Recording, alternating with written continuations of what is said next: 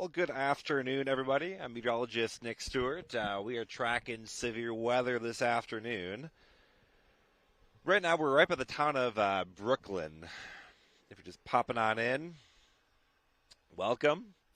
We're watching a few storms kind of try and figure out what they're going to do off to our west and southwest.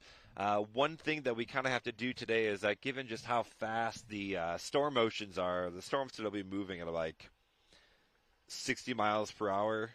We want to make sure we don't jump on them too early. We want to let them kind of mature a little bit before you kind of get on them, just because you don't really know exactly how these things are going to pan out. So, needless to say, we are closely watching the severe weather threat here. I do have access to the live chat, I believe. Yes, I do. If you guys have any questions or anything, let me know. We're just kind of sitting and observing for now, waiting to see exactly what's going to pan out here.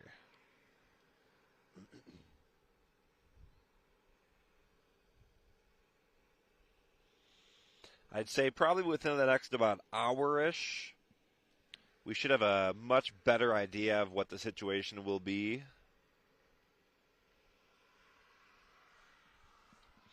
If you look at, I think I can make that work. Actually, let me do. It's been a while since I've used all this. Let me get used to it here. Here's a look at the mesoscale analysis, and we're watching some of the severe weather. Watching some big time low-level instability kind of build here in south central and north central parts of Missouri. So that's the area we're watching right now. A lot of instability in play. If you look at the satellite view of things, you can see there's a pretty good storm firing off right here. That's kind of our storm of interest that we're kind of closely watching. If we fire up the radar view, does still have a tornado warning in place, but it looks like it's kind of in a bit of a downward trend right now. This is a bit early. We didn't really expect storms to really get going until probably a bit closer to 2-ish. So not counting today out yet by any means. We are up here right by the Brooklyn area, and we're kind of watching these kind of percolate off to our southwest. Again, we don't want to really jump on things too early, just because the fact that, once you get on a storm, it's going to be very hard to keep up and very hard to stay ahead of things. And so that's kind of what we're watching right now.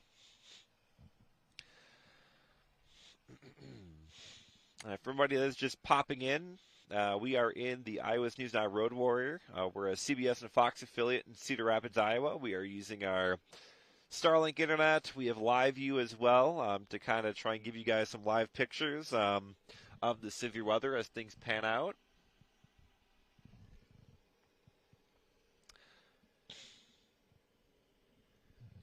No reason to be super afraid. Just keep an eye on the storms. Just know where you got to go in case severe weather hits. Obviously, a very volatile environment right now. Yeah. Photojournalist Scott Zimdar is here. What's the easiest way to? I just got mobbed inside the Quick Star by the general manager. I didn't have all of his employees an impromptu weather briefing because they heard that it's supposed to be. Oh yeah. Yeah, we are under that PDS, particularly dangerous situation, tornado watch here. Looks like my buddy Brandon Kopic got off the same exit. I don't know where he's at. He might be right up the road. Just kind of taking a peek here at Spotter Network. But yeah, we're just watching these storms right now. In the short term, like the immediate short term, we're watching these storms off to the southwest, but nothing is really concrete yet. Nothing is really intense quite yet. So we're still just watching things for the time being.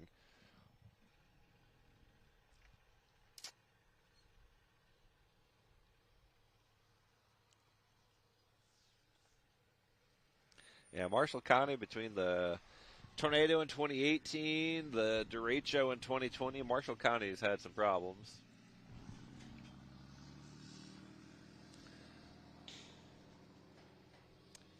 So again, if you're just popping in, we're near Brooklyn, near the Brooklyn, Iowa area. We're just off Interstate 80. Interstate 80 is, I keep hitting the wrong buttons, is right up there. You can kind of see it. We're just off the interstate. That's Interstate 80 right up there.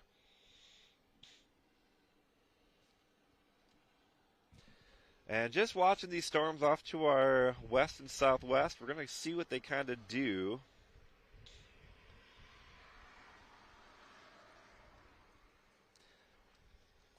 It's like we're trying to kind of get things going here, but I don't know. It's another hour or two. That's when I really expect things to really kind of start taking off. If we pop up, I can actually show you guys my computer screen here. Nope, I keep hitting the wrong button. Here we go. Here's a look at one of the models that we use, the high resolution rapid refresh. And you can see it kind of has these storms. It's not initializing very, very well with these storms, but you can kind of see them there in central Iowa, right on I-35 in south central Iowa. So this is valid 2 o'clock, so in about 40 minutes from now, and you can see the storms are already there. So it's running a little behind, but you can kind of see how these storms really take off as they race east-northeast, and it just turns into a big, ugly, powerful line of storms, which is not ideal. But in the early stages, we expect these storms to be primarily supercells, capable of potentially some strong tornadoes.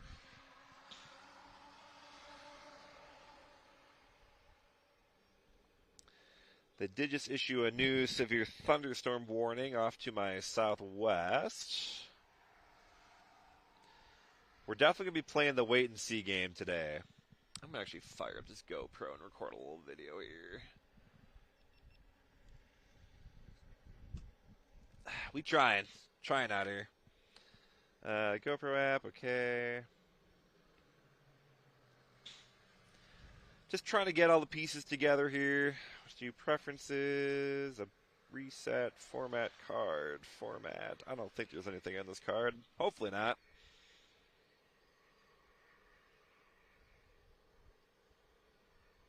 That's a big, big severe thunderstorm warning. You can see that was just issued there. And that's going to be the theme today. Are these going to be these very large warnings? Moving northeast at 55 miles per hour. These storms will be racing today. And that's part of the reason why we don't want to jump on them early. If you guys are just, YouTube watchers and love watching via YouTube and not, out in the field, this is one of those days where you're probably going to see a lot of people just kind of sitting for a while because you don't want to jump on them super early. Because the minute you get on them, you can get behind in a hurry.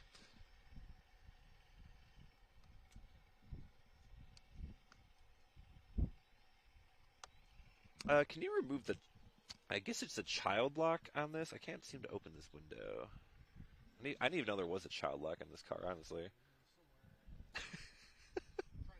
There it is. Beautiful. Thank you.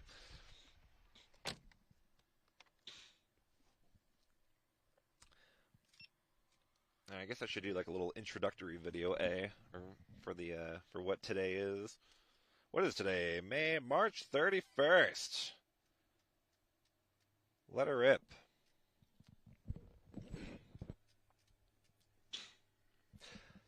Well, today is March 31st, 2023. We are sitting in eastern Iowa, a very rare high risk. The last time a high risk was issued for the state of Iowa, have to go all the way back to June 3rd, 2014. I chased that day. Big old derecho event, huge hail event in the Omaha metro area. Those storms raced in the southern half of Iowa. Here in eastern Iowa, we were not under that high risk, I don't believe, that day. I'm not really sure when the last time we've had a full-on high risk here for portions of like Iowa City and whatnot. But we're sitting here, we're watching some storms starting to develop just off to our west. Right now we do have a severe thunderstorm warning. The storm did produce some golf ball-sized hail earlier. The biggest issue today is that storms will be moving at like 50 to 60 miles per hour, so keeping up with these storms will be just such a challenge. We're in the Brooklyn area right now. Current time 1:22. There are more storms starting to form there in north central and portions of Missouri. It's going to be a busy day. A lot of storms going to be popping off today. Earlier in the event, these storms will be more discreet by themselves, more of a tornado threat. But as things evolve, it'll transition to a big-time wind event as storms kind of race through eastern Iowa.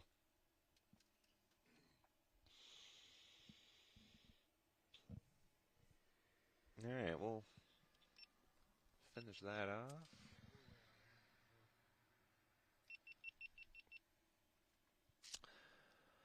Okay, dokie here. What are we going to do here?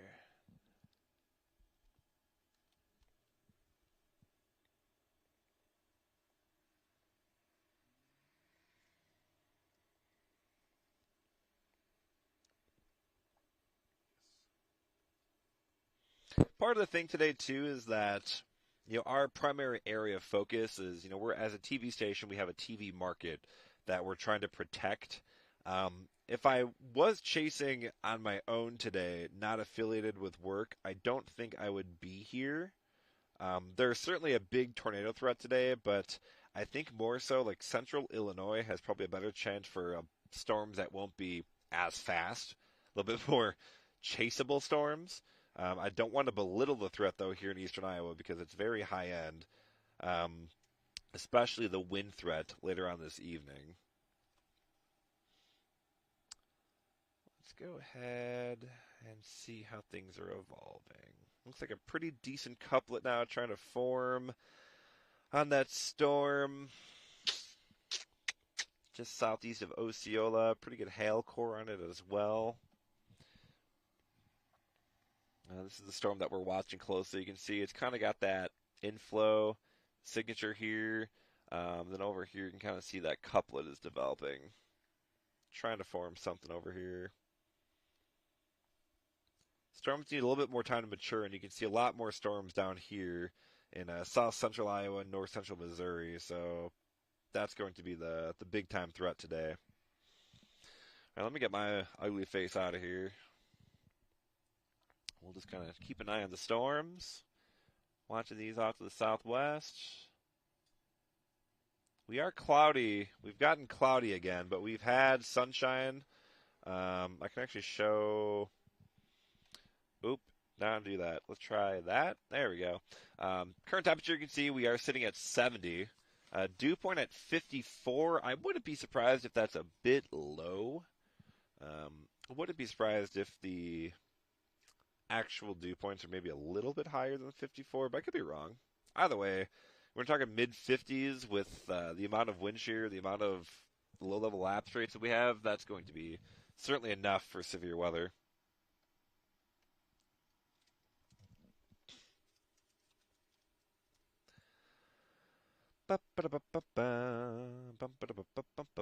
Let's see.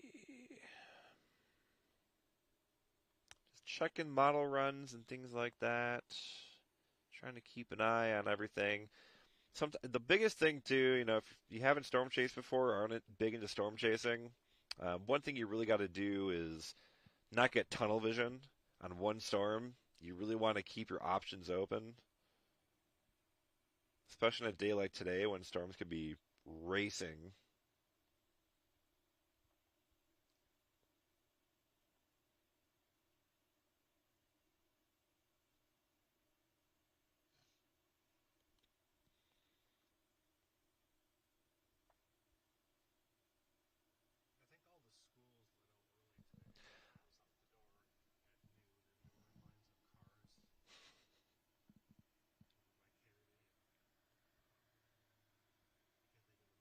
early today.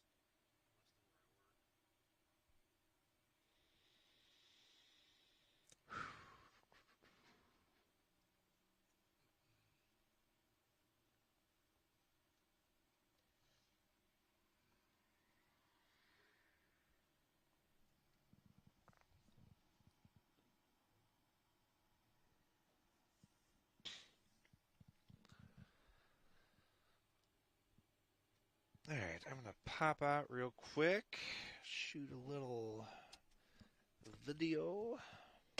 We'll leave a live view here. I'll pop the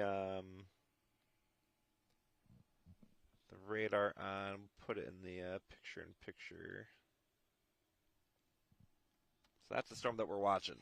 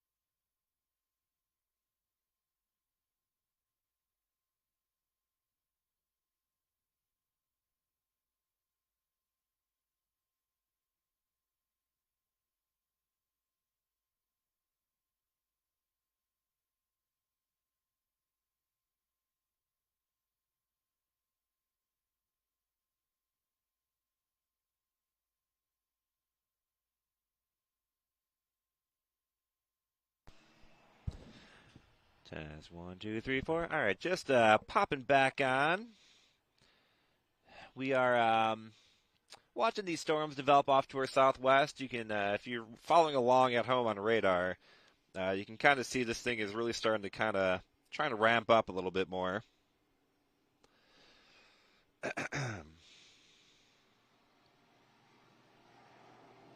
So, gonna have to see how these things evolve. We're still sitting to the north and east of it.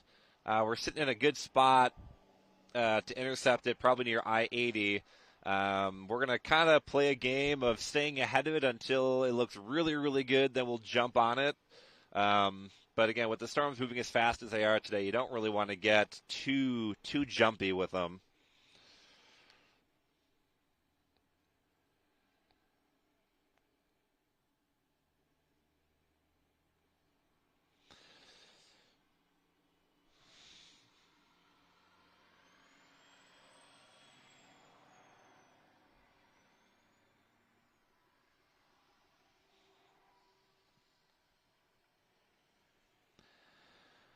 Let's see.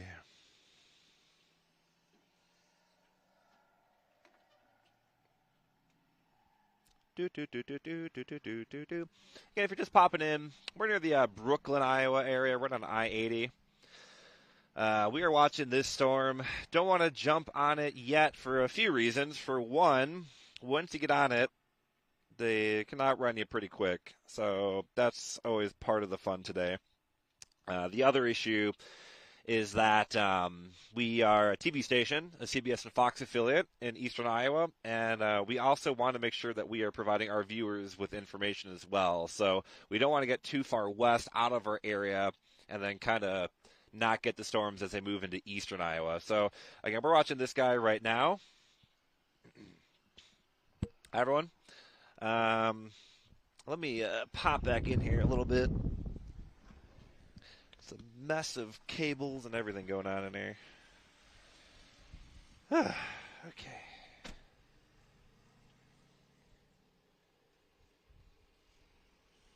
Do.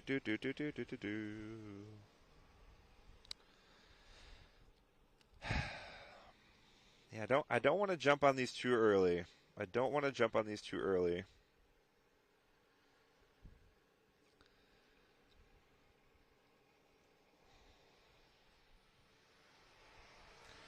Current warning has the storm moving northeast at 55 miles per hour, 60 mile per hour winds, and quarter-sized hail.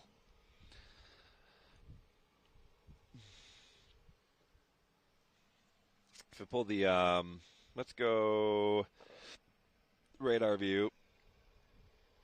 You can kind of see, we're starting to see a pretty decent mezzo starting to form on this storm. If we go with some higher tilts, you can see that hook shape kind of persists through upper levels of the atmosphere. And that's a pretty good indication that the storm is well stacked aloft, so it's a pretty good mezzo through the atmosphere. So it's definitely trying to develop one here. Wouldn't be surprised if we see a tornado warning drop on this dude pretty soon. So obviously we're watching that storm there. We got more storms down here in south central Iowa, northern portion of Missouri. A lot of these will kind of miss my core area, and so I'm not too focused on like these down here. I'm not going to get those, not going after them. So we're pretty hyper-focused here on eastern Iowa. So this storm in particular is the guy that we're watching for now.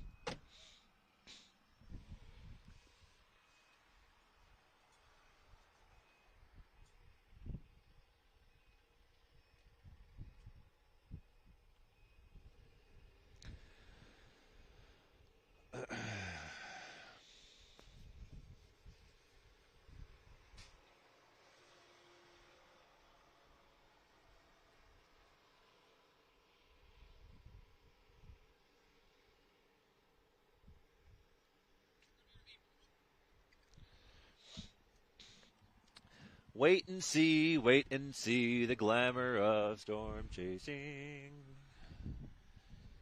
Hurry up and wait.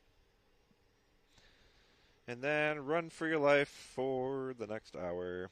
Really good cut. Man, that most recent scan looks really nice.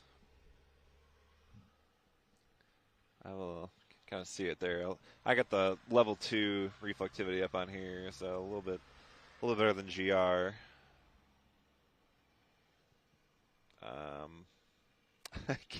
Keep hitting the wrong buttons. I promise I'll get used to this by the time we're done. Done with today. I won't hit the wrong buttons anymore.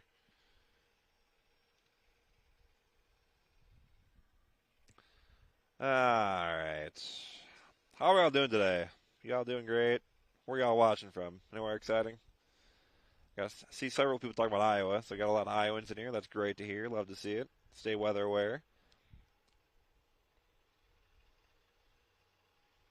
Let's see. How else is down south performing? Oh, I see Arkansas is having a good time. Like 5 tornado warnings right now in Arkansas.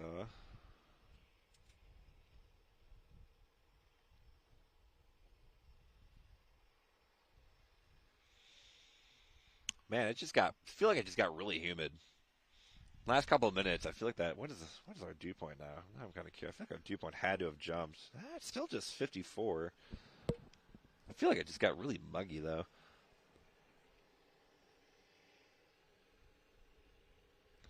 Can I call into IFB? Yes, can do. Let me call into my work.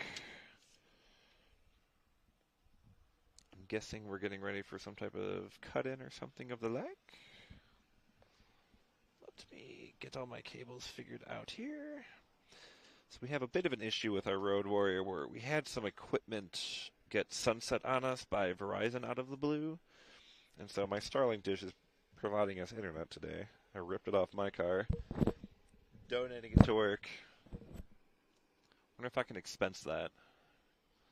Let's do 11111. Da da da. We call into IFB. Let's do IFB1. That's fine. Call.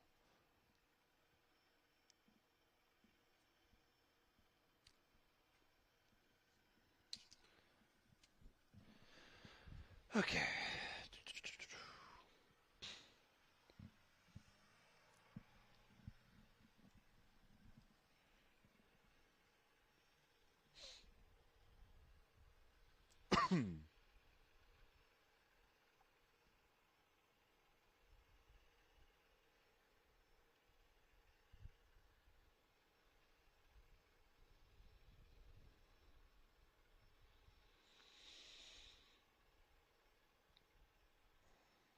Oh wow, that thing is hooking. It's hooking. We got a hooker down there. Pop the radar back on. You can see a big, and it looks stunned. Even if you look on the high res level 2, it's even better. Let me pop that off and then do that. Nope, not that. Just read all my chats. There we go. You can see that's the level 2 data, so it looks pretty sharp. Looking good, looking good. Go back to radar. Actually, I'm going to go that. We're figuring it out here. We're getting these buttons figured out.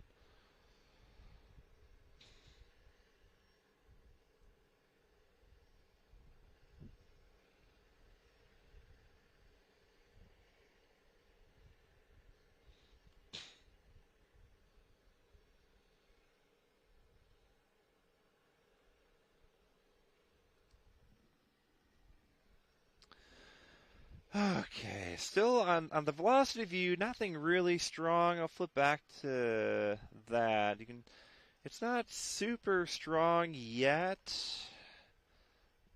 I mean, the radar, the base reflectivity. Yes, I can hear just fine. Test 1, 2, 3, 4, 5. Testing 1, 2, 3, 4, 5, 6, 7.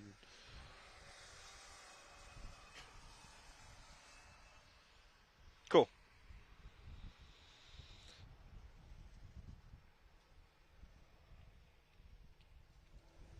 Wait, can I? Yeah. What do you want me to? I can try it. I can like spin in circles and try and make the storm spin. All right, cool. Hello. Getting ready to do a cutting. I'm not sure yet.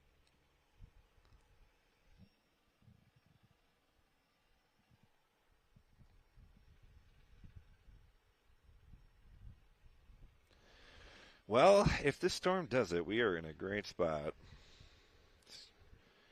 Hurry up and wait, then run for your life. Oh, we won't. We will not be zero metering today.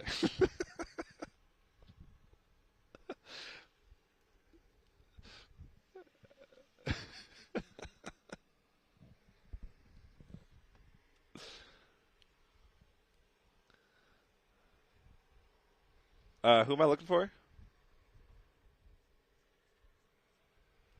I know there's a lot of dots near me. A lot of people jumping on that storm too. Eek.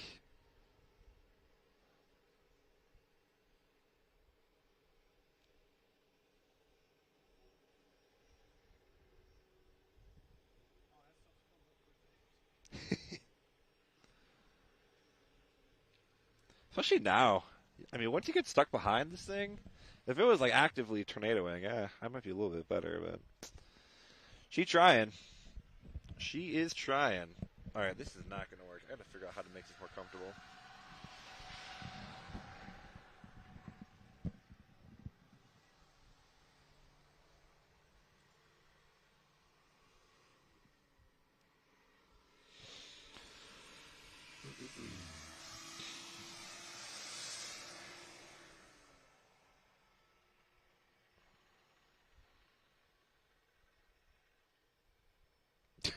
Case. Yeah, it's starting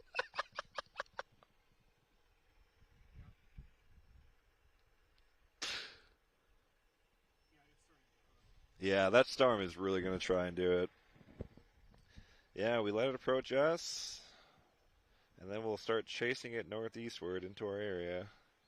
We'll probably swing north up to 6, then probably what, Highway 2, 21, I mean?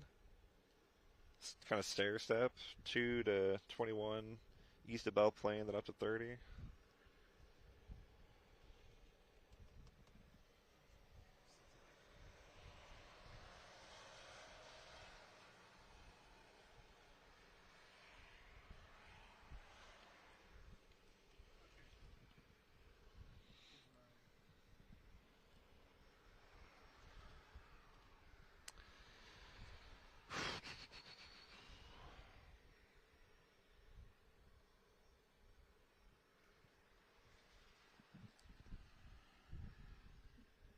Okay. Keeping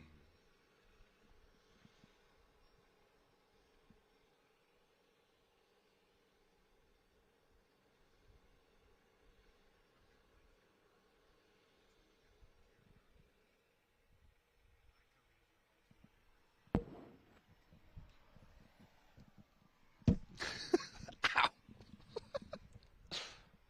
It's happening. Let's get this dub. That's going to be going live. I don't think so. I think we're just getting everything preset.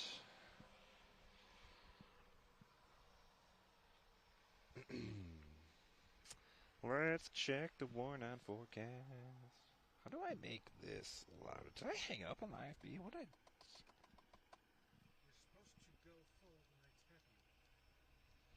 You're supposed to go full the next happy.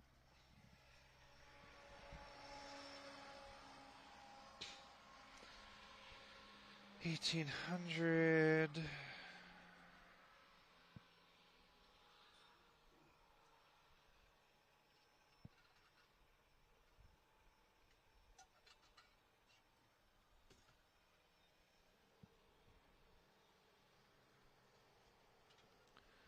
Oh, she hooking good.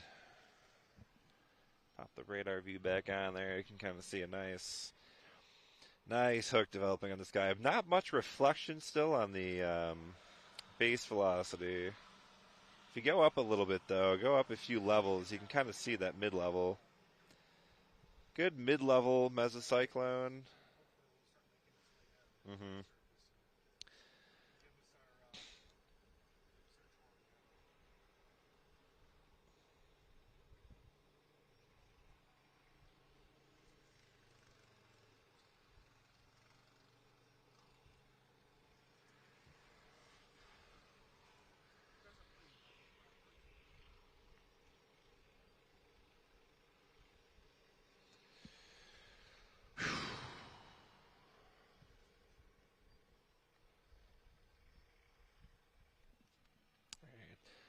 Take you back outside, looking off to the west, northwest. You got I-80. You can kind of see there. We're right off of I-80 by Brooklyn. It's kind of where we're sitting right at. If you do have, apps like Radarscope and you want to follow along, I do have my spotter network .on. Just look for Nick Stewart.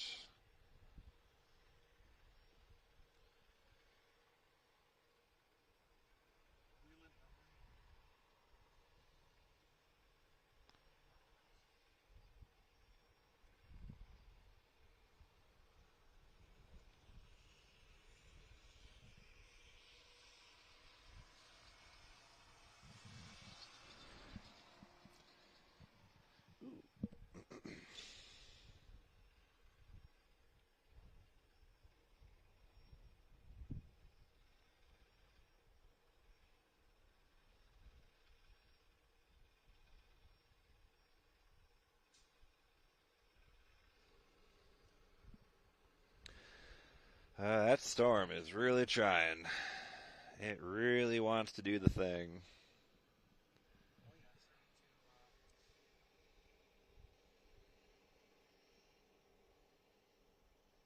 See, good mid-level mezzo on it. Still no real great surface inflection yet.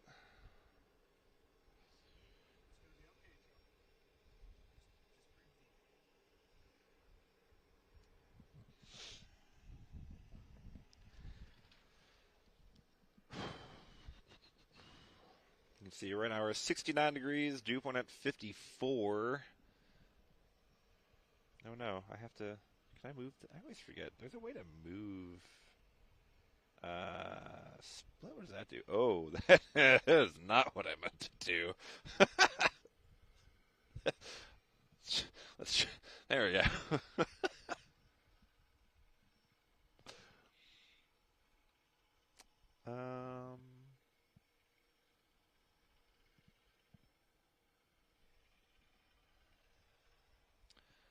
There's a way I can move that picture-in-picture, but I don't remember how to do it. I feel like there's a way I can move it left and right. Maybe not. Maybe I'm crazy. What does this do? Oh, fade to black. Alright, that's not what I meant to do. Oh gosh, I am just breaking everything.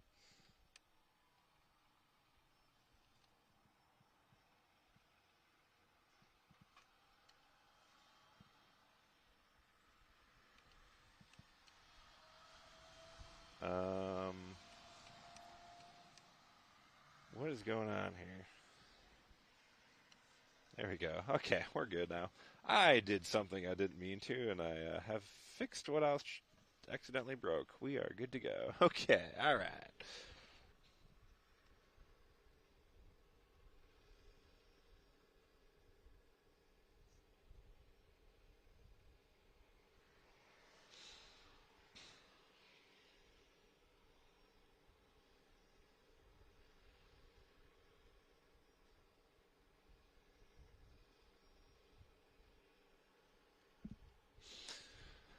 Okay, what do we got here? We are near Brooklyn, Iowa. Joanna, Brooklyn, Iowa. We are watching this guy develop to my southwest. Eventually, these storms will be racing off to the north and east. Again, we're kind of sitting on a pretty good vector to intercept this guy. So it's kind of playing the waiting game still. Right now, it doesn't appear to be tornado imminent on it. Low-level mesocyclone is just not quite there on the radar view. So we're just watching what's unfolding to the west.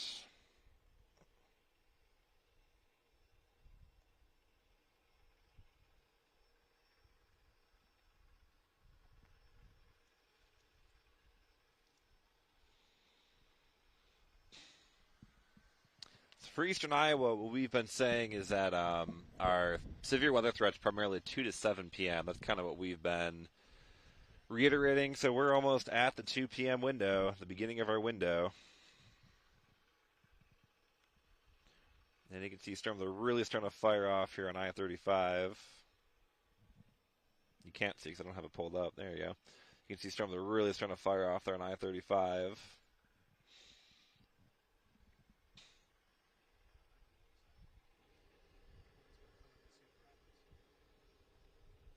I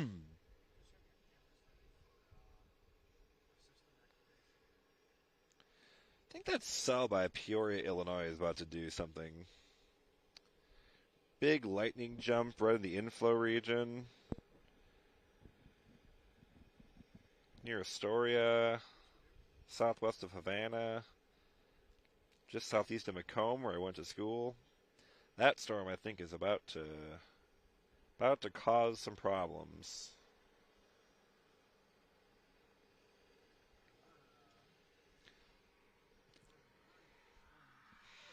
Starting to see a bit of a lightning jump here, right in the inflow region of our cell to our southwest. I don't have radar plotted on here, but starting to see, or lightning plotted on here.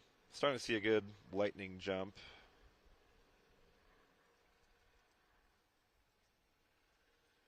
Yeah, big time lightning jump now. A lot of lightning strikes. So that's a pretty good signal. This storm might be trying to do the thing.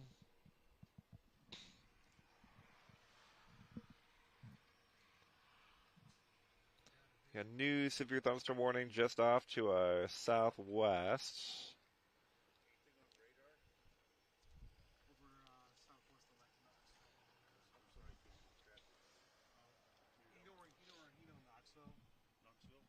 Oop, didn't mean to do that.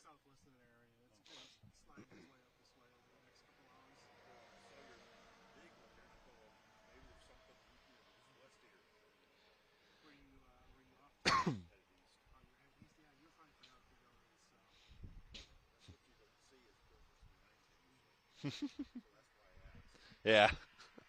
Yeah, if you haul east, you'll be good for a while. Oh, you're good. You're good. That's why we're here.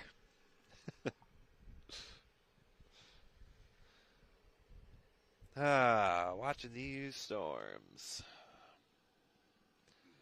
Again, we're sitting kind of right by the Brooklyn area, right over here.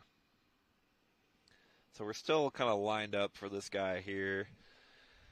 If it does start to intensify, we'll kind of go west on 80 a bit, getting a little bit of a better spot. Unless it starts hooking right, but I don't know, photographs today probably aren't super supportive of hard right moving supercells.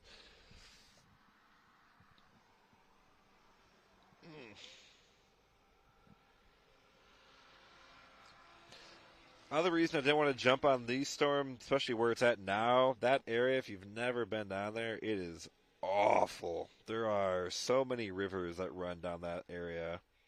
I think you got the North Skunk River that runs through there. You got the Des Moines River, I think, that runs through there. There's a lot of river valleys right in there. So trying to keep up with the storm going 55, it's just not going to happen. So that's, again, part of the reason why we're playing the waiting game. Haven't missed anything yet.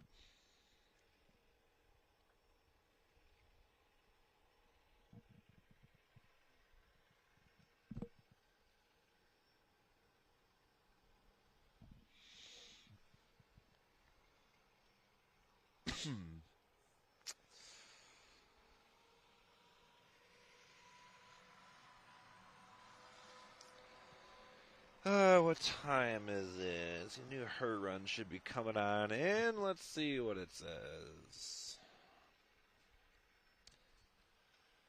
Boop.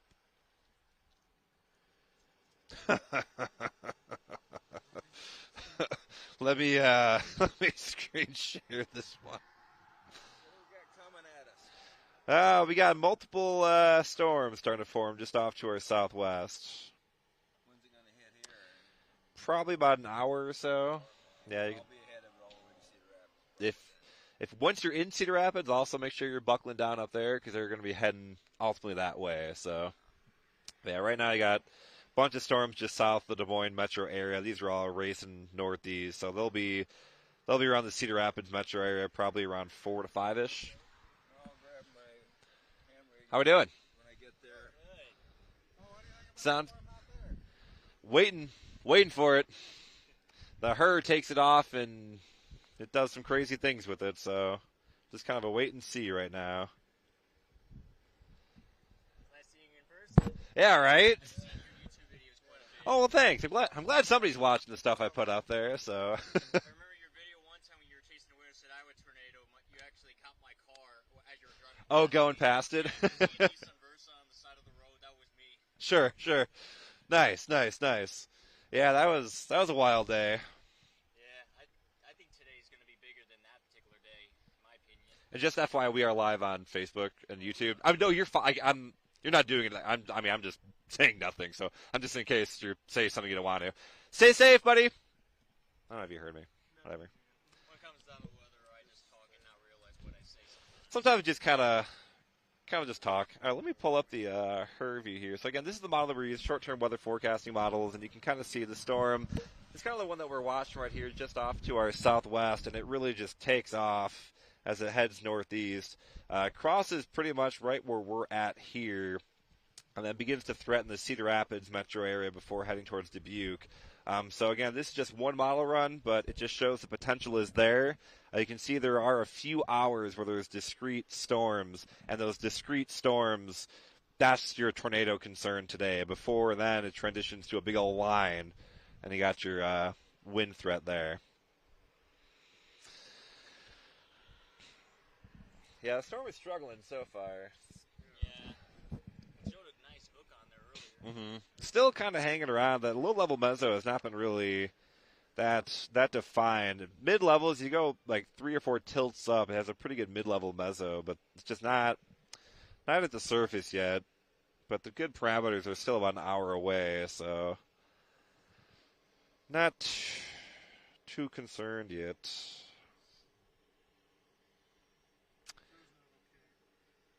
What's that?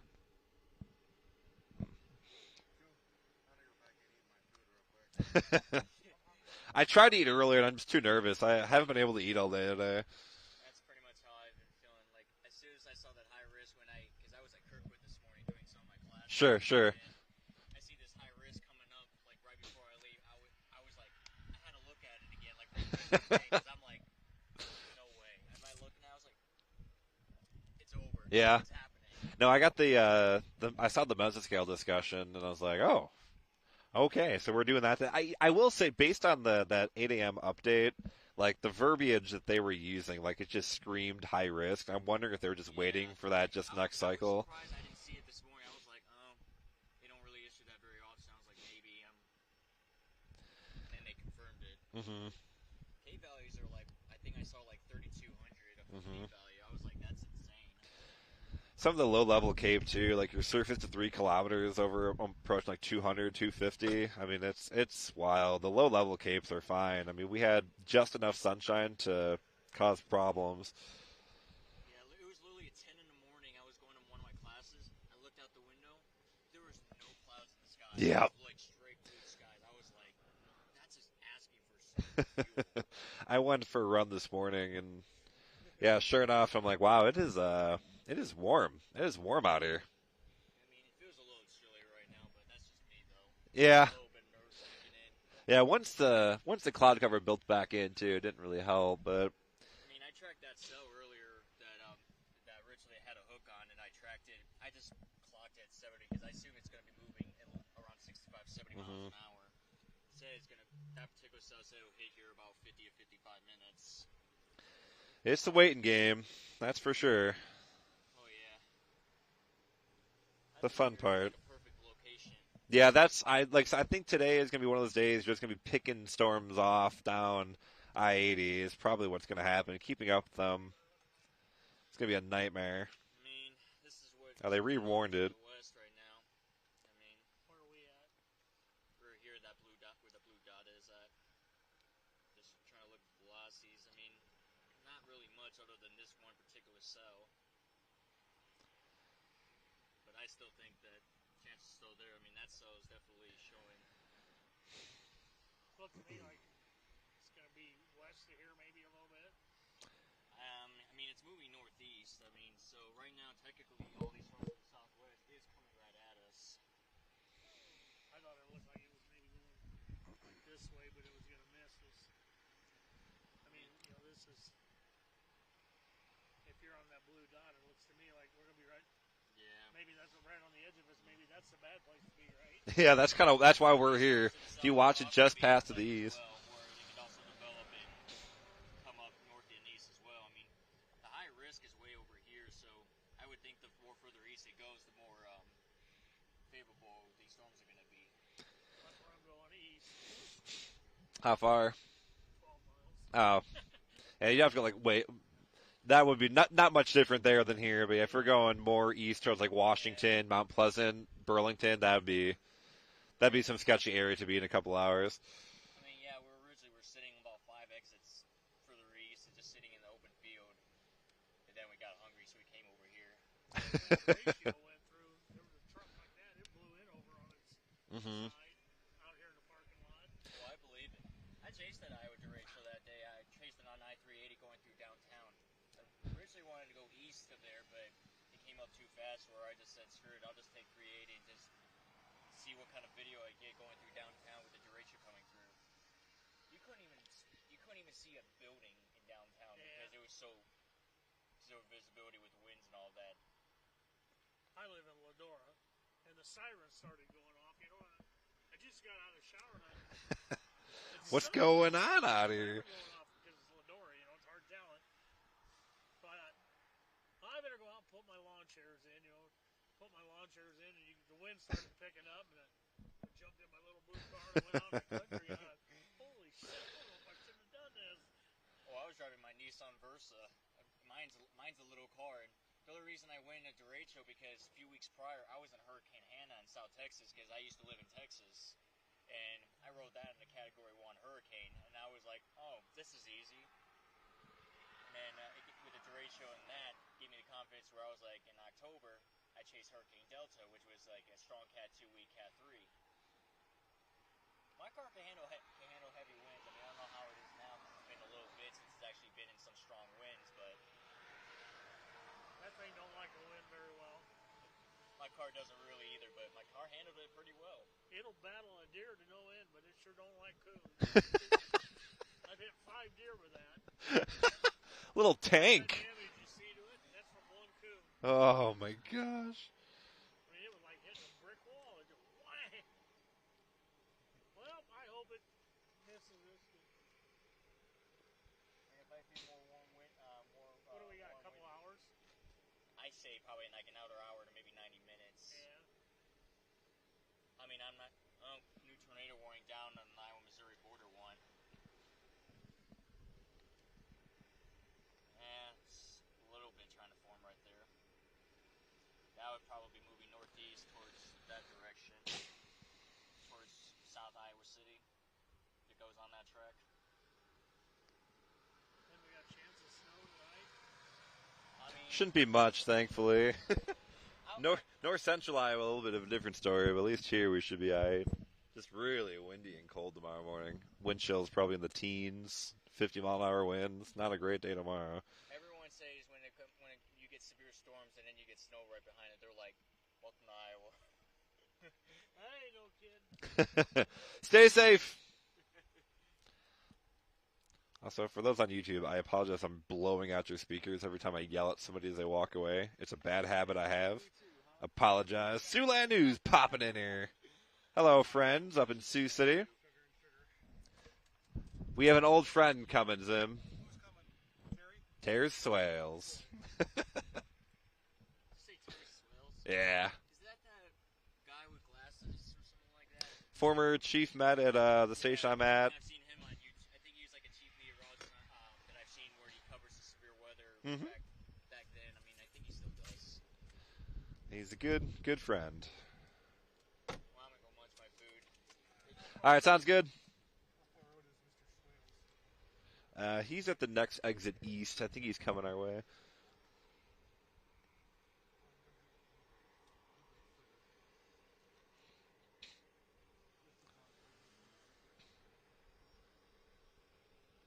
Wow, that her run, that's a disturbing her run there, if that verifies. My goodness.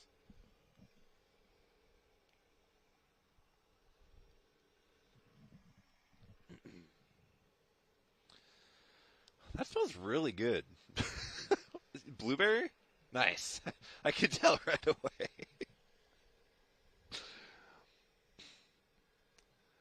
For everybody just popping in, we're near Brooklyn, Iowa. We are watching some storms developing off to our south and west. We'll pop up the radar view. Right now it's a cornucopia of warnings and polygons. There's several of them out there. You can see we got 4 severe thunderstorm warnings in south central Iowa. In far northern Missouri, we have a tornado warning actually issued as well. That is a really rough area for radar, let me tell you. Covering the KHQA market back in the day, that tri-state area, that is some brutal radar coverage. So that's when storm chasers and spotters really come into play. But anyway, we're up here near Brooklyn, watching these storms kind of meander off to our west. You can kind of see how these storms are kind of blown up within the last about hour. The better forcing is starting to arrive, so we're really starting to see the uptick in the severe weather parameters.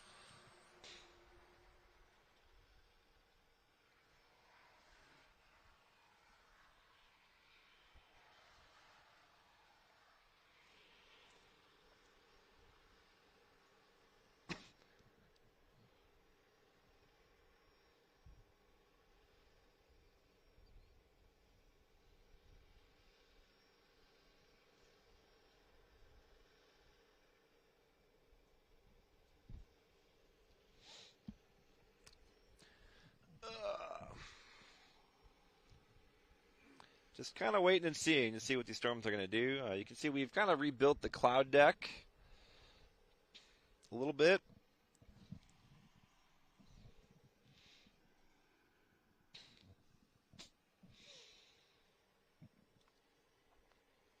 Keeping an eye on things. Sirens in Muscatine, Iowa. Why would there be sirens in Muscatine, Iowa? There is... I guess there is a severe thunderstorm warning out there. Quarter mile per hour, quarter-sized hail. Alright, whatever. Oh, we got some friends here. Chief. Hey, what's going on? How we doing? Hey, what are you doing there, Buster?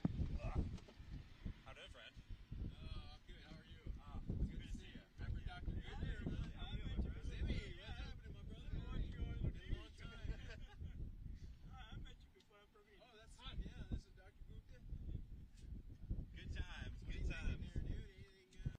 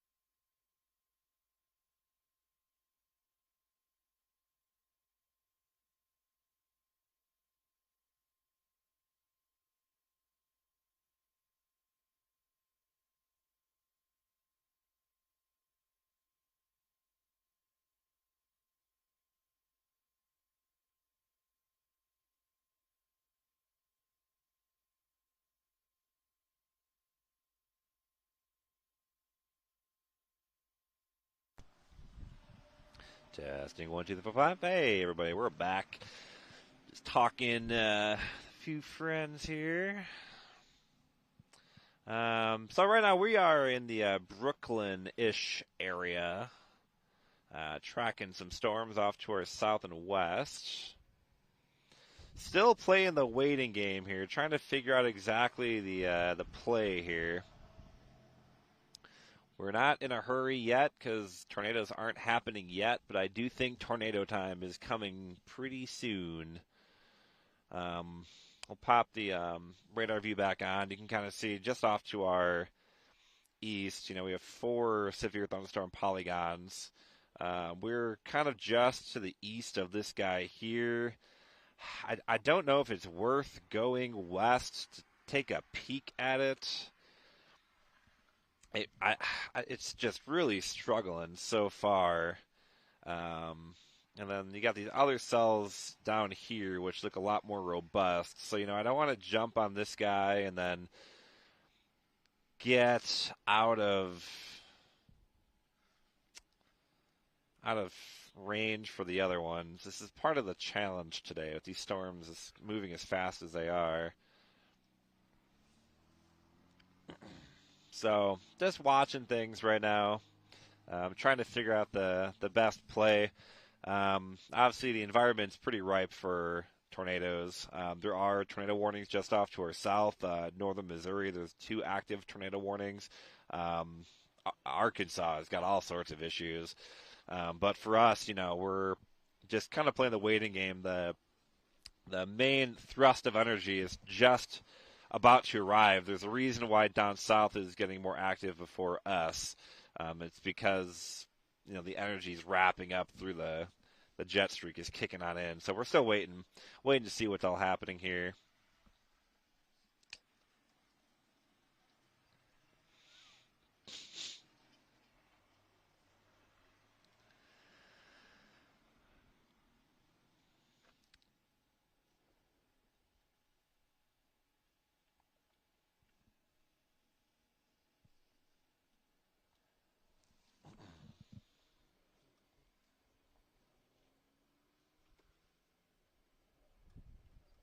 Just waiting and seeing here.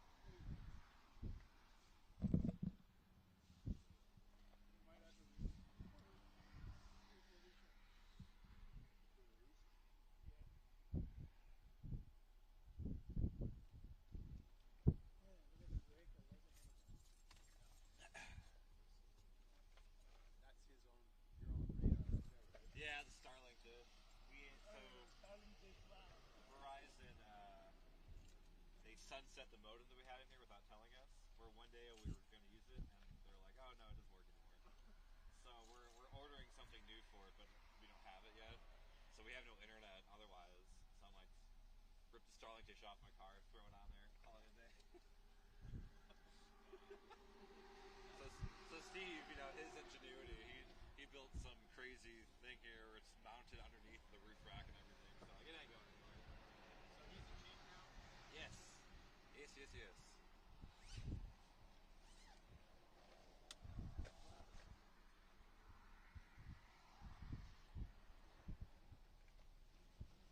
That's a wedding invitation.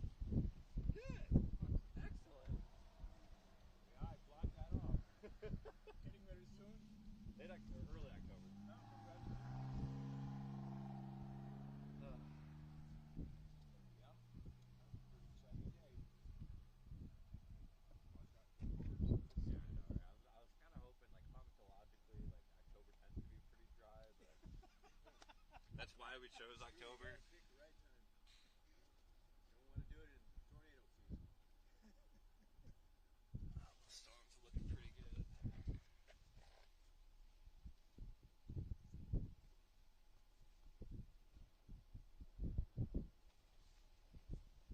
I don't know.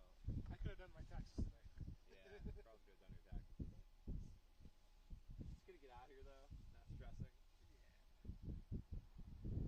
I'm telling them it's good to feel the wind, you know? It is. Without a heavy boat. Yeah.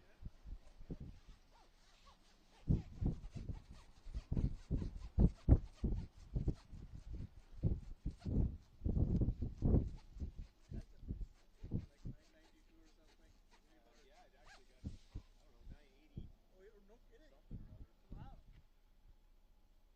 That surface low gets down to about 985 or something, doesn't it? You remember? Right now it's at. Yeah, it's potent, man. I mean, look at the wind constant, you know? It's not even a gust. Meso analysis has it pinged at 990 right now. Right now it's at 990. Yep. That's A a little west of us. 4 millibar drop in 4 hours. I like the fact it's in Denver.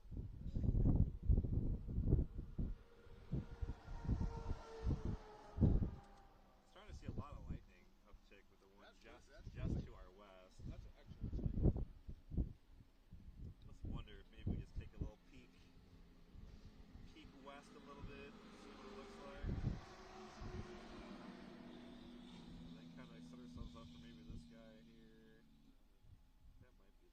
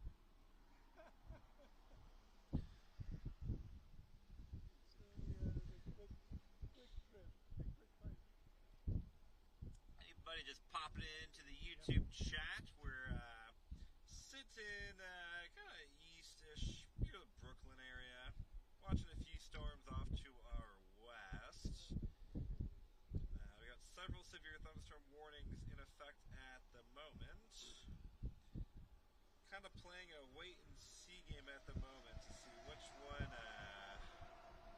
is the one. Let's see how many more times I can sneak in an at the moment in the sentence.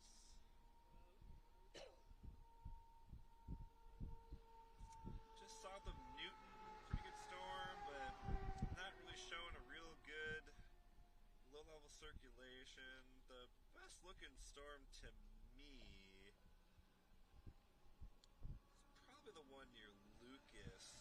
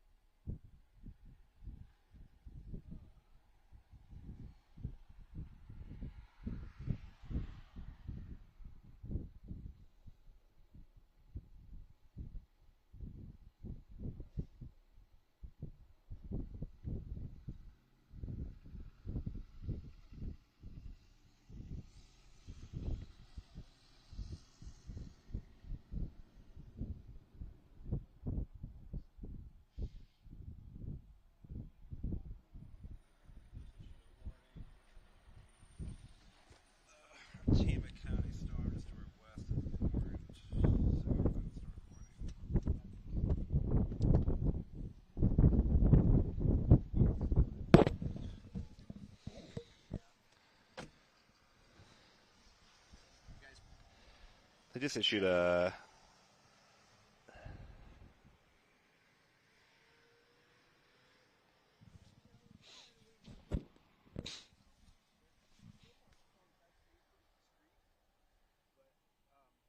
Am I still?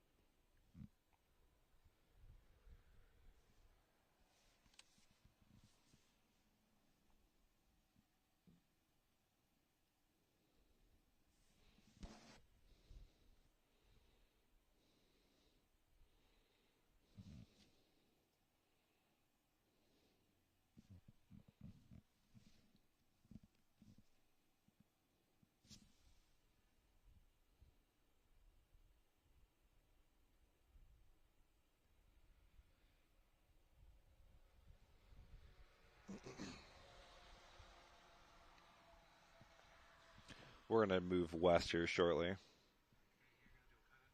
I'm waiting to hear yet.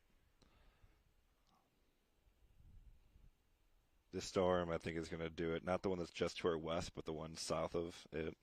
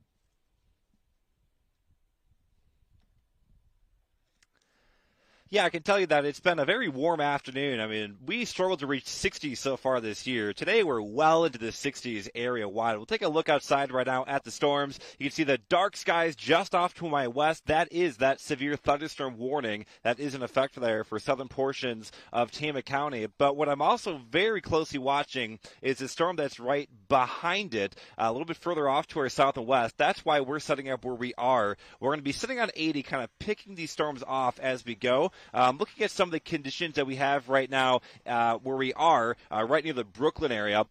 67 degrees at current temperature, the dew point at 54 degrees. So the atmosphere, a lot of energy is here with it. It didn't take a lot of sunshine to really build that instability. We're going to keep a very close eye on these storms as they continue to develop just off to our west, but for now live near the city of Brooklyn. I'm with the first meteorologist, Nick Stewart, Iowa's News Now.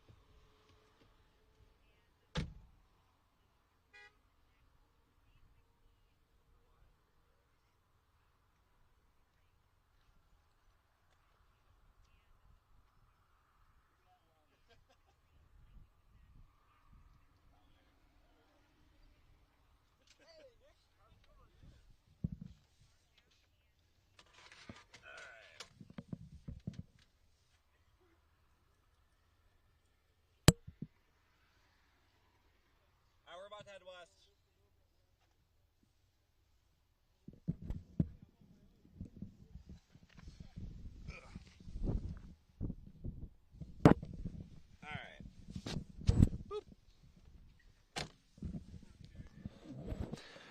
All right, YouTube friends, and anybody else that may be watching, wherever we are. I don't know where else we're on right now.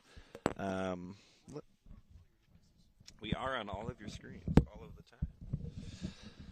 time. Let me buckle in here.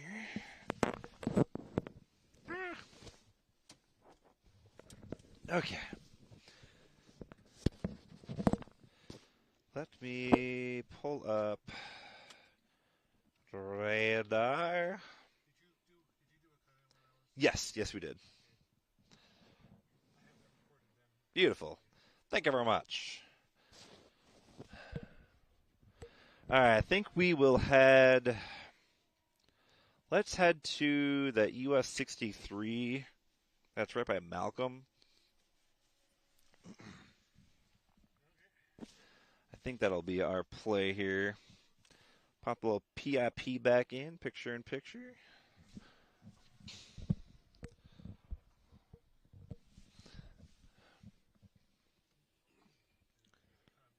Yeah, right.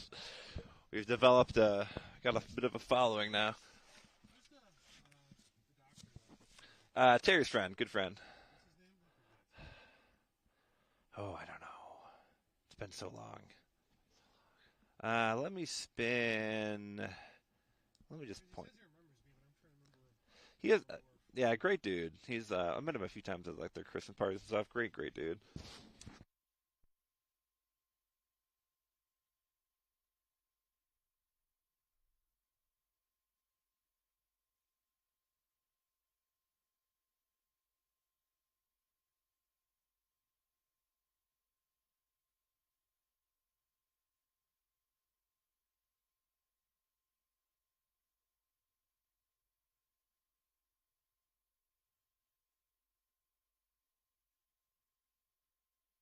Do a little. All right, we are going to go I-80 west.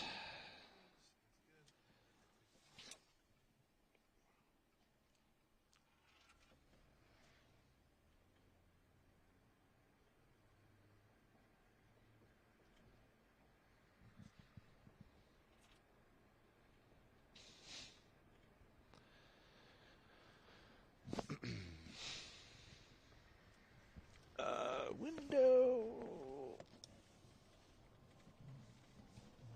All right, so we are on the road. We're back on 80 westbound. We're going to be we're near Brooklyn. We're going to head to our west towards about Malcolm. We're going to get on the I-80 US 63 interchange, and that'll set us up to go wherever we need to go.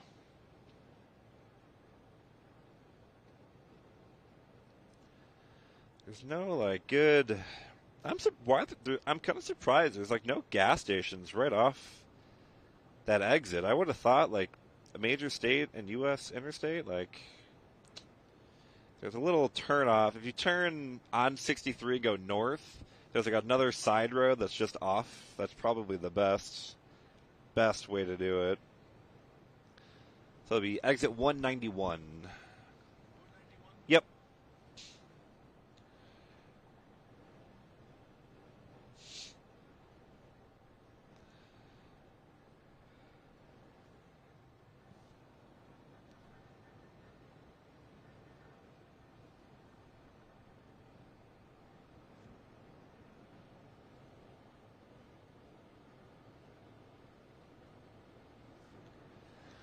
All right, so again, we're just jumping on in. We are headed westbound on I-80 from about the Brooklyn area. We're going to head towards Malcolm. We're going to be heading towards about the US 63 I-80 interchange, and then we're going to set ourselves up for some of these storms that are developing. We're going to have one storm that'll be just to our northwest,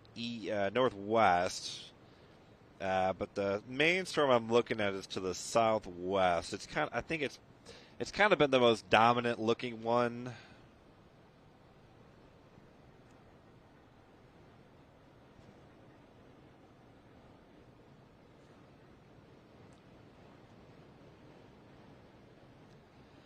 Gosh, that tornado in Little Rock, just gnarly.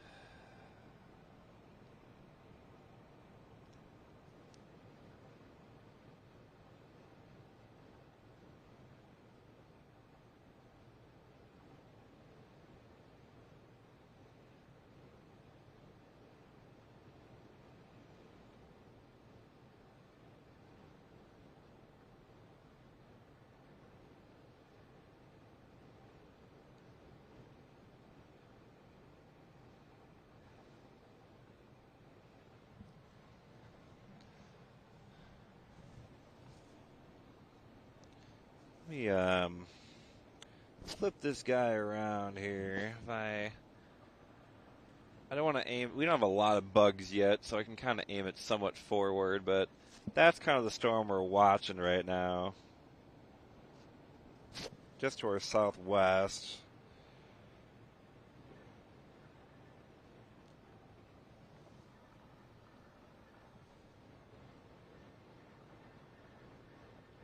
You see anything of real interest northeast, or northwest, I mean, north of the road? It looks pretty, yeah, it looks pretty grungy on radar, so I'm not surprised. Northwest, it looks like there's some pretty good structure. Southwest, I mean, so I keep saying the southwest, just beyond that hill, looks like there's some pretty decent structure. I think that's going to be our storm there. Right now it's approaching Knoxville, Pella.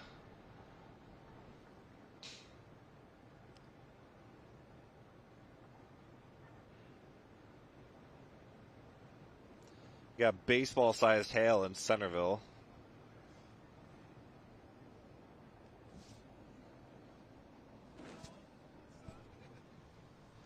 Yeah, we'll try and stay out of that. for any Iowa's News Now managers that are currently watching. We will stay out of the baseballs, I promise. Keep in mind, I also have a $2,500 piece of equipment on the roof of this car, so I also want to protect it.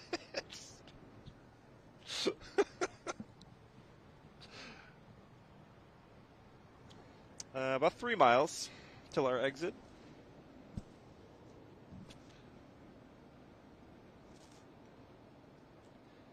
You can kind of see it's kind of got that look to it on just visually from a good distance. You kind of got that clear air wrapping in just above. You got what appears to be, I mean, we don't have a great visual of the ground, near the ground yet, but that kind of looks like it's like a good mezzo that's starting to form there just over this hill. I think this storm is really trying to kind of get its act together.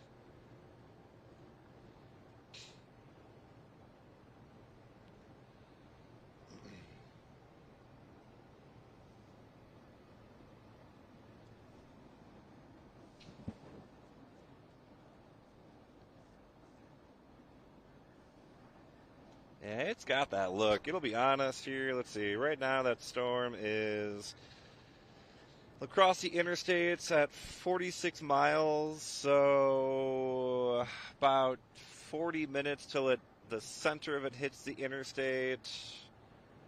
We'll have a good view probably within 10 to 15, so. 91. Yes, so about 1.5 miles.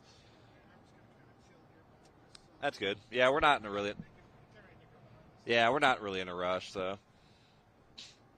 Still just slowly coming our way, drifting our direction.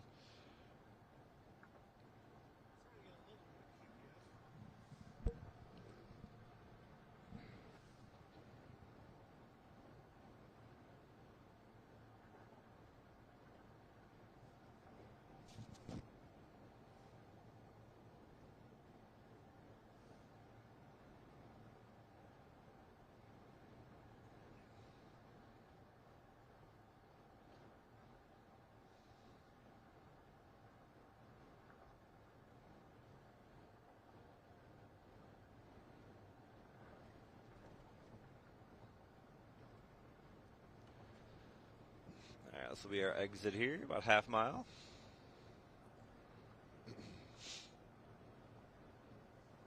Yeah, dude, this storm coming towards us. It's got that look. It's really got that look.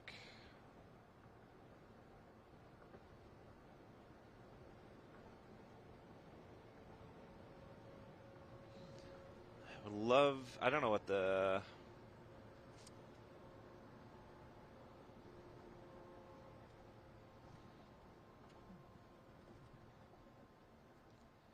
Probably can see better than me. Wherever I guess the highest ground you see is kind of around here would probably be ideal.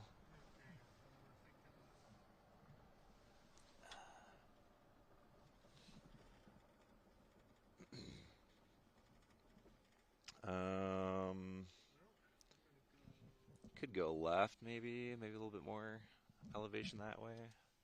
You can see a little bit better than I can back here. All right.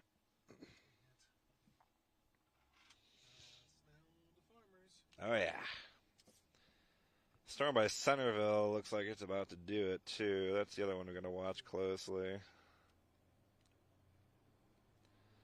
we stay close to 80, we can pop this one and drop south and east if we need to.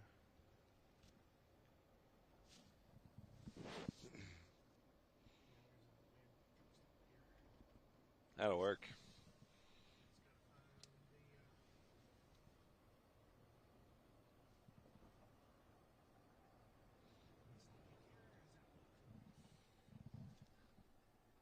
Yeah, we can make it work.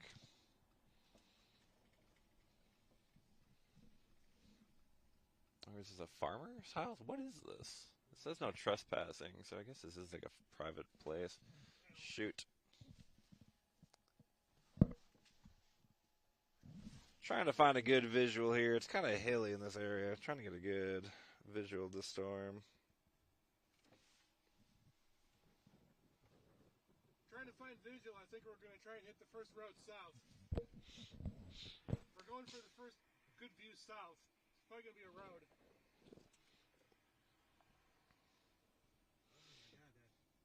That's an odor. Yeah, that is very odorific. Yeah, we got a road and there's a DOT maintenance garage up here as well. But yeah, there's a road, 420th.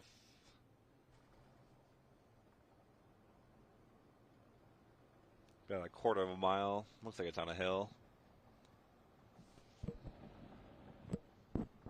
Oh yeah, this'll work. Oh yeah.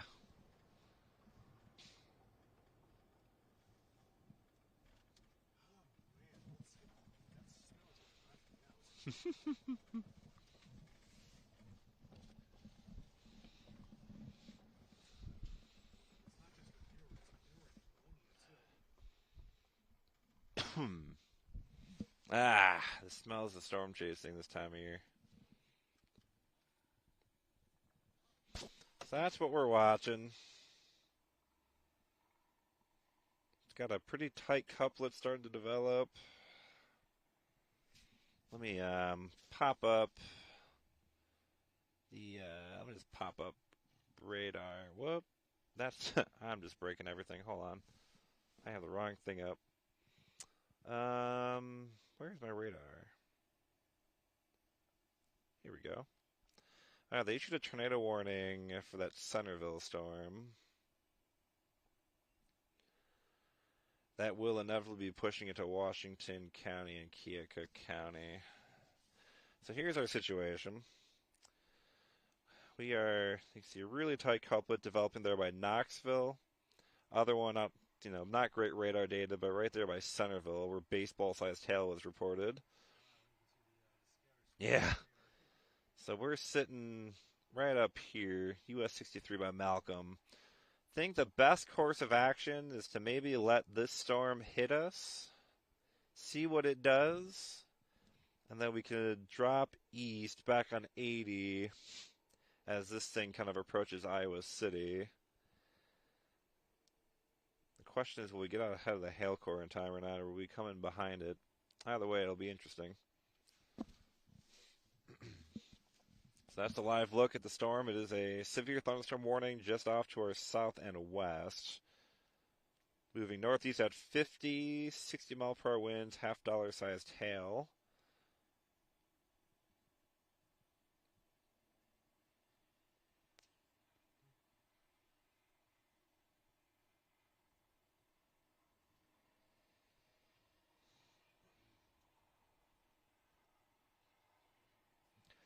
Okay, our plan is this, comma.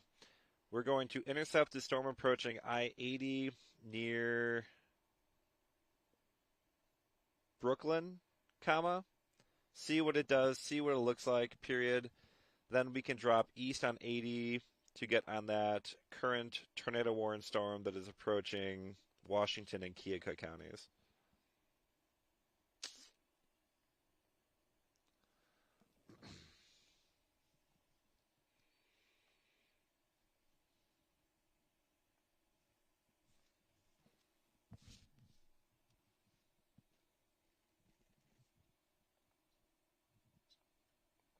So what you guys are seeing on YouTube is a lot of the behind-the-scenes stuff that goes into tornado warning coverage and all that. It's nice and fun when you get on a tornado warning and then you have live storm video and all that, but the process of getting there is meticulous.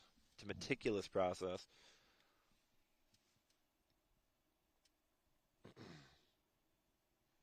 It's a game of cat and mouse. Especially days like today when you got storms moving as fast as they are, it's just infinitely more of a challenge.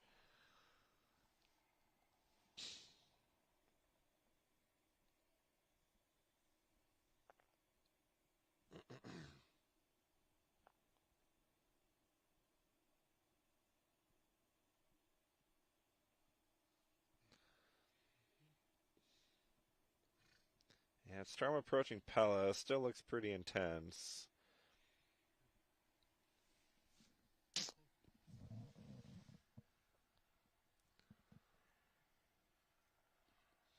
I don't know how well you can make it out. If I zoom in on some of these... Okay, so this is a straight east-west route, all right? Notice how these wind turbines, they're not flush with us, east-west, they're a bit tilted. And so what you're seeing is that the winds here are actually a bit more southeasterly. A little bit, not a lot. It's a little bit of a southeasterly, a little east of south. And so that's going to intensify that low-level wind shear. So if you got surface winds out of the south and east, and you got winds aloft coming in out of the south and west, that is your change in wind direction with height. That's your wind shear. And we got pretty strong wind still here at the surface. In fact, I don't even have to tell you to look at the wind turbines. I forgot. I have abilities of doing that. So yeah, we have southeast winds, 10 to 15 miles per hour right now. Dew point around the lower 50s. And we're just kind of watching very closely this storm off to our south and west. But that confirms the southeast wind. That southeast wind is what's going to be really critical in terms of getting some severe weather going on here. So that's the storm that we're watching right now. I think we'll get some better look at structure here shortly as it gets a little bit closer. Right now, the storm in question is about 30 miles away. So usually once you get within about 20 miles, you have a pretty good view. And we have pretty good visibility today. It's not super hazy, not a lot of blowing dust. It's been so wet lately, so we don't have a lot of blowing dust. So we should have pretty good visibility in theory of the storm. If I pop the radar view back on, let's do that. So we are right south of Malcolm right here. We're on Interstate 80 and 63. Notice the storm track, this white line, is taking it basically just to the west of here. So that's where you want to be. You know, storm chasing 101, especially on days like today, you want to be east of these storms when you're chasing them. You don't want to be north. You don't want to be south. Well, south is fine too, but you don't want to be north. You don't want to be really west. You want to have a good view to your west as they approach. You don't want to get cut off by these things, and you also want to make sure you have no other storms that are going to threaten you.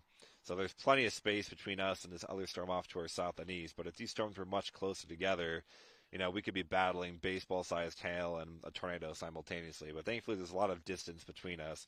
A lot of things you just got to keep in mind as you do this. It's like, again, it's a game of strategy, a game of cat and mouse. If storm motions today were more like 30 miles per hour, there's a good chance we would be driving south to the storm right now. But given the fact it doesn't appear to be imminently producing a tornado, and we know that we're going to have to keep staying ahead of things, you know, there's no real need to jump on them super early. And again, you know, if you're just popping in and out of here, just a reminder, you know, we are a CBS and Fox station that covers eastern Iowa. We're based out of Cedar Rapids. And so what we're going to be doing today is also, you know, protecting our homeland. So, you know, as much, you know, my target today would have been Peoria, which is dealing with a lot of issues right now. But working, obviously, we want to protect the city. We want to keep an eye on our viewing area. That's the main story there. Still no great visuals from our distance. I would give it about another 5 to 10 minutes. But if we kind of zoom in here, you can kind of make out, let me get rid of my camera here, this little mid-level funnel or mid-level little inflow tail in there, and you can see those clouds are going left to right. That's kind of fueling that storm. But you can also kind of see, if I zoom in again, you can also see that sharp left edge of where that cumulus tower is and nothing to the left. That's an indication that's a pretty robust updraft right now. And so as it approaches us, you know, we should have a great view of this thing. We'll see how things pan out.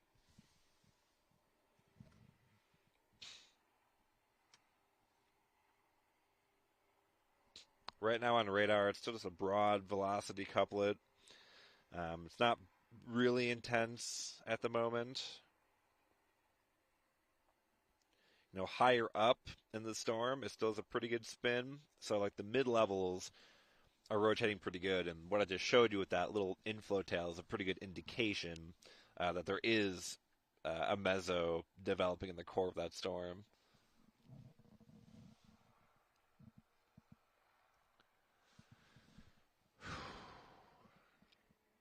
A lot of lightning, starting to get a big lightning uptick again. That other storm to our south by approaching Ottumwa. A lot of lightning with that storm. That Ottumwa storm is certainly a very intense one too. If that was coming more through our area, I'd probably be dropping down that way as well. But I don't know. It's you have two good looking storms right now. It's hard to really jump on one when both of them look pretty decent, especially with nothing confirmed so far with that Centerville storm, Ottumwa storm, I should say.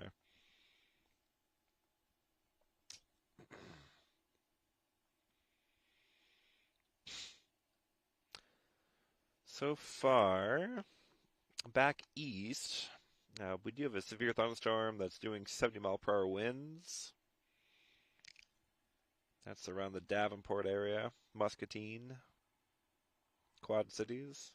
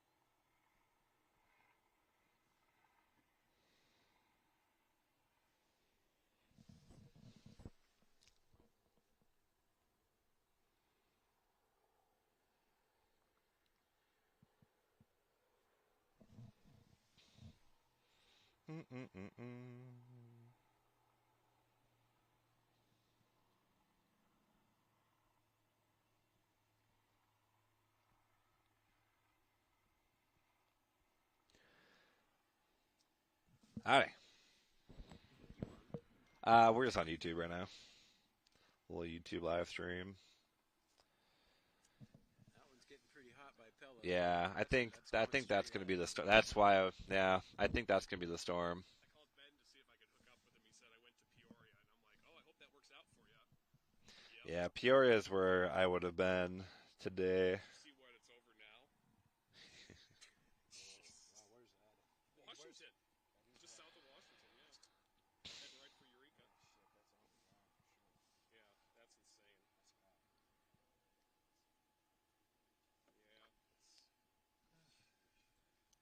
Oh yeah. Fun.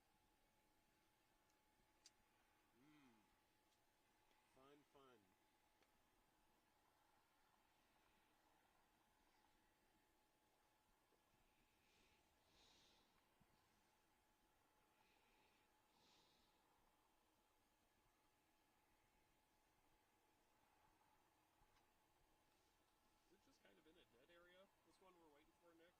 What do you mean? Just in terms of like a velocity area? Just seems, well, seems better now, but It's hanging on.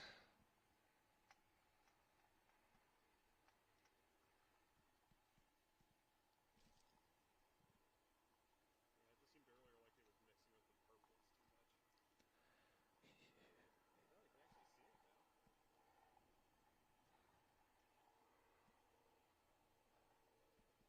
Yeah, the back of the updraft is showing up. It's probably producing a tornado right now, just southwest of Ottumwa.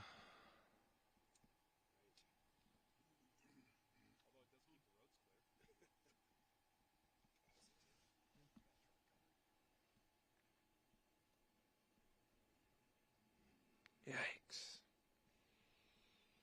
Bonded Weak Echo region, good couplet, Ottumwa. If you're in Ottumwa, you guys gotta take shelter.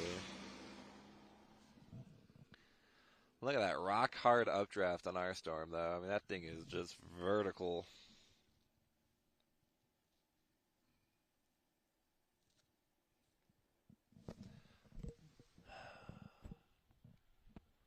She's gonna try. It's getting close. We either get to catch a tornado or recover damage in the tunnel. That's Depot.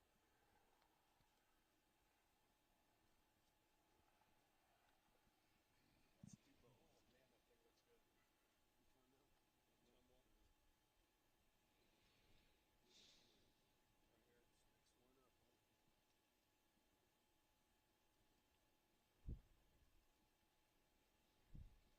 Nick, are you amazed at how slow these things are moving? Yeah, the strongest force thinking is just getting ready to wrap in, so these things should start to accelerate here. Getting worried about this. I thought, oh man, here we go. And then I went,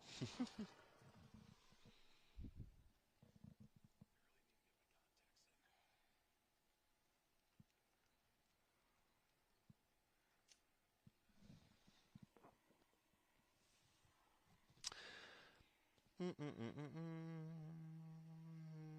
What for CR? So Cedar Rapids, I mean, everything that's forming out west is going to be your problem eventually.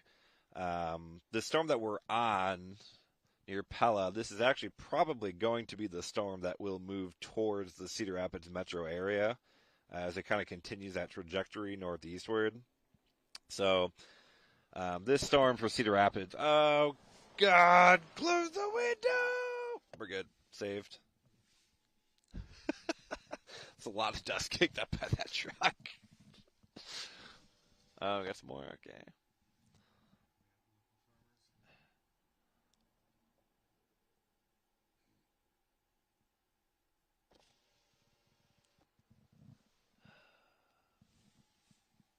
Storm by Pella. She's trying. But anyway, Cedar Rapids, you're in your window for severe weather now. But I would say once we get closer to like 5, 6 o'clock, that's probably when things are going to start kicking off a bit more.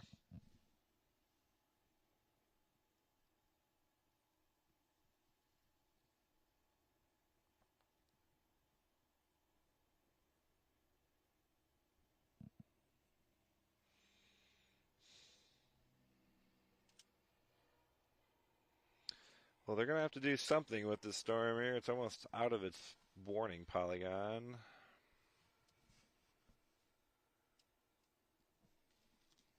I just realized the clock on this computer is wrong.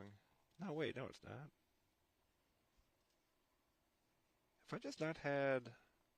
Oh, I'm an idiot. I had to refresh this.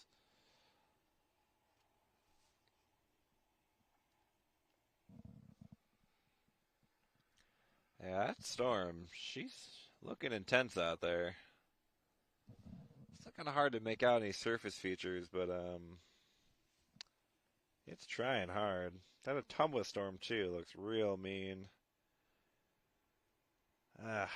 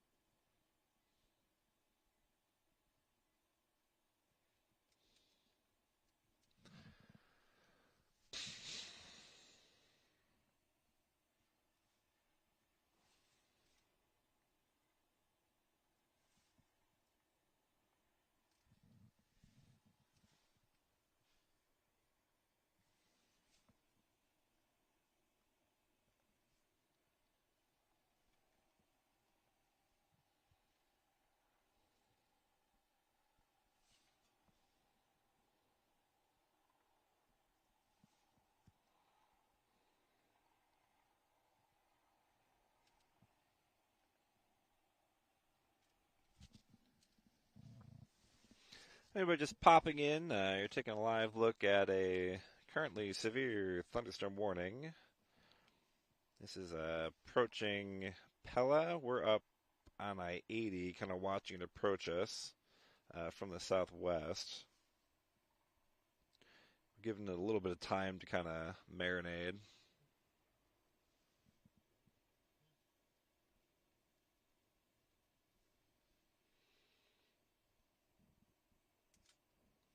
Issue severe thunderstorm warning. Jasper, Mahaska, Marion, and Powashik, and Tama. I believe that's the storm that we are on here.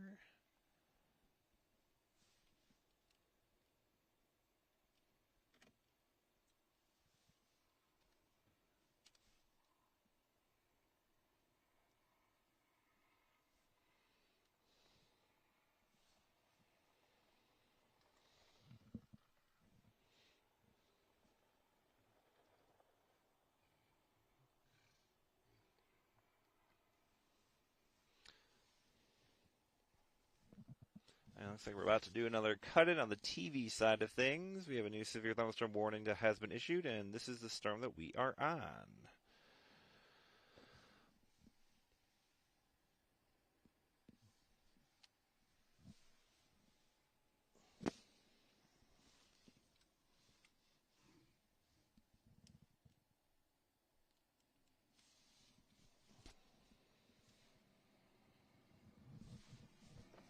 Thank you.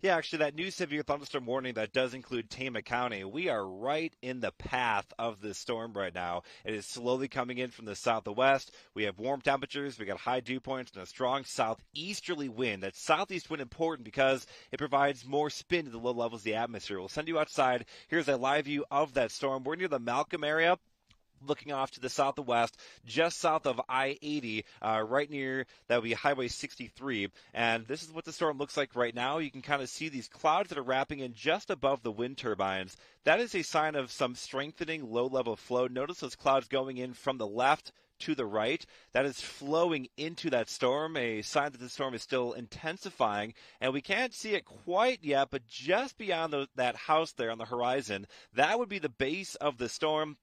And that would be the area of interest if the storm continues to intensify. Remember, we are under that PDS watch, that particularly dangerous situation tornado watch. So any of these storms have the potential of producing tornadoes. Right now, we're looking very closely on the radar view, and it does appear that the storm is spinning just a little bit anyway. Just taking a look at the current conditions here, where we are in Malcolm. Let me try that again. There we go. Current temperature is 66 degrees, dew point at 54, and that southeast wind again. That is the problem. That's what's driving in the lower level wind shear, and that's why we're watching this very closely. We'll keep an eye on the storm as it moves closer to eastern Iowa, and we have our options open to keep jumping on more storms as they continue to fire in southern Iowa. Rebecca.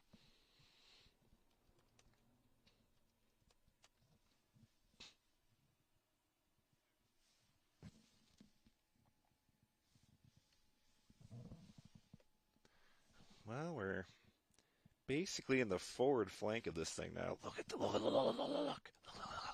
this. No, look at radar. This thing's about to go. This thing's about to do it.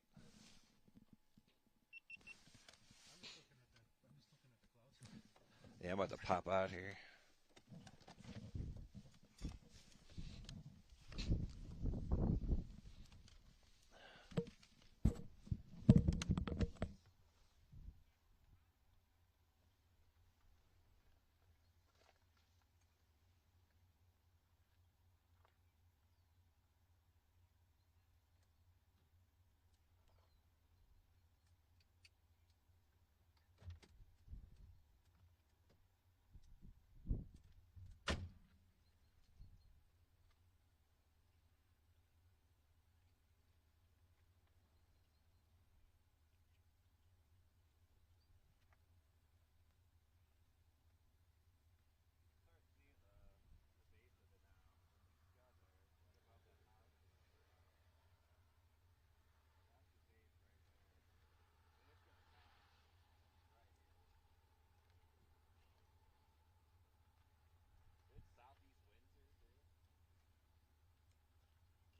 camera? No, this is my camera. I'm shooting for Darren. See this on the radar? Here. Yeah, where the blue dot? I noticed that. I was debating to stay and put him on too.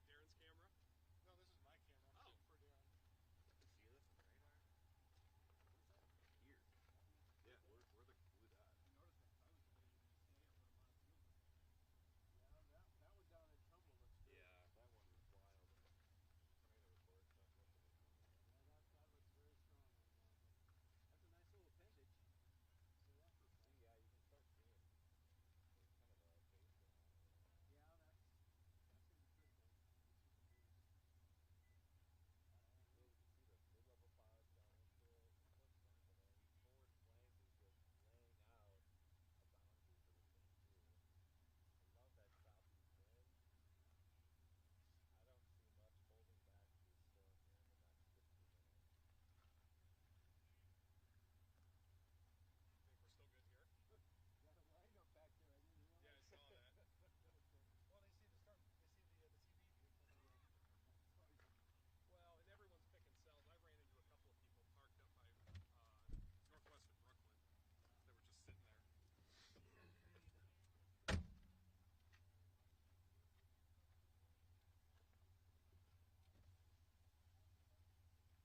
Think we're still good here? Got a lineup back there. I didn't realize. Yeah, I saw that. Well, they see the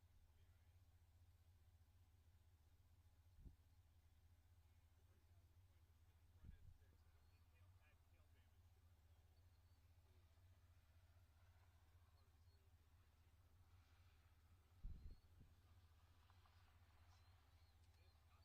picking cells. I ran into a couple of people parked up by northwestern Brooklyn. They were just sitting there. Let me pop this camera back on, friends that are watching us on YouTube. Right there, that is your area of interest. You're starting to see a pretty good base develop.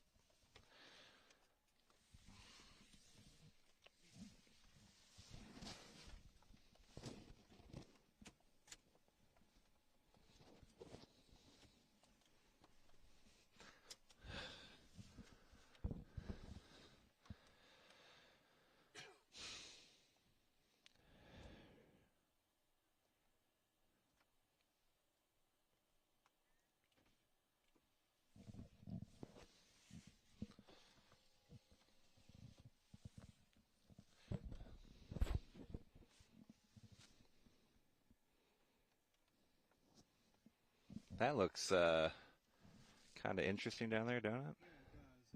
Yeah, it does. It looks very interesting.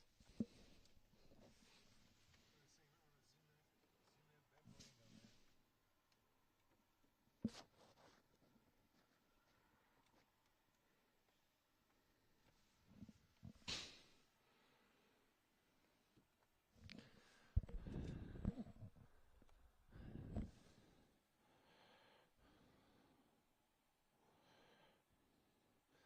We might need to get a little east.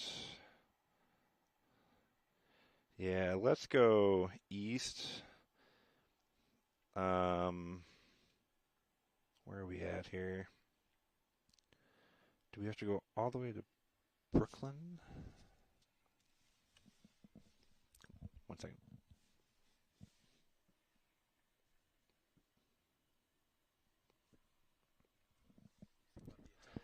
Yeah, right now we are watching this severe thunderstorm that is approaching Tama County. It is intensifying rapidly as well. I will tell you that visually we're seeing a lot more lightning with this storm, and also visually, here's a look at the storm right now.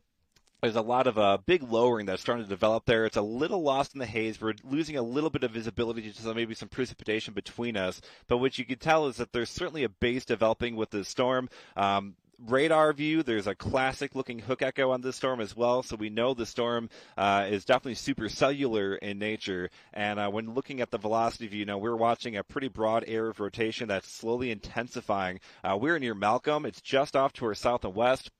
I wouldn't be surprised if this storm starts doing kind of what that other storm off to our east starts doing as well, because visually speaking, it's getting a lot more impressive here within about the last about 2 to 3 minutes. And I can tell you just the most recent radar scan as well. I'm sure you guys are looking at it in the studio. Good couplet now developing there right near Highway 146 near Searsboro. So the environment here certainly capable of producing multiple storms that can produce tornadoes, and that's kind of what we're looking at here, right near the Malcolm area and Interstate 80 and US 63.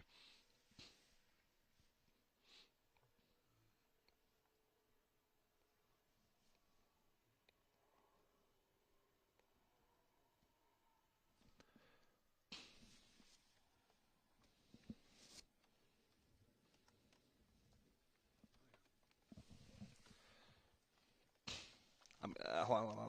Sorry.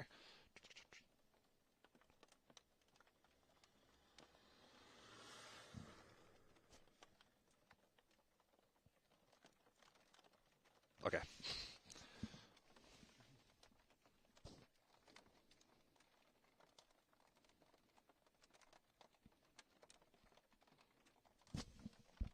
All right, let's Go. It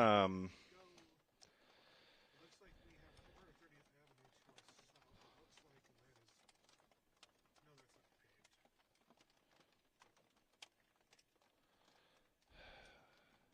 paved. how far is that? It's not paved. It's not. No, I'm trying to find a paved road. Otherwise, Main interstate. yeah. I mean, Interstate wouldn't be bad, honestly. It'll get us quick, and we would be just outside of the hook again. If we just headed east here on this road, because it will get us back to the Yeah. exit, but we have the option to pull over if we need to. Yep.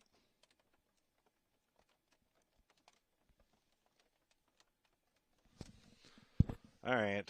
Well, we could also just take this dirt road east. That would, That's what I was saying. yeah. Just stay on this. All right, let's do that. Let's get a little east. That would be 5 miles. That's not too bad. Yeah, we can make that happen. We're going to spin around here.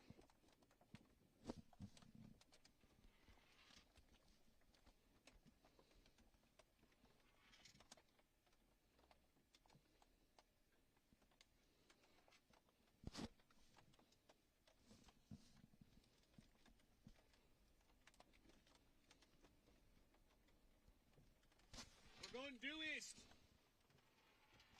We're staying east on this gravel road.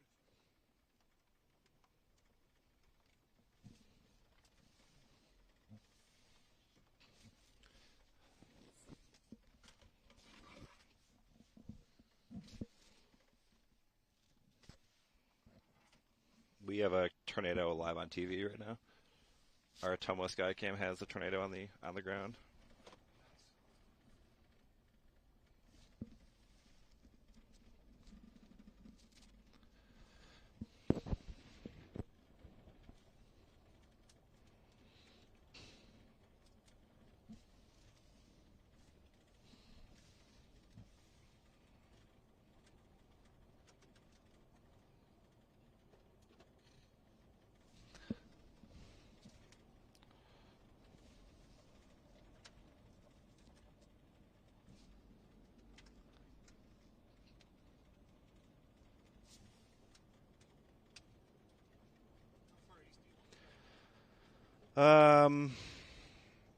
Let's go.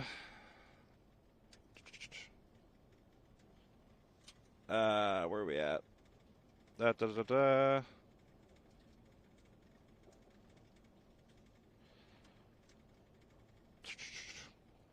go like 2 more miles.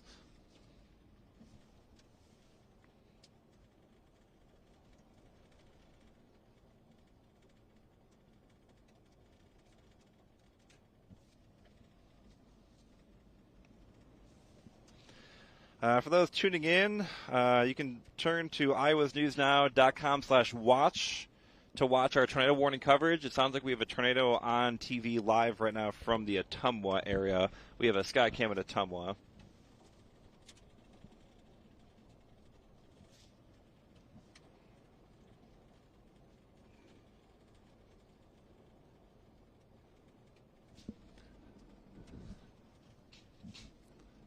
Alright, let's try and get past the water tower.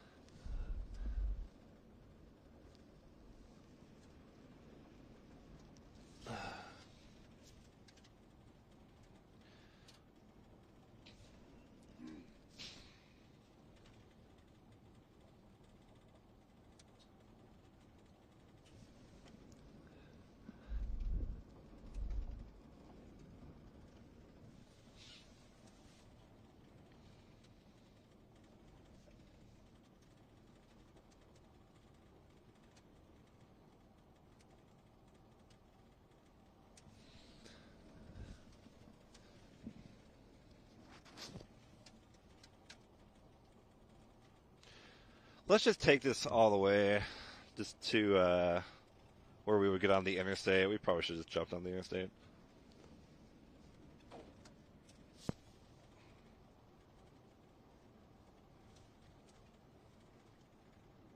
That's about 3.5 miles.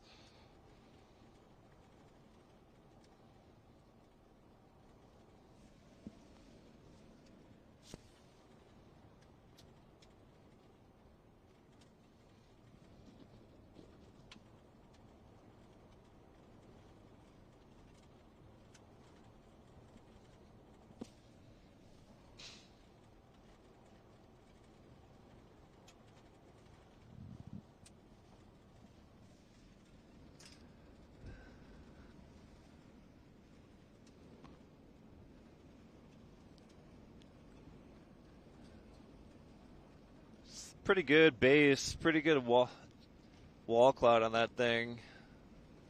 Just kind of separating itself from the core a little bit. We got like 3 miles here. What's that? A little bit, just a little bit. So that's why I was like, let's just keep going east.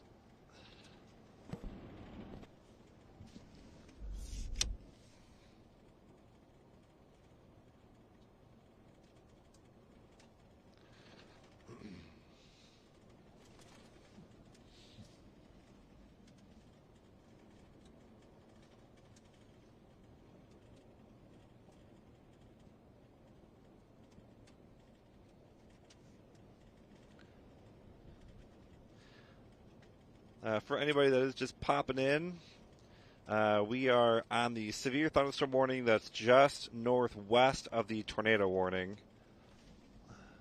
Big wall cloud, big wall cloud. Oh, yeah.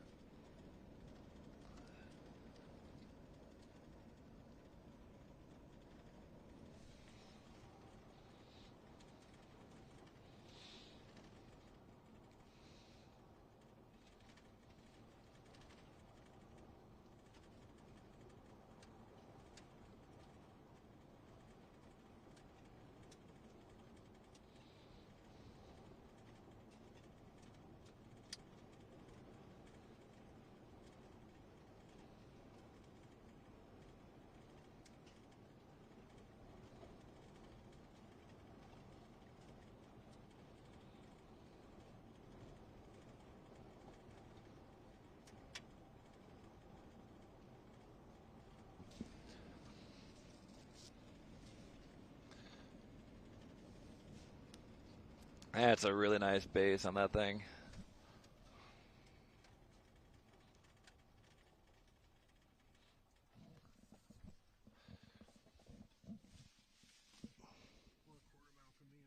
All right, perfect.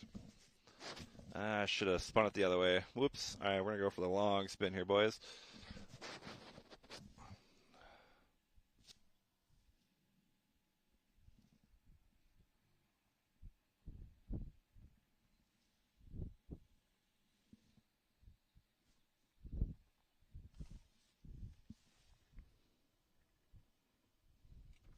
Yeah, within the last about 2 to 3 minutes, we've seen the storm that we're on intensify very rapidly as well.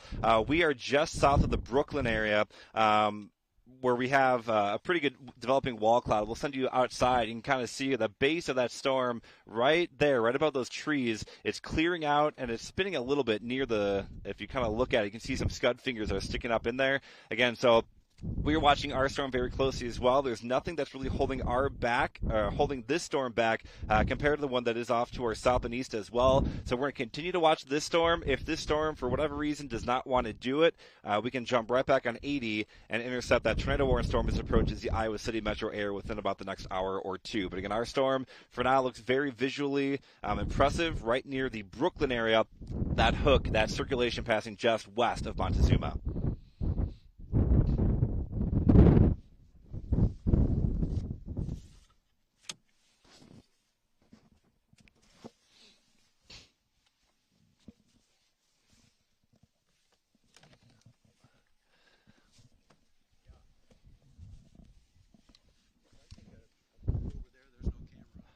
No, you're good.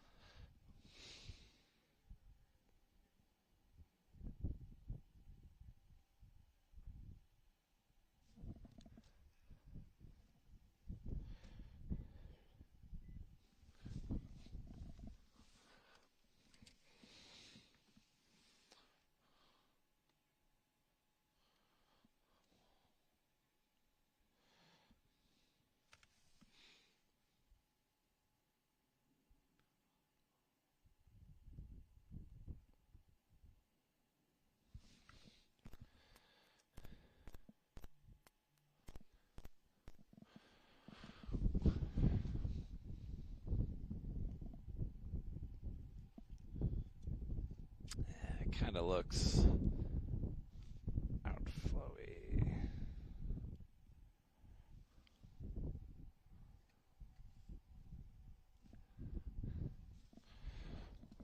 Okay, looks like it's cycling and looks like it just hand shook.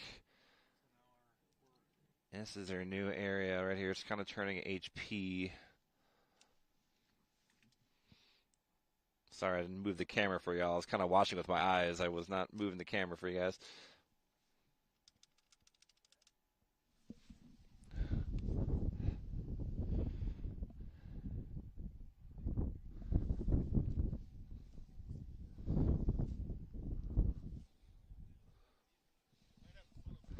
You're kind of looking at that too, right?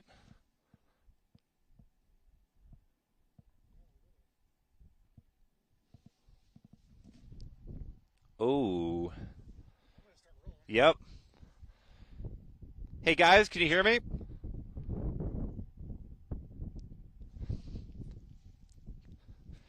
Hey, guys, can you hear me?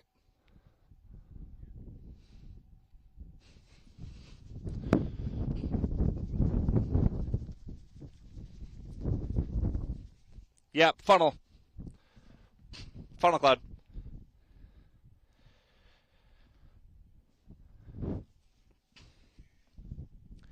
Yeah, right now we are watching a funnel cloud developing. This is just south of the Malcolm area, right near Highway 63, just south of Interstate 80. It looks like it, just as you got to me, it's starting to kind of fizzle out a little bit, but it was a very tight little needle funnel that was right above those wind turbines there.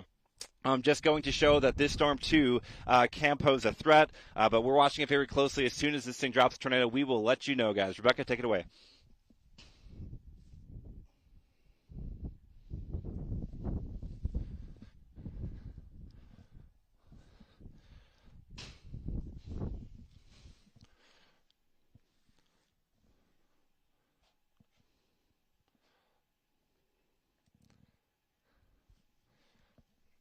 Okay.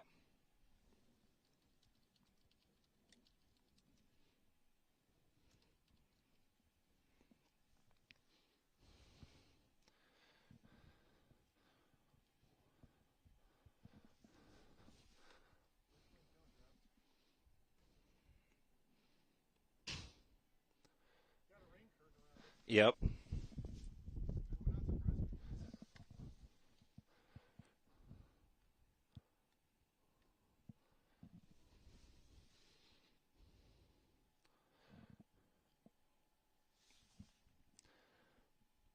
Yeah, you can see that needle right above that, right there. You can see it dropping almost right here live, right above that wind turbine. You can see that really almost upside down triangle, right?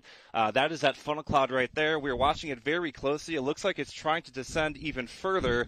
Again, this is we're looking right near the Malcolm area, just south of Interstate 80. This would be about US 6.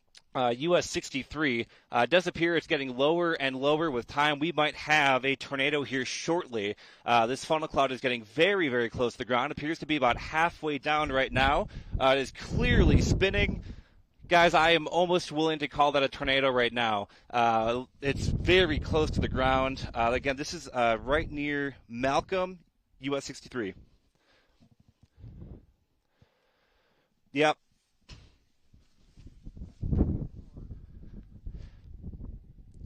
I don't see any debris, but let me tell you, the lightning is getting more intense. There's certainly some low contrast in there as well. It does appear that, at least kind of hidden in the rain, this might be on the ground right now. We're watching it very closely. It's very obvious from our perspective that this storm is very dangerous. It's spinning rapidly. We're seeing the spin visually also on camera. The biggest spin appears to be probably between those two wind turbines. That's dust. All right, confirmed tornado. You can see dust now. Confirmed tornado. You're watching it live right here on Iowa's News Now. Confirmed tornado right near the Malcolm area, US 63, near Malcolm. Rebecca?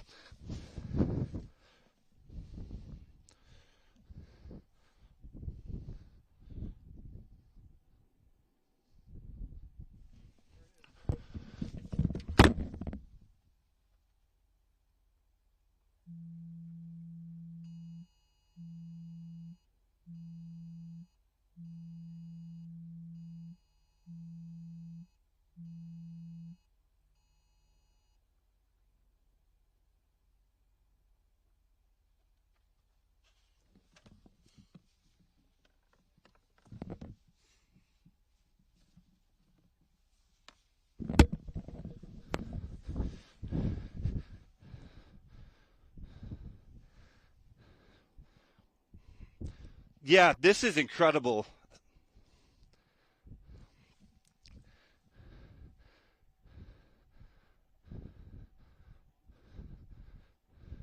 Yeah, there's a big plume of dust getting kicked up in the air.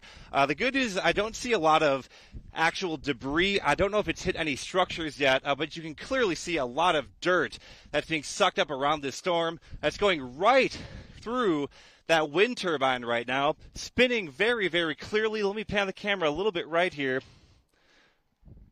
The good news is, as far as I can tell, it has not hit any structures yet, but I mean, you can see the mass of that column of dirt that's spinning around it. It is pretty wide. It's a pretty wide tornado, very visual as well. Again, this will be right near the Brooklyn area, approaching I-80.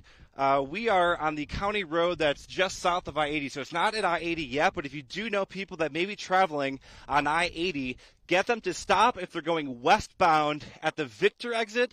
If they're coming eastbound, get them to stop at Grinnell. Between Grinnell and Victor, this tornado is about to cross the interstate.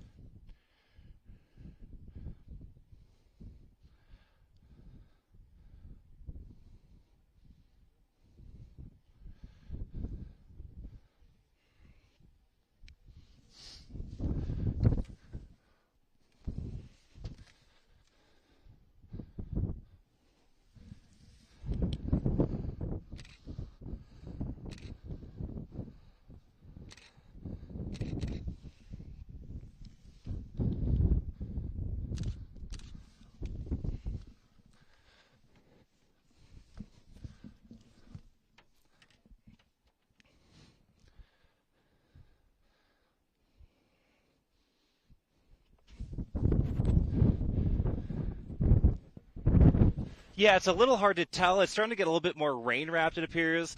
Up here, I mean, you can kind of see this RFD slot that kicks in. That's your clear air that's wrapping around, which would indicate that right in there would be your tornado. It's hard to tell if it's still in progress right now. Okay, so Scott Zimder, a photographer, he has a better view with it right now. He says it is still down, so he says the tornado is still in progress. This is basically on top of US 63, about to cross Interstate 80. Zim, I think we need to move east to get out of this RFD. Rebecca, we'll send it back to you.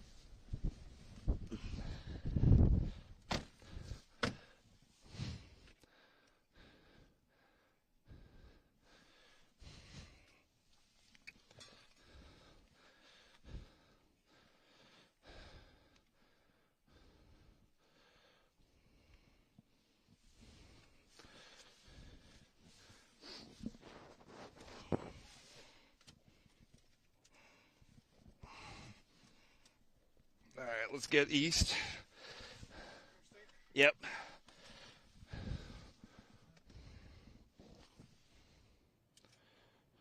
Strong RFD. You do have a pickup truck coming? Gotcha.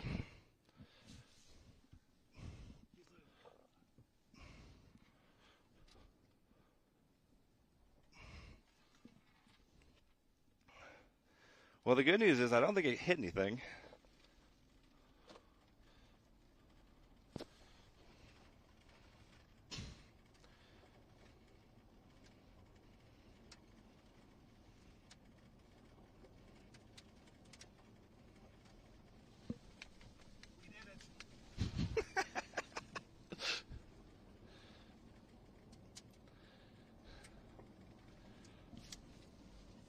All right, so let's jump. All my phones are going off with warnings.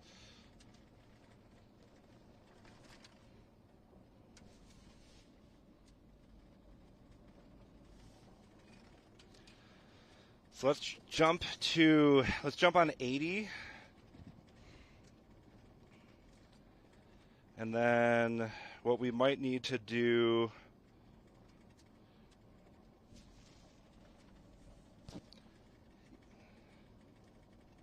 Yeah, we'll hop on 80. We'll go east.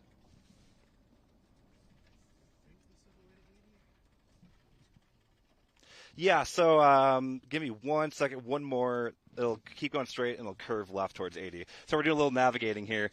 Yeah, we can't really see it clearly from our point of view.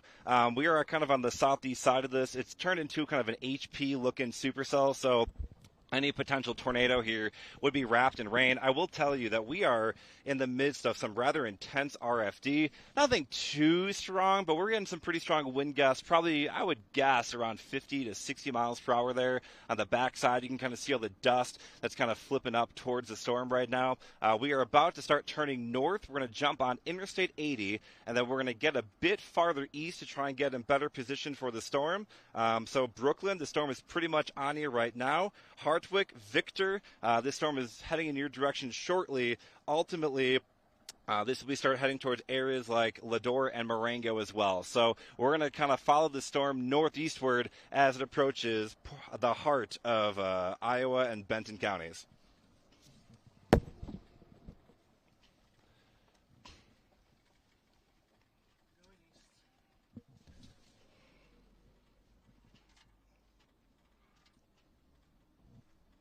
Great driving, Tim. Great driving.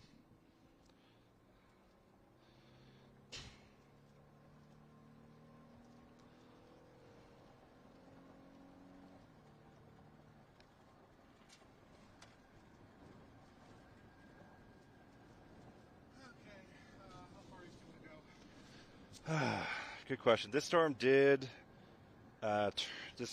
turn. Jake, if you were watching, yes, we're getting east. We're gonna go. Do we gamble? That's the question here. I don't want to get run over by this thing. We could jump up to Highway 21, take US 6, and then take US 6 as it kind of goes east-northeast towards Marengo. Let's see where we are in relation to the storm as we get there.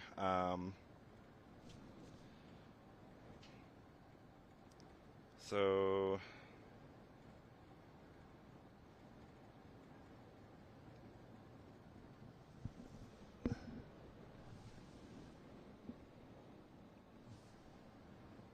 my GPS is just not functioning. Here we go. So 7 miles, or 3 miles, I should say. 3 miles to our exit, and then 4 miles north. Do you think it's going to be tight? I hate fast storms. I don't think we're going to make it. Okay, let me find another north. Just to be safe here.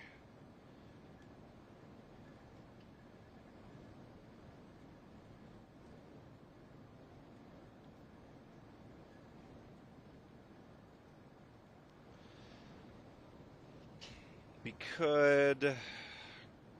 Gosh, this Interstate 80, part of Interstate 80 is rough with exits. Because really the next viable option, there really isn't one. Okay, this is what we'll do.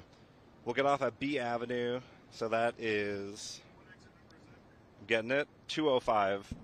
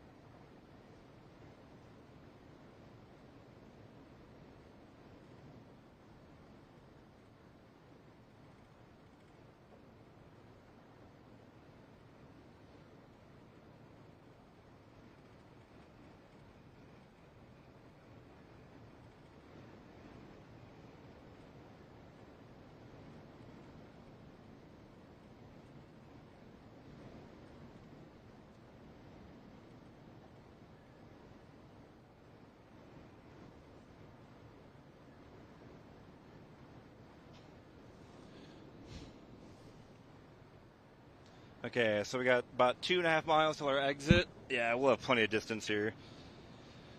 So what we'll do is we'll go north towards Victor,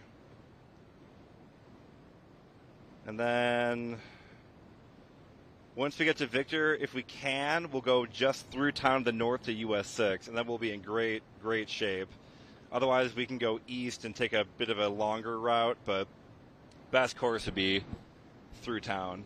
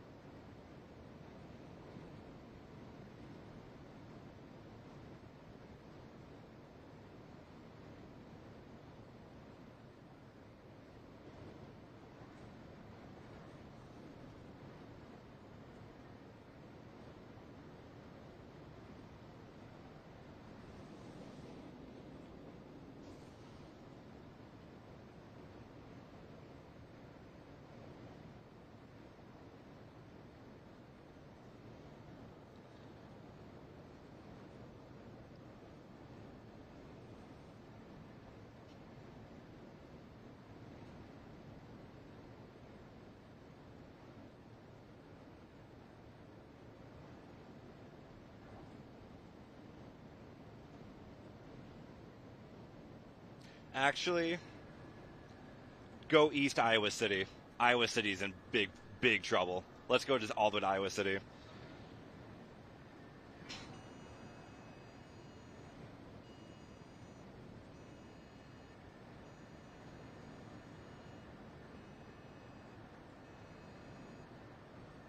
What's our time for Iowa City? What's that? What's our time for Iowa City? Good question.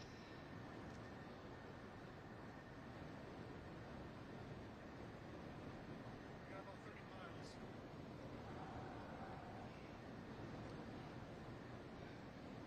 Yeah, so 32 miles.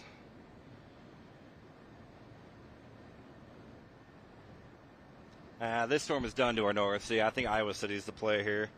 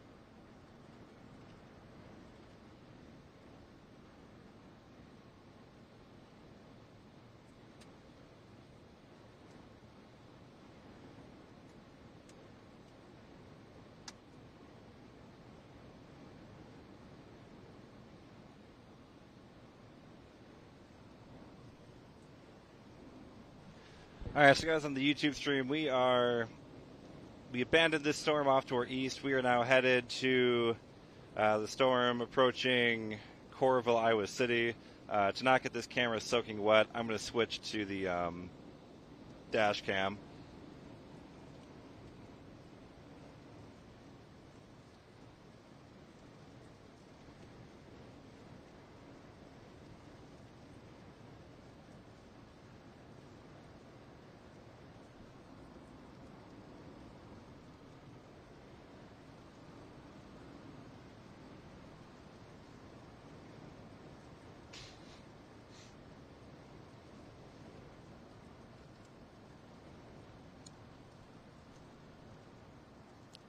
Yeah, what I can tell you is that we haven't seen any reports of damage right in the vicinity of Malcolm or Brooklyn, which is very good news. When we were watching that tornado, it didn't appear that there was any large flying debris in the air. Right now, we are on Interstate 80. We are heading eastbound. We're trying to beat this storm that is approaching the Iowa City metro area as it moves through portions of Keokuk and Washington counties. I got to tell you that we're going to be cutting it a little close, so we're, of course, going to play things very, very safely. These are storms you don't want to mess with, so we're going to be coming in either in front of it or behind it, depending on where we're at in relation to the storm at the time. The storms, I can tell you, off to our northwest, they have all kind of congealed into a big line. This appears to be more of a wind threat up that way. Don't want to discount the tornado threat entirely just due to the amount of wind shear in place, but I do think we're starting to transition more into a wind threat up that way, while ahead of us, as we approach Johnson County, Washington County, and Keokuk County, the main threat will be, of course, the large and extremely dangerous tornado which has been reported approaching that area. Rebecca?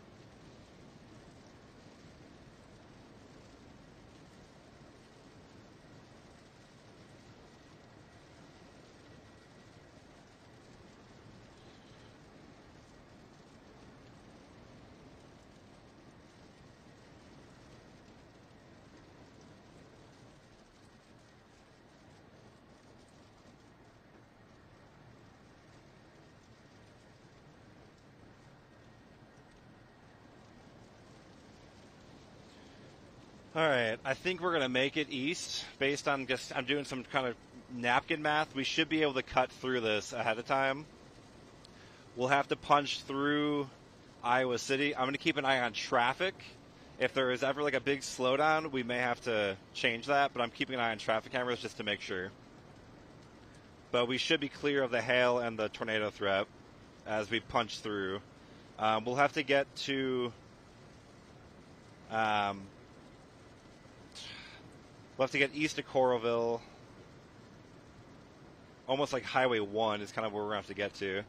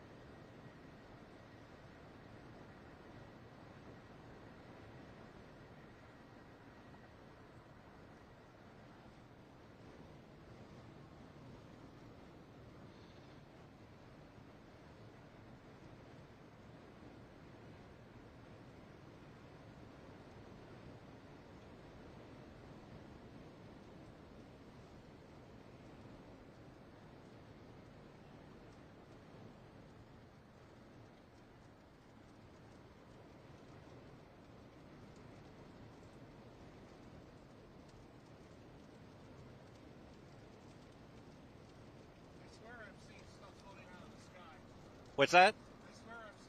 Oh, God. Okay.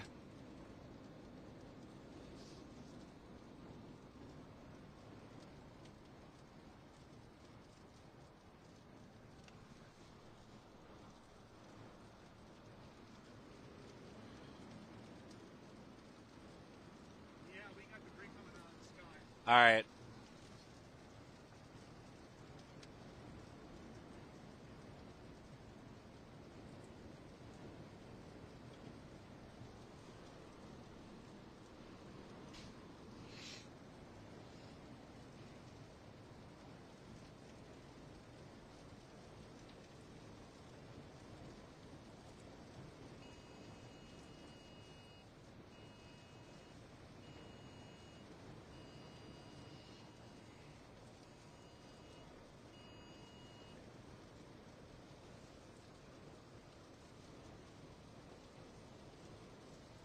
Yeah, right now we're heading eastbound on I-80. We are approaching the Oxford area at this hour. We're definitely thinking we're going to get ahead of the storm in time before it approaches Iowa City, so we'll be able to give Iowa City kind of a good idea of what's going on. What I can tell you is that we are watching debris falling from the sky right now. I've been able to see a few pieces of debris flying on our windshield. Our wipers are kind of clearing some of that debris, just as another indication that this did produce a pretty significant tornado off to our south.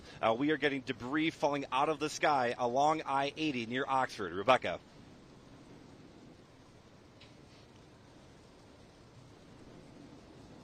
Yeah, it's kind of intense. I'm not going to lie. I've seen this a few times. The only other time I've seen this...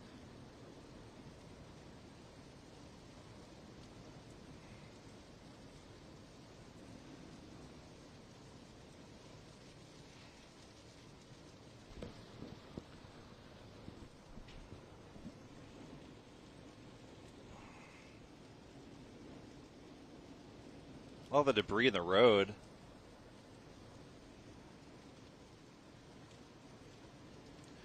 All right, I think we're going to beat this hail core. We should be good.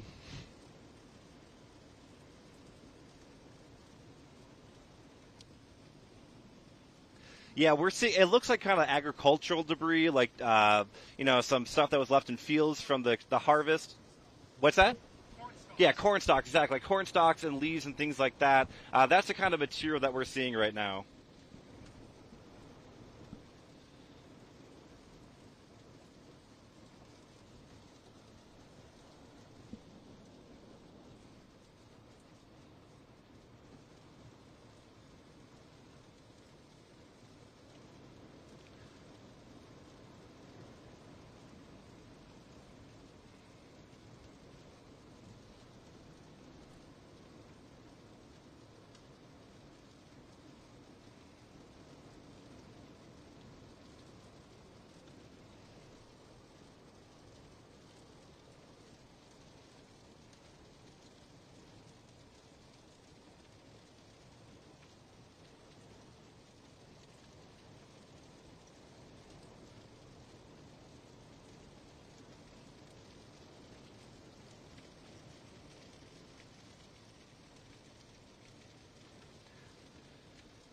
Okay, a tornado is going to cross about here in about 20 minutes.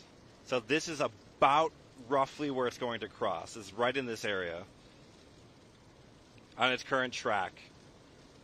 So once we... What's that? Yeah, right now it's off to our south. It's straight south of us right now and to our southwest, a little bit to west of south. So once we get to that Tiffin exit, I think we can stop and be safe. But stay on the ramp so that we can get east in a hurry, okay? That'll be Ireland Avenue. That will be in about 5 miles.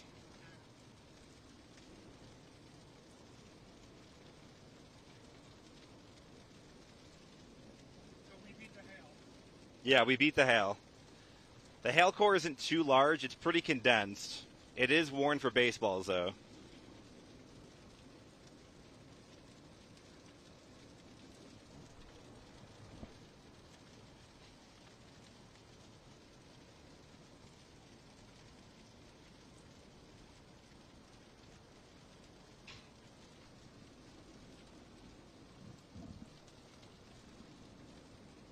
All right, so tornado is somewhere out there, friends that are watching on YouTube.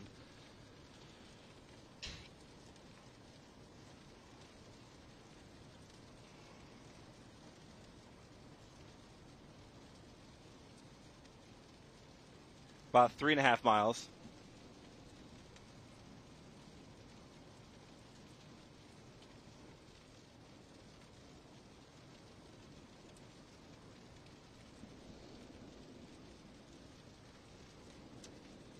Big piece of debris falling out of the sky right there. I just saw a big piece of debris landing to our south.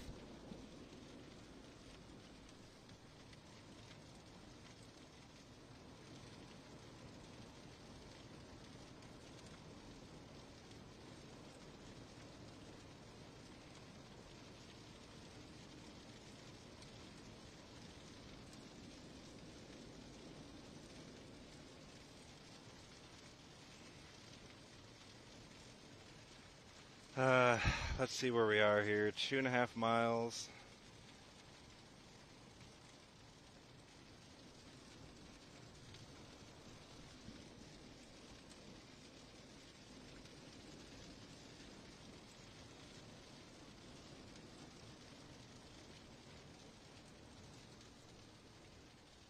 About 2 miles.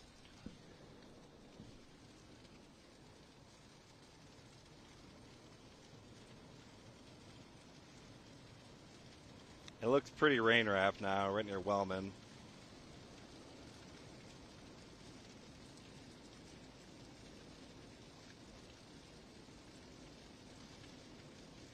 I can still see debris flying.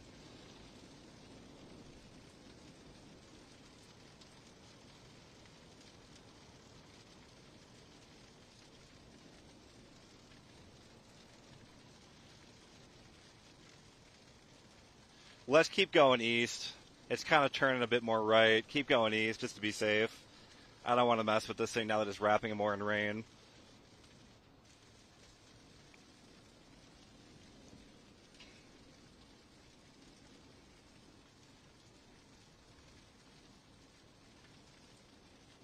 Well, all right. Let's actually get off at the exit and just be quick.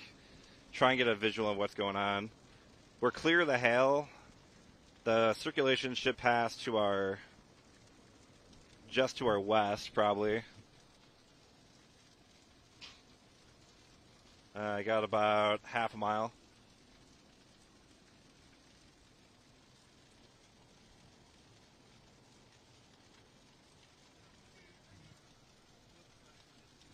And then get on the ramp that goes back onto the interstate, and we'll go back. We'll keep going east, but we'll park there for now.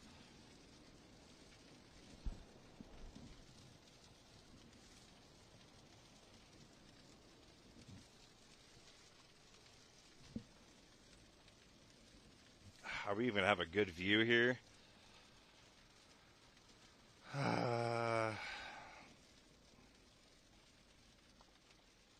far off is it? What's that? How far off is it? Tornado right now would be about 50 miles, so we should be okay. Yeah, that's cool.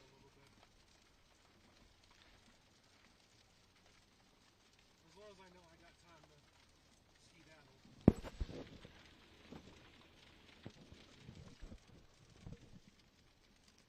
skedaddle. Gosh, I don't know what to do here. The hail core is starting to get a bit closer again.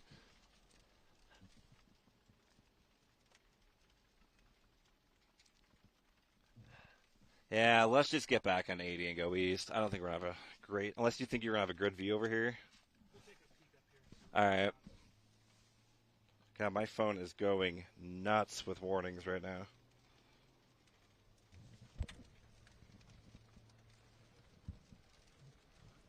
Yeah, I can see inflow off of it. Yep.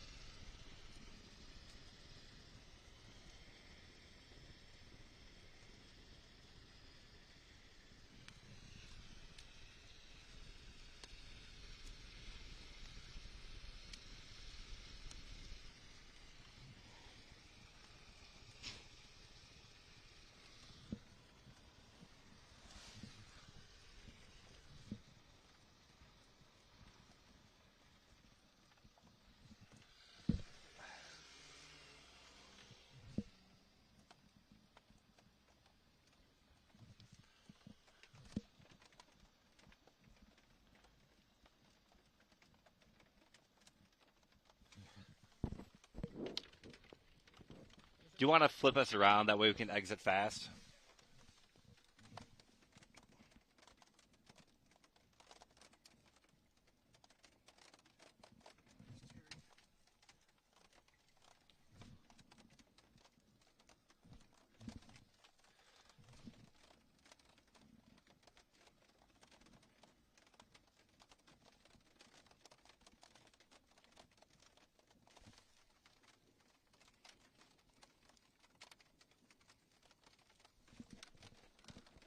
Yeah, we're good.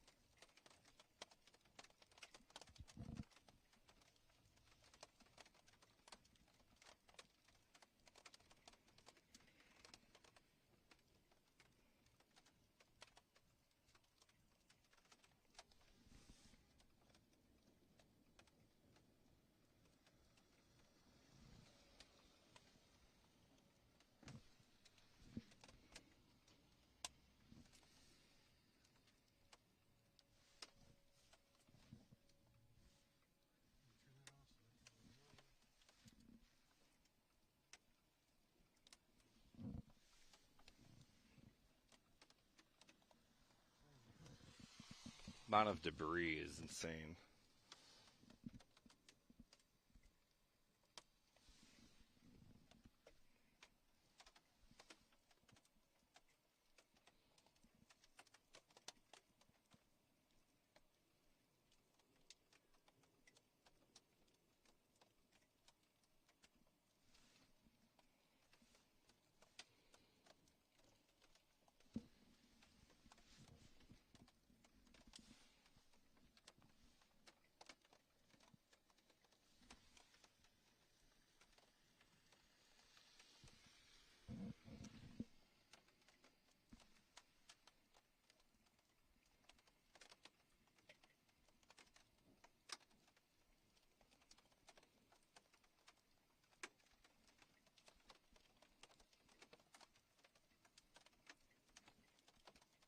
It's ramping up big time on the radar. Is that so? Yep.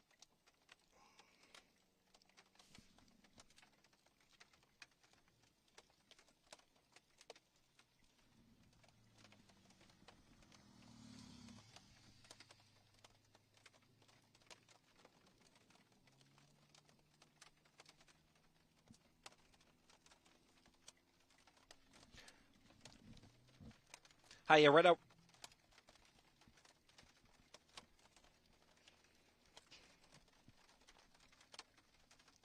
Yeah, right now we're right near Tiffin. We're one getting some small hail that's falling right here, but we're also getting still some debris falling. You can kind of see on the ground we're seeing corn stalks and things like that. But our main focus is what's going on off to our east and south, or excuse me, south and southwest. We're watching a big area of circulation. It's starting to get pretty wrapped in rain, so we're probably not gonna have the greatest visual on it anymore. Zim, if you want to maybe start getting east of here. Okay. All right. We're watching the area right there. It would be somewhere in that mass of rain. The circulation to me appears to be strengthening once again, just southwest of Tiffin, just southwest of where we are. So we're going to get out of here, get to a safe place. Again, you can see all the debris that's on the ground right here, still falling from the sky at this hour. And again, this is a dangerous storm approaching the Iowa City Metro. We're going to keep you updated as we head east on 80. Rebecca.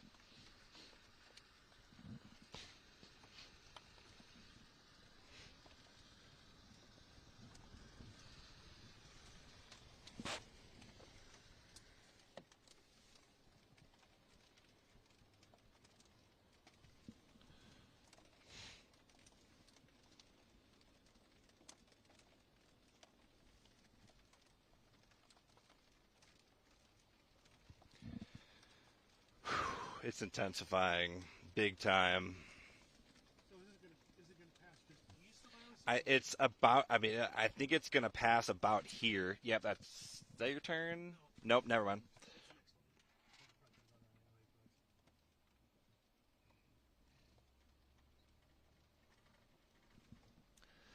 comes on that anyway, It's kind of swinging a bit more right.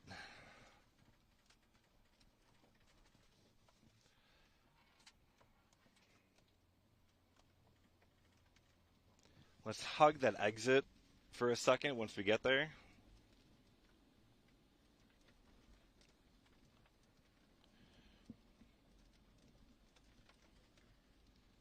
We're not gonna have a good view anyway. Um,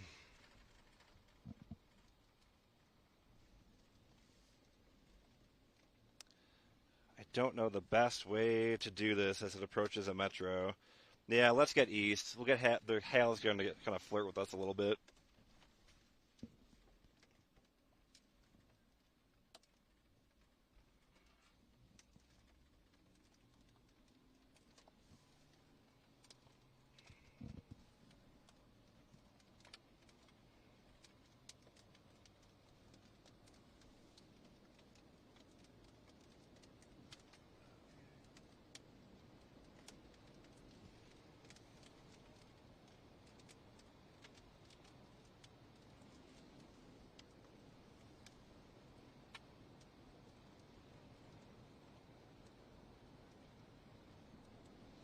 All right, we'll go 80. We'll go east on 80.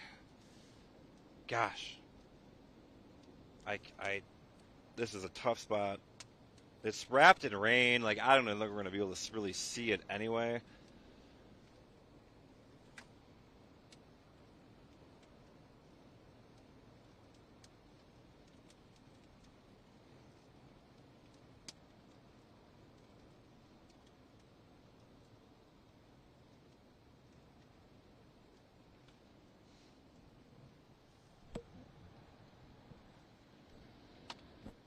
That was a pretty big stone.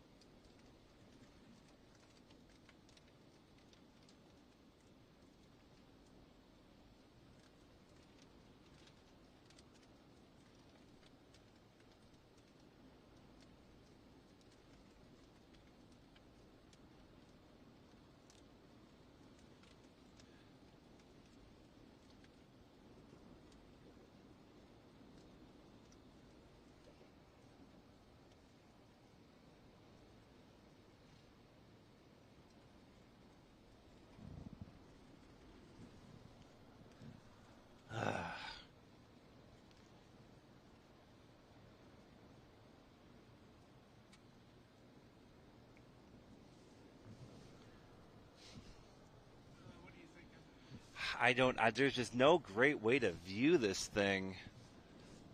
The Iowa City's obviously in a bit of a valley.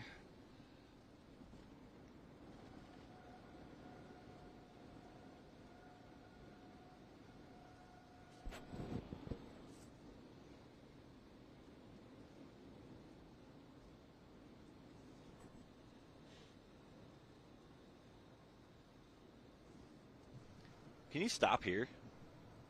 Do you feel comfortable? On the side of the interstate? What's that? On the side of the interstate? Yeah, do you feel comfortable doing that or no? We had a pretty decent view there. We might have another one up here. Only if you feel comfortable. I totally understand why you wouldn't.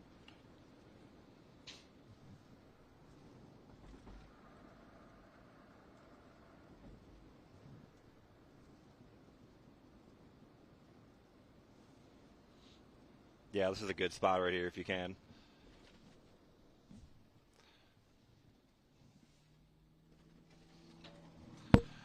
Woo!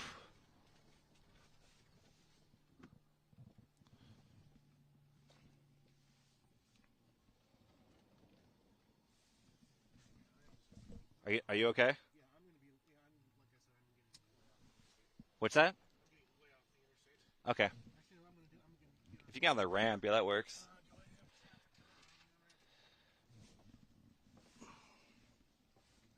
this is better. That works. That's a great shot. Great shot.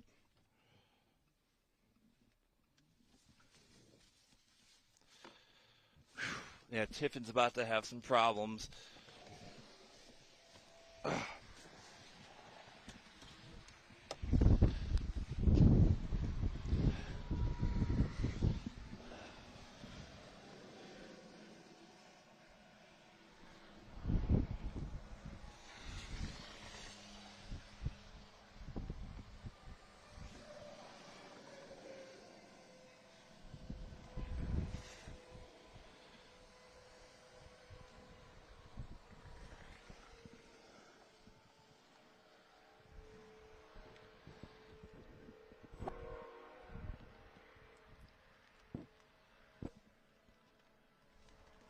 Yeah, what I can see is that there's clearly, I can see the air circulation that's approaching Tiffin.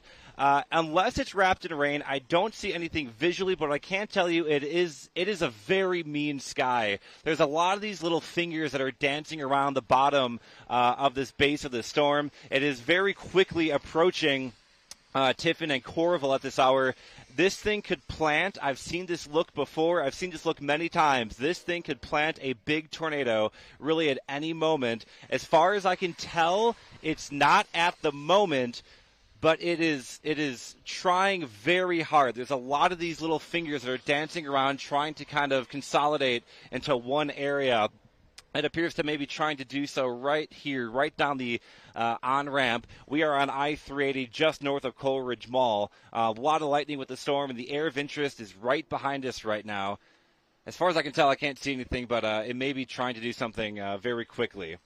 Rebecca?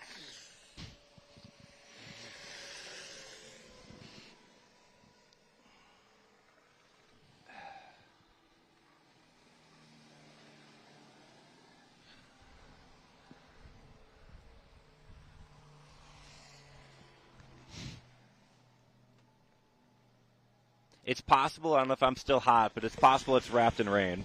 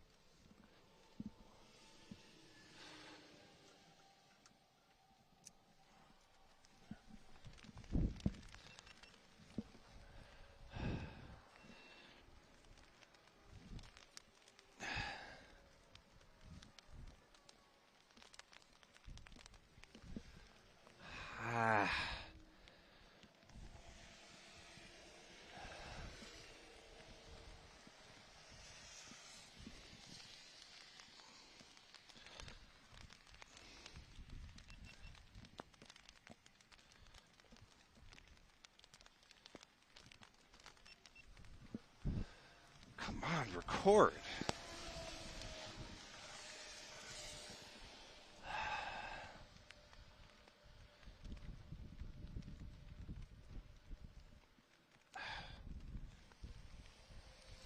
I don't know. I can't see anything.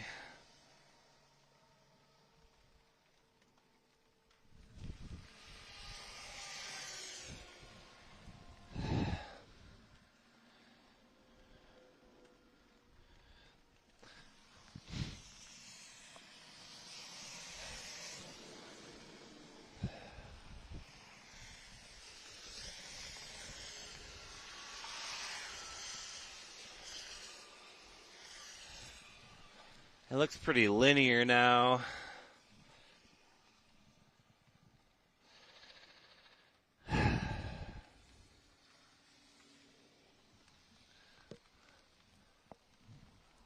All right.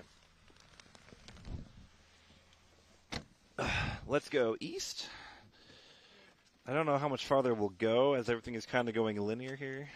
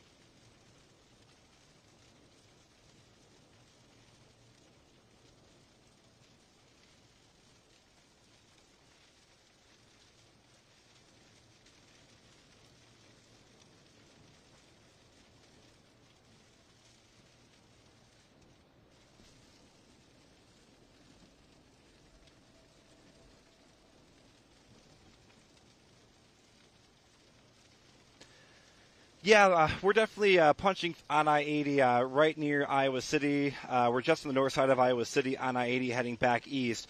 We are trying our best to try and get east. The problem is the circulation is now completely wrapped in rain. I will tell you there is a pretty tight circulation right now forming right near Coralville. So if you're in Coralville, western side of Coralville, between Coralville and North Liberty, this is an immediate threat. This is what I was talking about. I can't see anything visually, but looking at radar, that exactly where we were looking looks very intense now on radar. And to just point out again, it's so impossible to see what's happening. Things are so heavily wrapped in rain. That's why we've been trying to stay well ahead of the storm, because we really cannot see things too well, and we want to make sure we're in safe. And if we are staying well away from the storm, you absolutely should be too.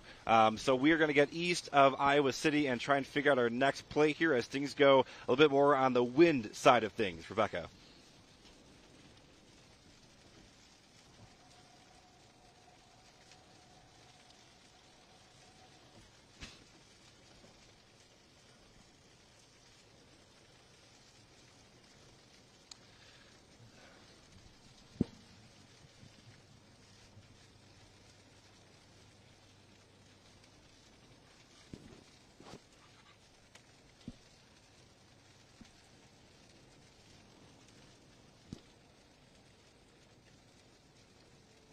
Tornado behind us. They can see it on the sky cam. Yeah, it's so wrapped in rain. It's literally like 3 blocks away.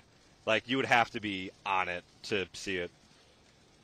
It's just east of 38080. Right where we were.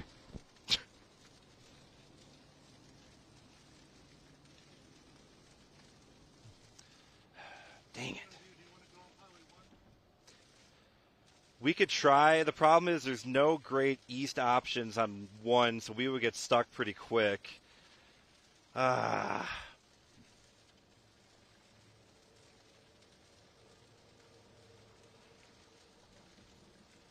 This is just such a bad spot for this to be over. I mean, we could take Highway 1 and then take, oh,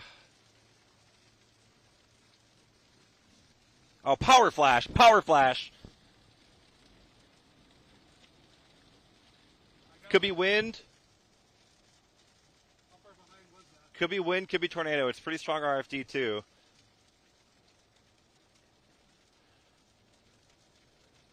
Gosh. Oh, this is such a hard spot.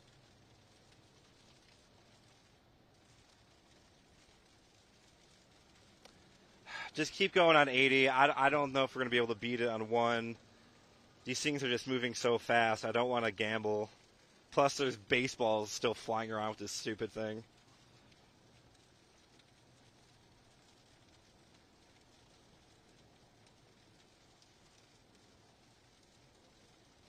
Skycam is down, so I'm guessing that Power Flash I saw it knock the Skycam down.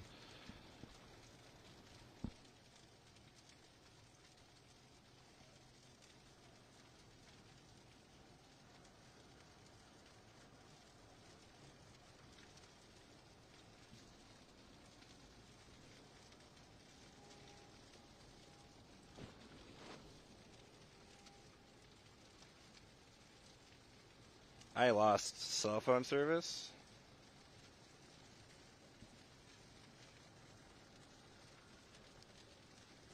My call dropped.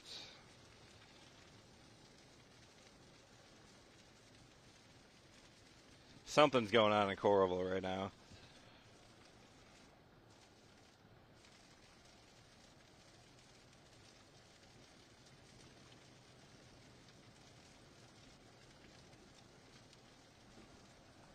Shoot.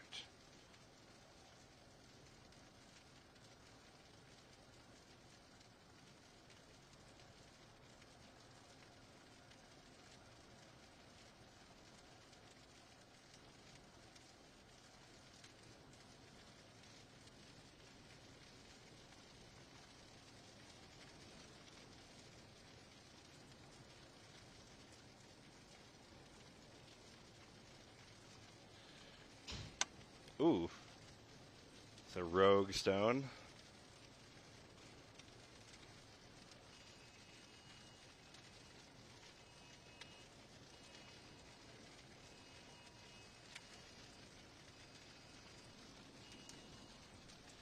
Yeah, Starlink has no signal.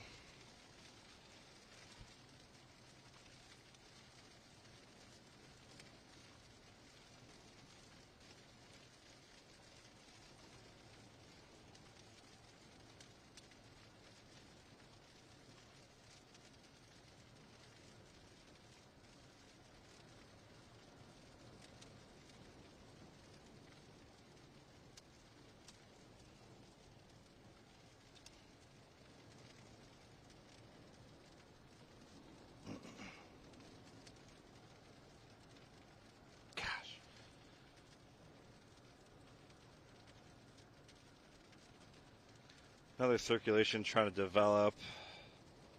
Just to our south.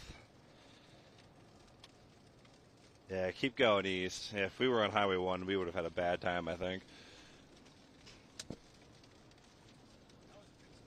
Yeah, there's a few stones mixed in.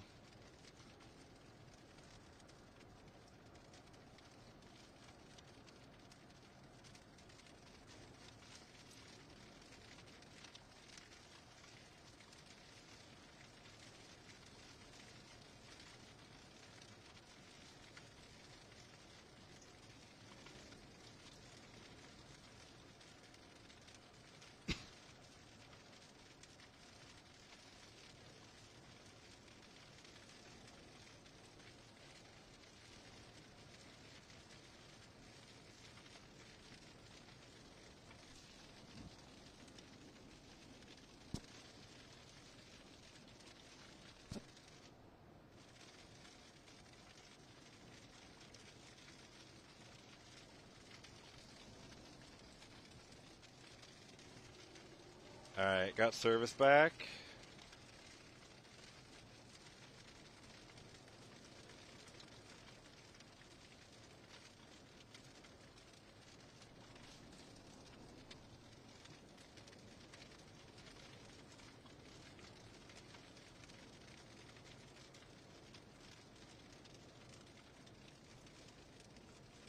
Yeah, really tight couplet just to our south. We're safe. Just keep going east. It's probably going to cross 380 or 80, excuse me. Yeah, it's probably about to cross maybe here.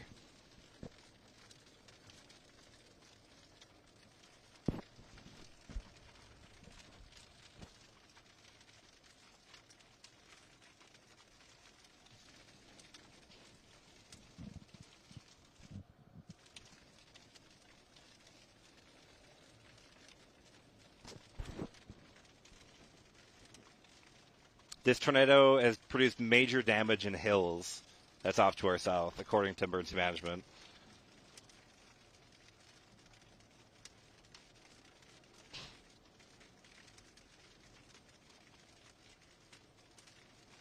Sheet metal falling from the sky in Coralville. Yep, I can hear you. Yep, I'm an IP1.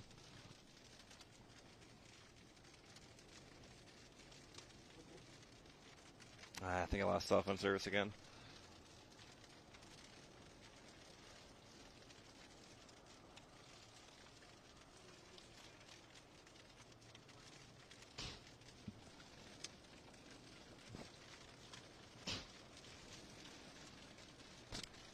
We have injuries.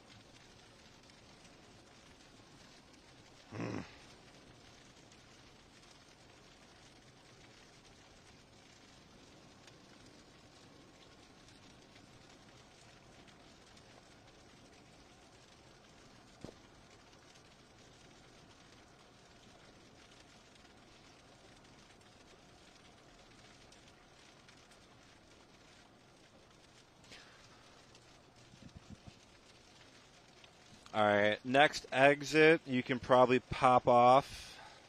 I'm trying to figure out what that is. Nothing is. Okay, I have no data. GPS isn't working. This is a mess back here right now. I think Starlink is still sending our signal though. I'm pretty sure. Somehow, I don't have Verizon service, AT&T service. All right, I got GPS just west of West Branch.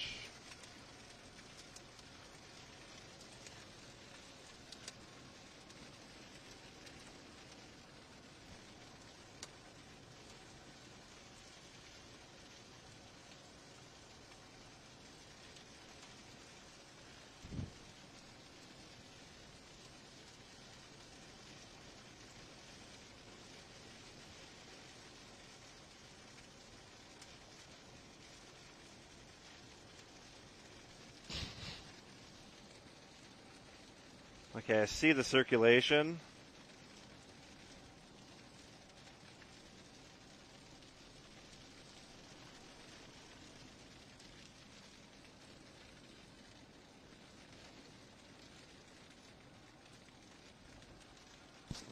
Yeah, right now we're near the West Branch area, and we can see that circulation, heavily rapid rain that is approaching I-80. This is what left the hills area. I don't know how well you can make it out. We're seeing some pretty intense rain right now, but that is the area of circulation. You can kind of see that appendage and lowering right there. That correlates with that area of circulation that is approaching Interstate 80.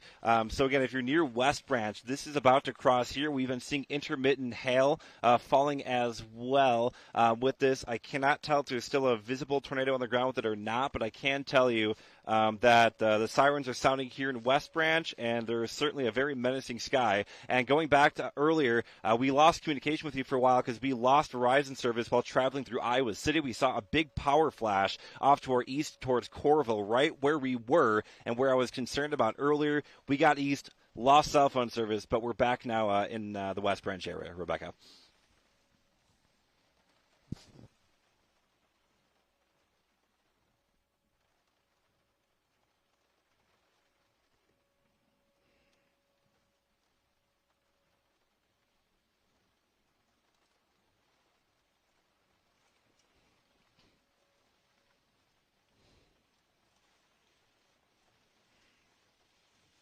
Funnel club. Where at? Oh, yep. Are we okay? I really don't have a great visual. Which way is the camera pointing? I'm looking east, south of us, to the right of the vehicle. The right vehicle. I think it's going to. I think it's going to. I don't want to get east. I think we just got to let it pass in front of us.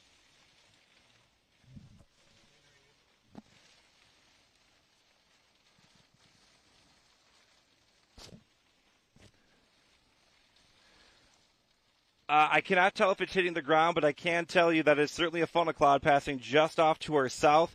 This would be going right into the town of West Branch. West Branch, there's a funnel cloud right over your town right now as it passes the Golden Arches.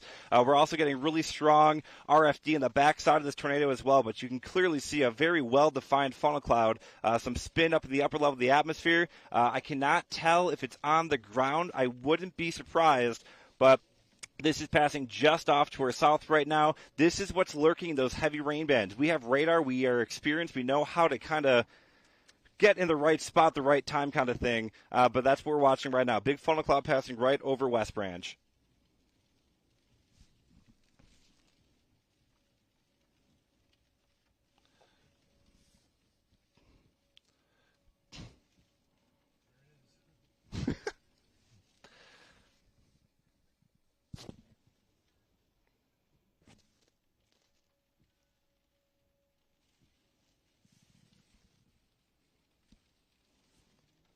Oh, look at it. It's condensed.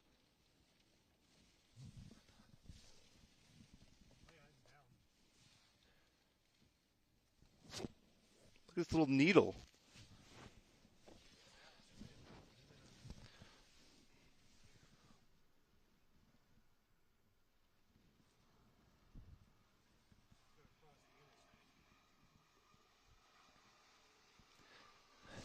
It's really hard to tell. Honestly, you might have a better view than I have, quite honestly, because I'm kind of doing a few other things right now.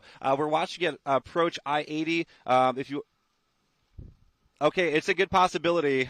We also have debris still falling from the tornado as well. But yeah, obviously a pretty defined funnel cloud getting ready to cross I-80. This is just now east of West Branch. It very likely could have been on the ground as it moved through West Branch.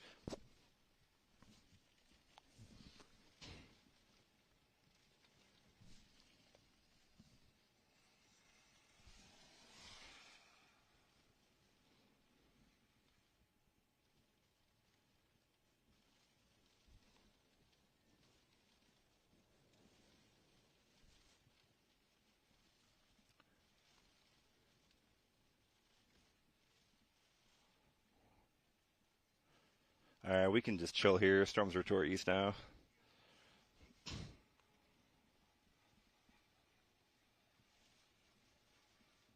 Hey,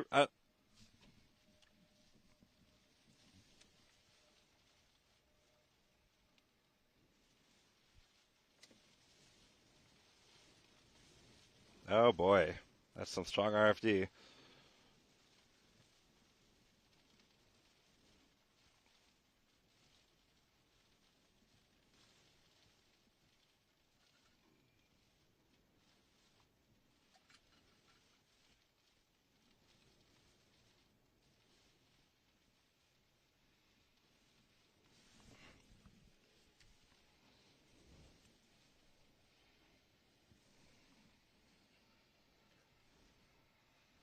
That was the most adorable tornado I've ever seen. What a little cute little needle.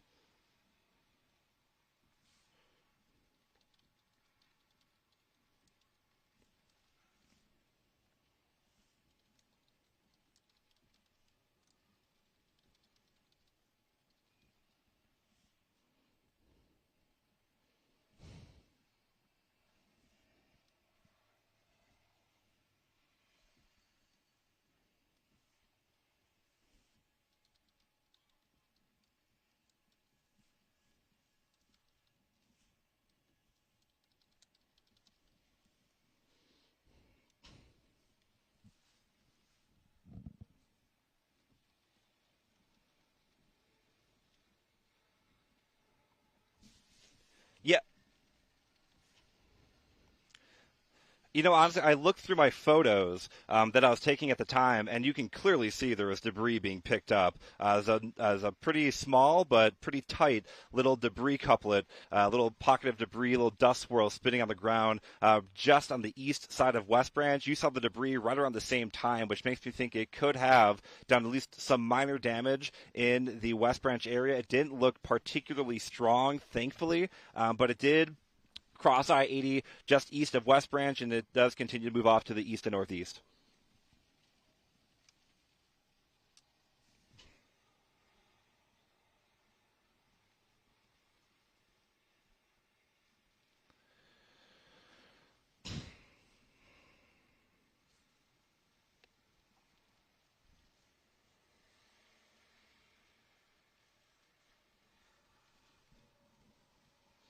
All right, let's figure out what the heck to do here.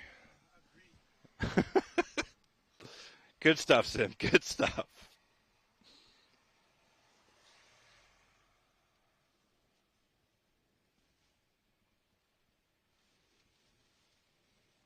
want to call the day Lynn, 2 tornadoes. Yeah.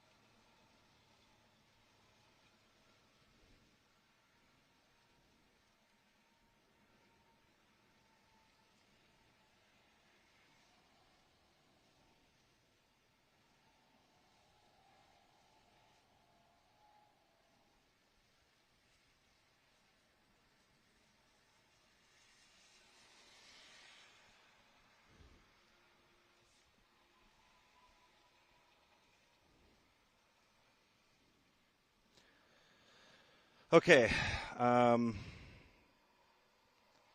Solon. Let's head to Solon. Um, let me get us a good path there.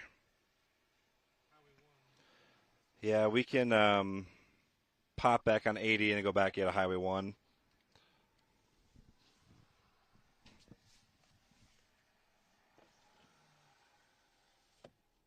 We could also take this straight north, this roadway.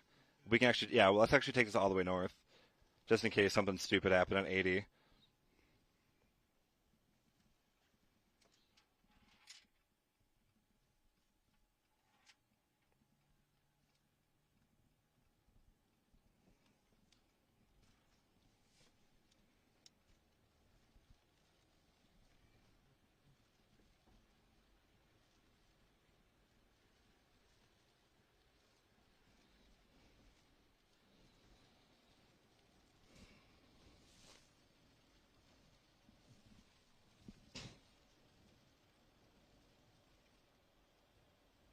That struck the transmitter there.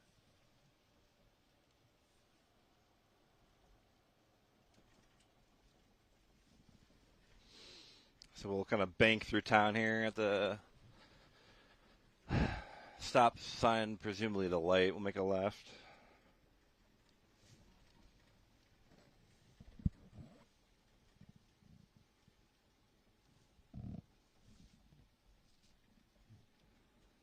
Yeah, we'll make a left. Never mind. At the stop sign, make a left. It was a stop sign. All right. That worked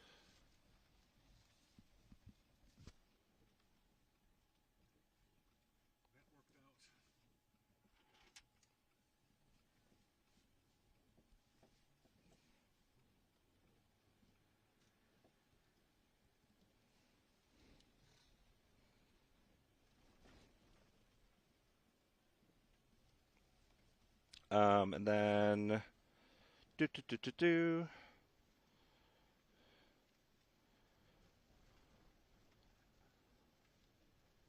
It's avoiding us wrong construction, so this stop sign, make a right. And we just have to, I don't know if that road is closed or not, but so right here. And then we'll go up to Orange Street.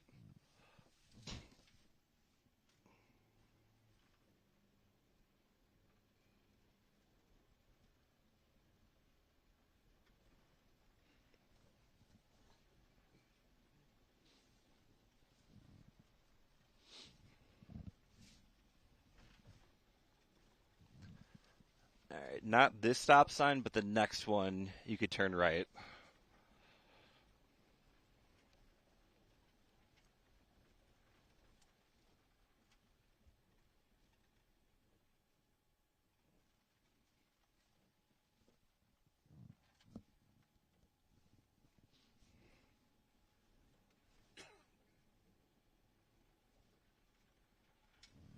And then the next right you can make a right.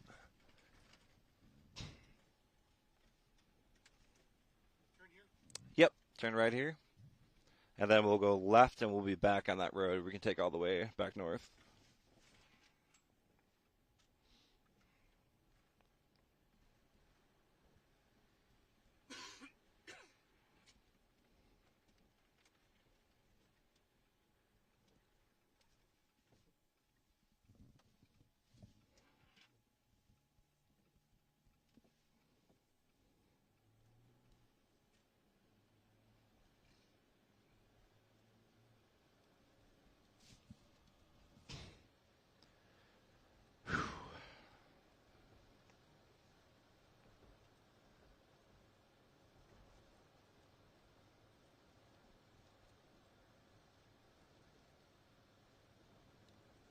Nick Stewart, you man.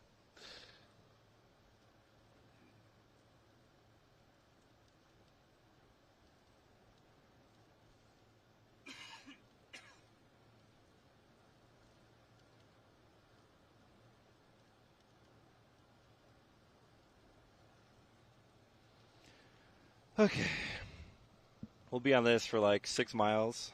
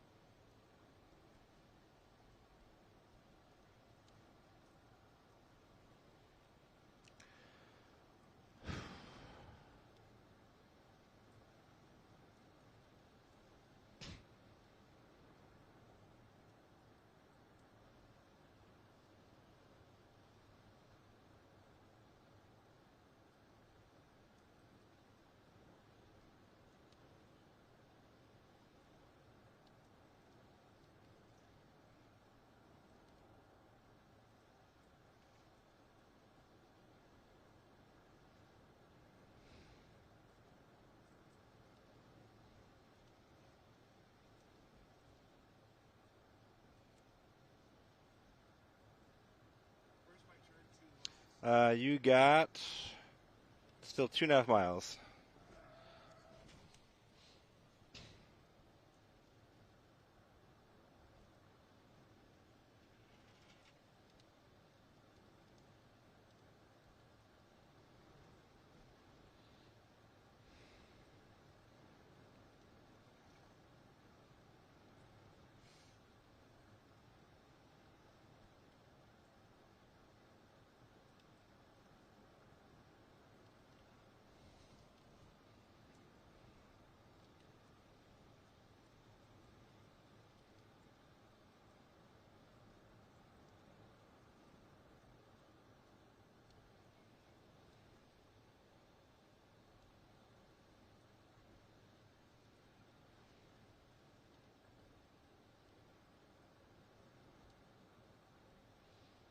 Two miles.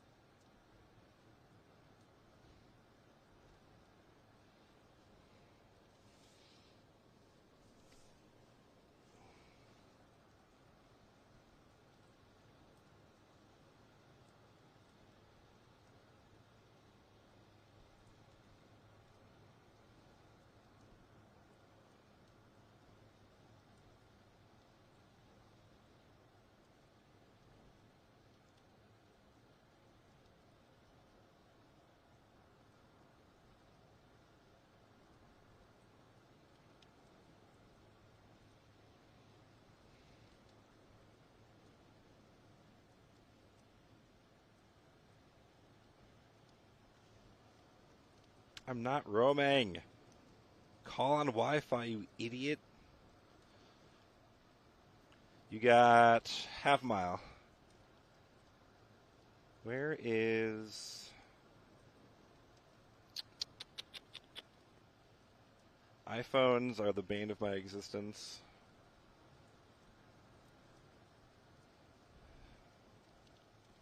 Half mile. Well, 0.4 now, 0.3. We'll be making a left, obviously.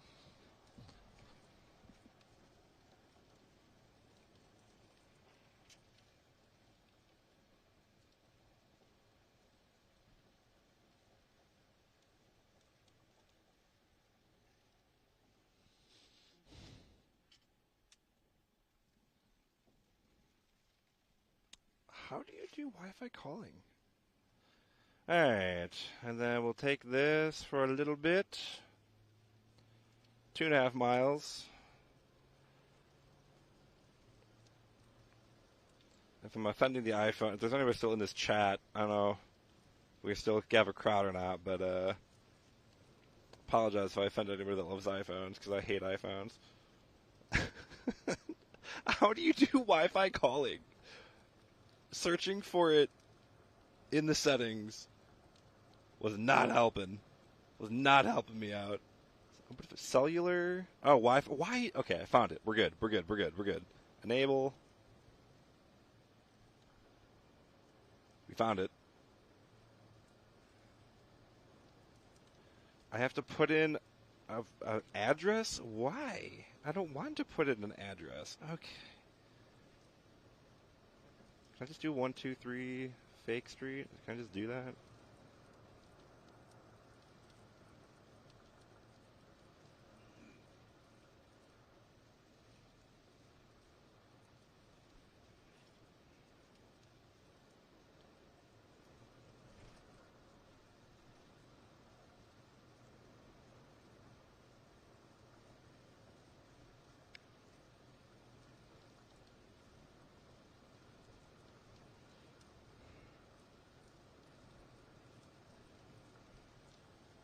I have to accept a lot of terms in order to use. Yeah. Save changes. Can't save changes.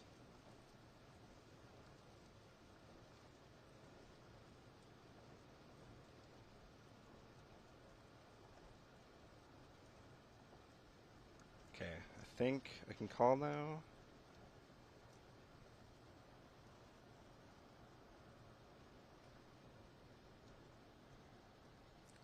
I don't think it's using Wi-Fi calling. Half a mile. We'll make at the, there's a little right. Still can't call. I'm still on extended network. Phone will not let me call on Wi-Fi. I don't know why.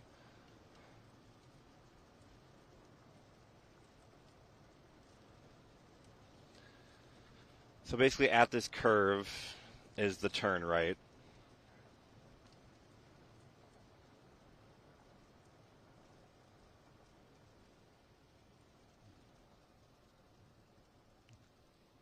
Turn right here to go to Solon. That's correct. Yep, Solon.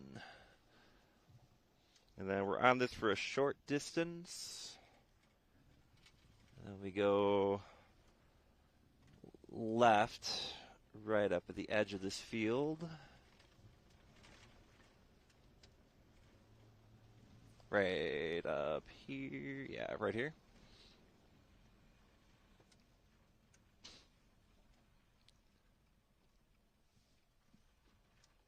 Do you think that was a tree down too? Where at? That was up the road. I thought it was a tree down. I'm like, oh, never mind. All right, so we're on this for 4 miles.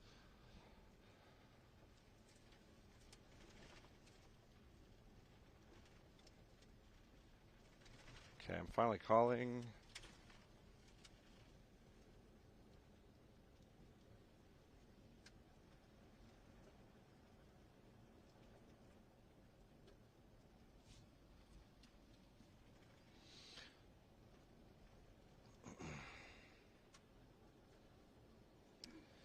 Okay, apparently call failed, but I'm on Wi-Fi calling, so I don't know how that works. I have great internet.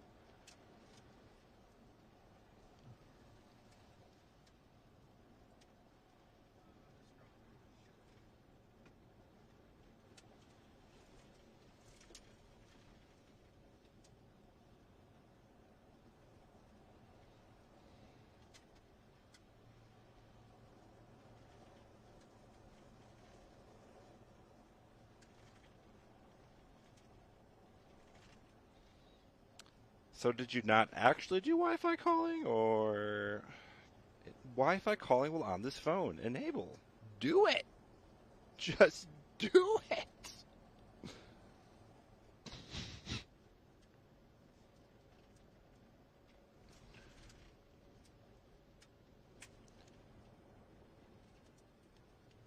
I have to contact Verizon to do Wi-Fi calling. Why? Oh, I hate iPhones. They're so bad. Okay, meanwhile, 3 miles till our turn. And that will be Highway 1.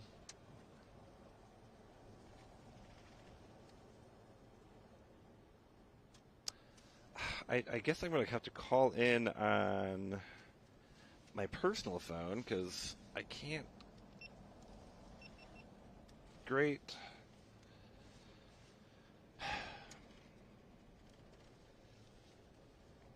Okay, so iPhone, you're useless. What else is new?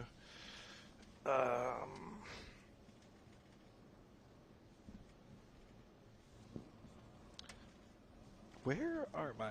The funny thing is, though, I love AirPods. The one product that I use of Apple religiously.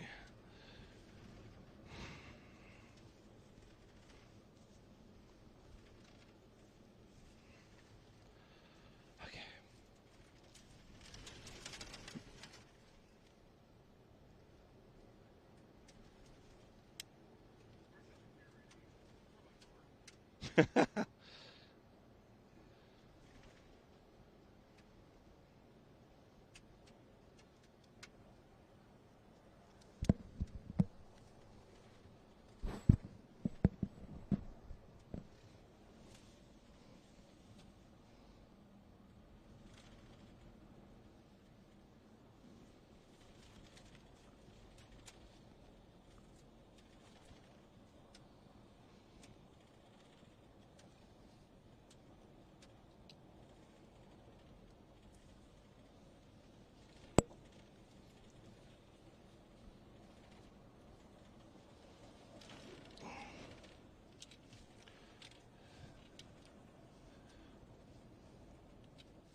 Okay.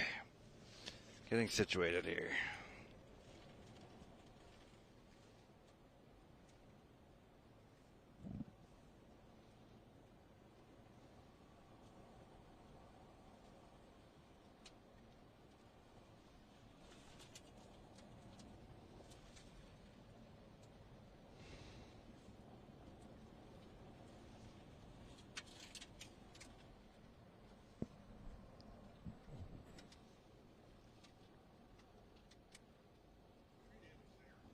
What's that?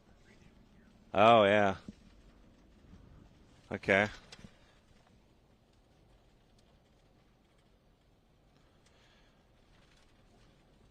We're about a mile to Highway 1.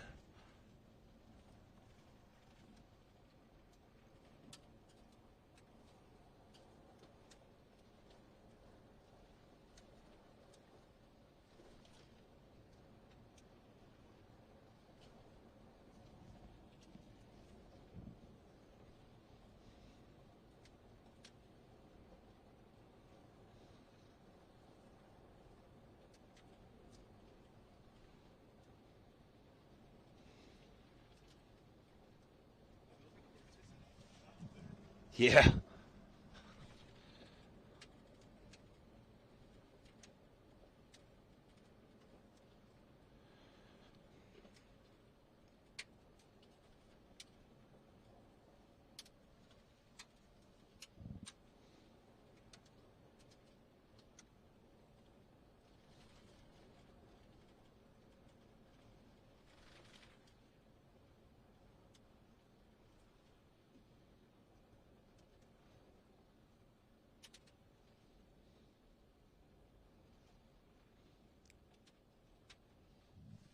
All right, Highway 1.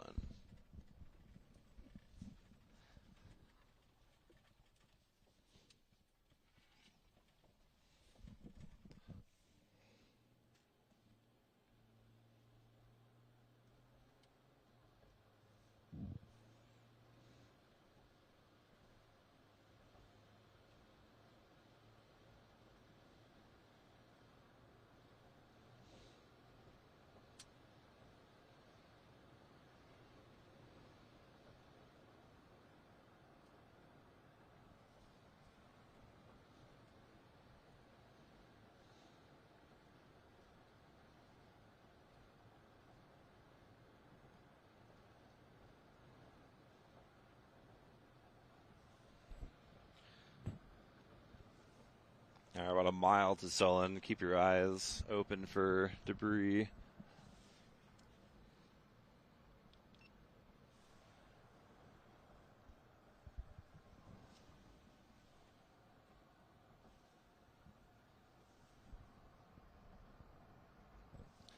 Houses all look good.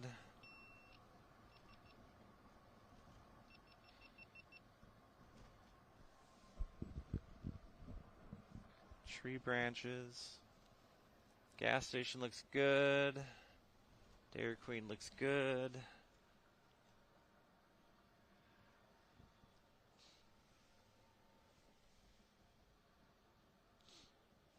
Let me go back.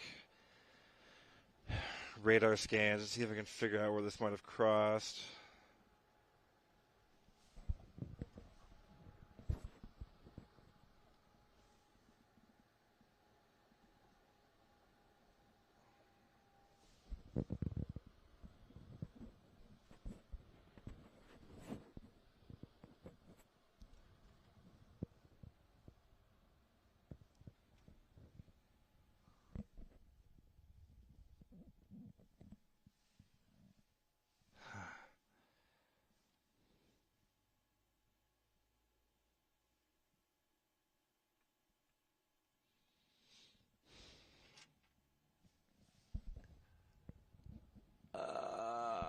I see some like tree damage, but there is like structural damage in town.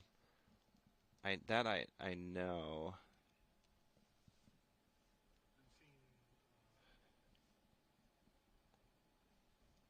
Latest tweets. Let me see if I can find tree damage.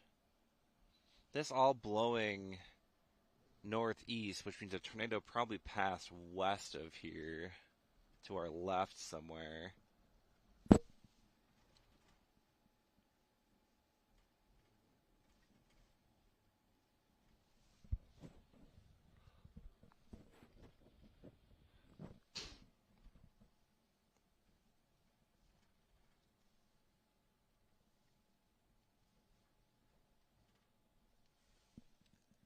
I got some power crews here. Power line's down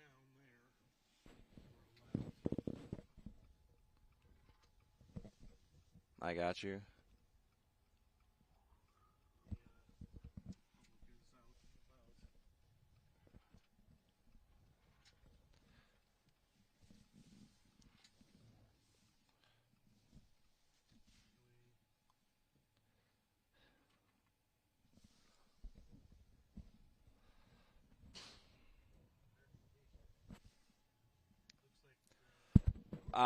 We're trying to find really significant damage. I don't know. If you guys have an estimate of where to go in Solon, let me know.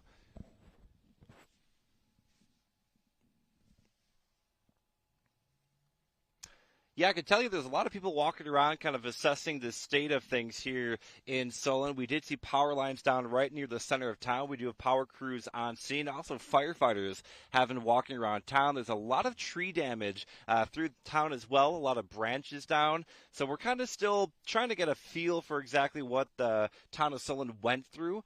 We do have other reports of some more damage in town. We're just trying to figure out exactly where that may be. Right now, we're just turned off of Main Street onto South Iowa Street. You can see some flashing lights up ahead. So there's clearly something happening here. You can see some crews working on removing some tree debris up the road as well. So we're just kind of walking around town right now, trying to figure out and assess what's happening at this hour. As soon as we kind of find a little bit more information, we will come let you know. More tree damage here.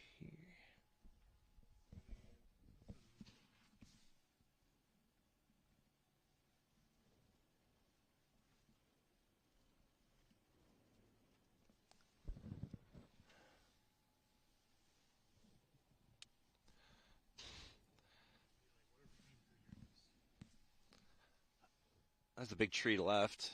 That's a good shot.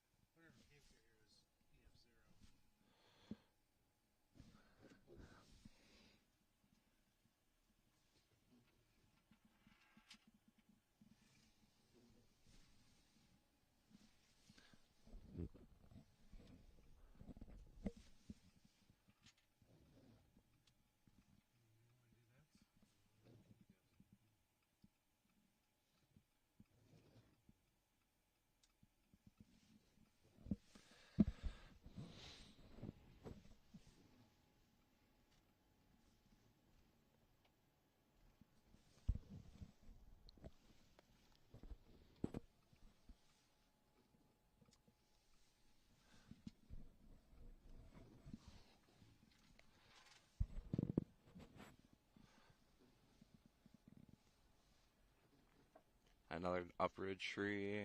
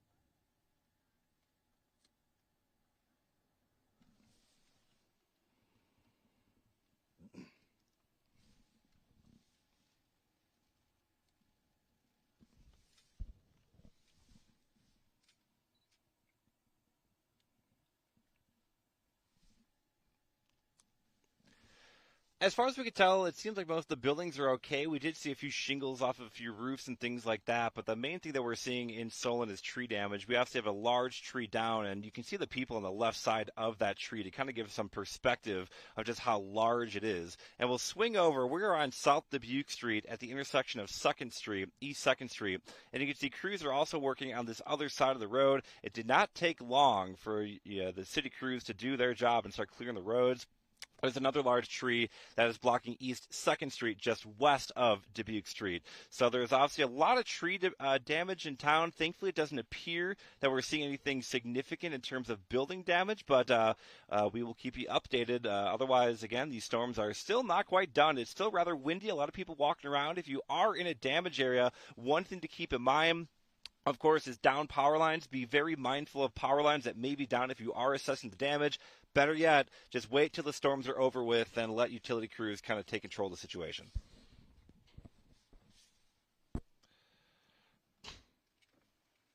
I don't know if you know, if you go west on 382 right out of Solon, okay, you see a whole damaged track.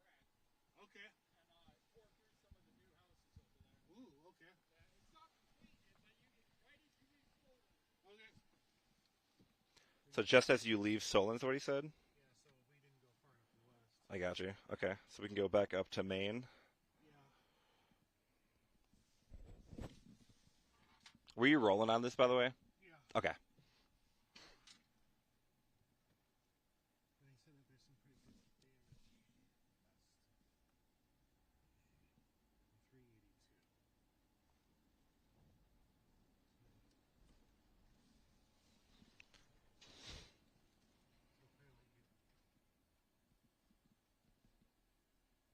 So apparently all that was RFP. That's kind of like everything was kind of pushed northeastward. So that's kind of what I was thinking earlier.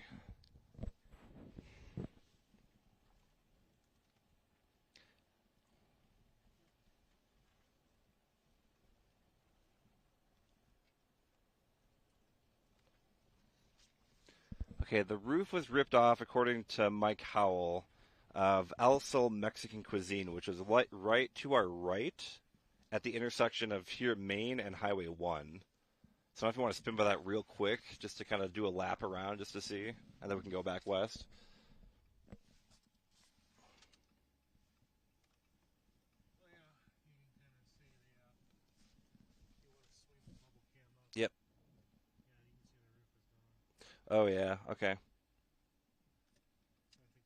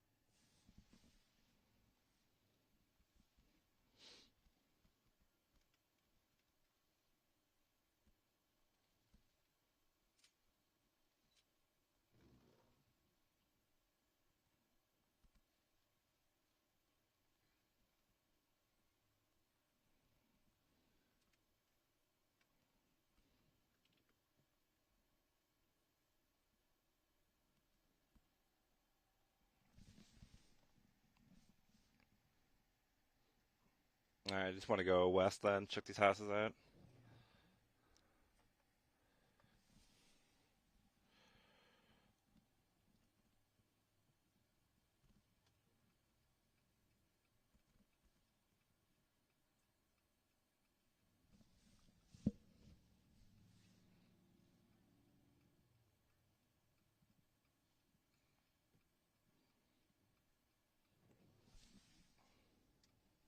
Yeah, what appears to be the roof was ripped off of this building here on the corner of East Main as well as Highway 1. The hardware store, also El Sol Mexican Cuisine. The roof appears to have been ripped off there. Firefighters were walking around the scene to kind of assess that situation. While we were checking out some of the other debris, we did get a report that potentially some houses sustained damage on the west side of Solon as you're coming in off of Highway 382 Northeast. So we're going to check that out to make sure the neighborhood is doing okay over there. But thankfully, for the most part, at least in the core of Solon, as far as we can tell, it's primarily just tree debris or tree damage. But we're going to check on this report of house damage on the west side of town.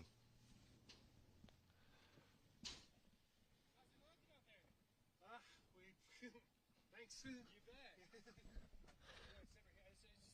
was going to say, what do you guys hear as far as from around here in town? Nothing really too much. I mean, what you see up there is what's going on. Because we were hearing that there was something going on to the west. So Yeah, it was staying very, very gnarly still. But I mean, we were still rocking and rolling. Like I told everybody we still got power, so we're gonna stay flowing. Were you here when it hit? Yeah. Do you want to go on camera real quick? Just talk about what it was like when the storm hit? Actually, this guy on right here would love to go on camera right here. Ben Joint, he would love to get everything. Yeah, Ben Joint. How we doing? Good. Love you. Yeah, we're gonna park. We're gonna park real quick. We'll come. So cool.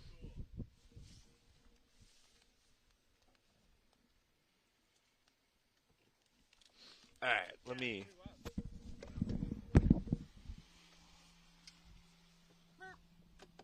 You guys doing okay though? Yeah. Okay. I was going to say, did you want to come around to the other side here so you know the rain? Ben, you're gonna talk. How we doing, bud? Good. How about you? Pretty good. Pretty good. Hanging in there. Corey, nice to meet you.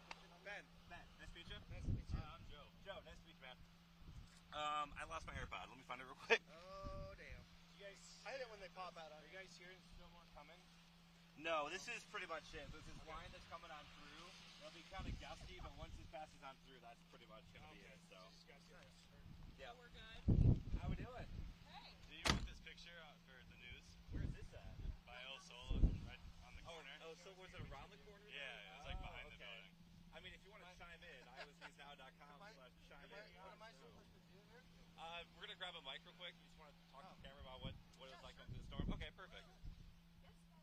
Thank you so much. Glad you guys are okay. For sure. I remember you doing a broadcast like right over there by the parking lot.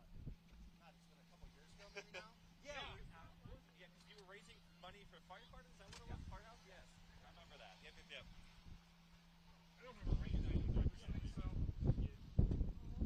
Get audio. Test 1, 2, 3, 4. Test 1, 2, 3, 4. I'm going to turn this on. Check audio real quick. Thank you again for doing this. Yeah, of course. There's channel 9. You doing okay? Audio? I'm doing okay. We're rolling. All right, test 1. All right. First of all, can I get you to say and spell your name for me real quick? Yeah, my name is Ben Joint, Joynt. Okay. Have a good title for you. I'm kind of a long-term bartender over here at Big Grove in Solon. Okay. Been here for about 7 years. Okay. So, related to today, I mean, kind of tell us about what happened this afternoon. Where were you? Did you hear anything? Like, how did you kind of react to the storm moving on through? Came in knowing that there was a possibility of a lot of severe weather. Never had a tornado warning over a day ahead of time before. And, we were just keeping an eye on the news, Channel 2, of course, and just trying to see what's going on. And the sky starts turning yellow, and all of our phones and the tornado sirens are going off. And we went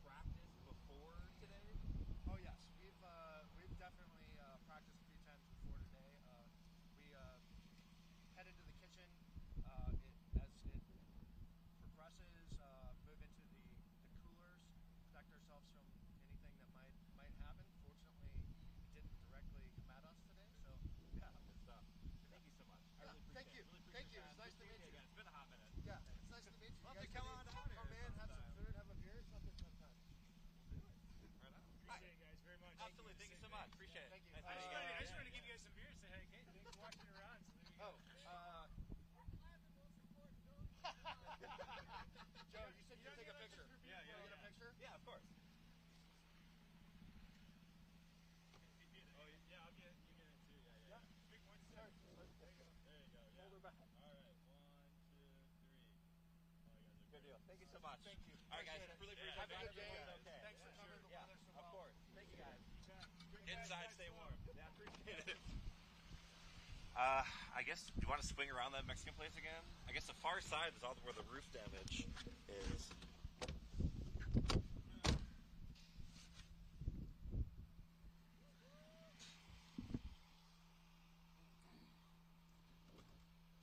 I don't want to take a swing west. Yeah, go. Yeah, actually, that's a good idea. Let's hit those homes first. I want to see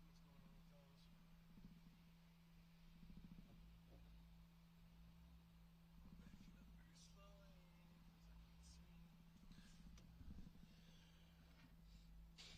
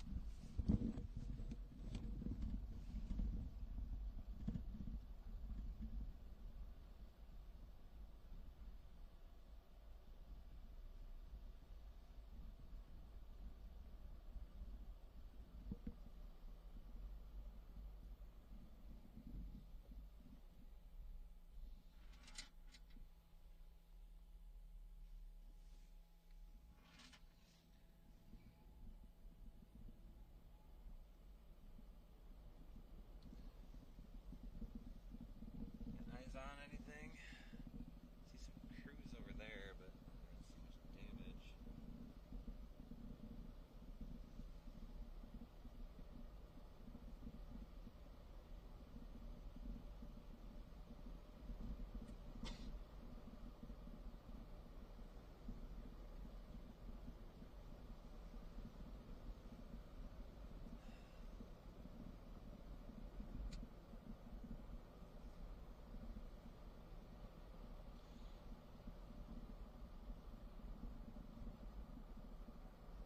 Oh, Got damage? yes. We're at Yeah, we got right before you can see to the left. to the left. Yeah. Oh yeah. Okay. Looks like these houses are like under construction. Oh yeah, you can see they're trying to put blast it right through here. Holy cow! I know, right? Stop sign down. Yeah, trying to cross right here.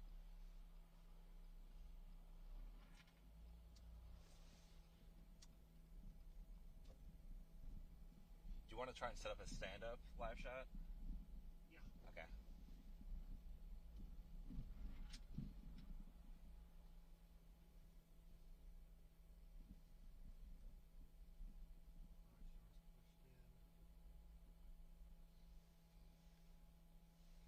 Pushed in.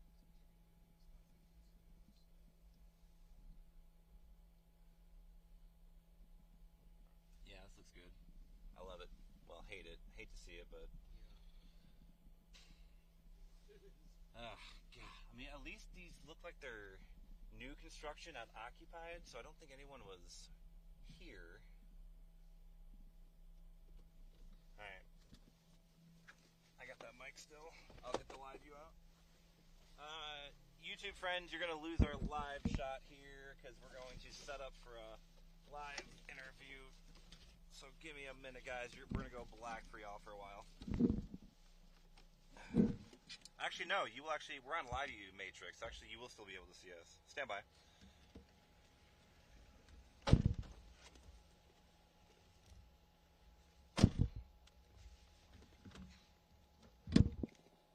It should be. Down your back. Is it still going? Yeah.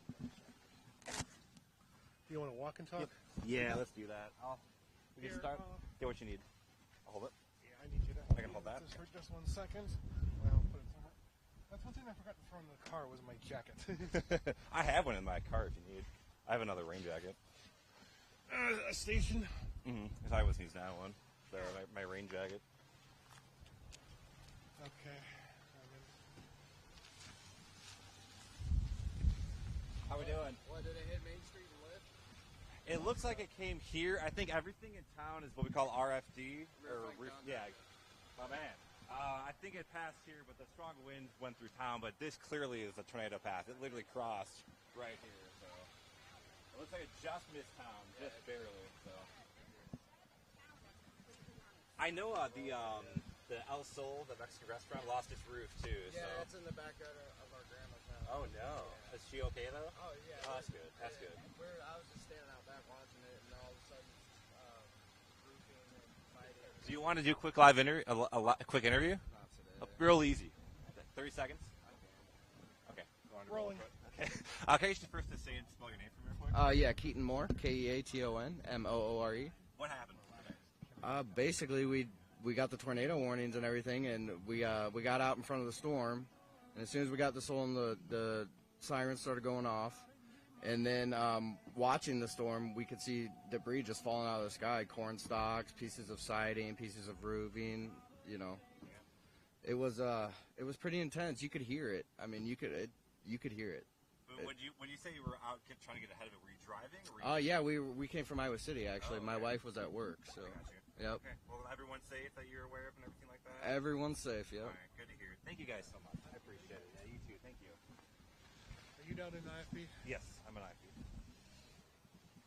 So I think we'll start off with the house and then talk about the trees that are flattened. And look how the one is left and the other one's right. Like, it literally went right there. That's crazy.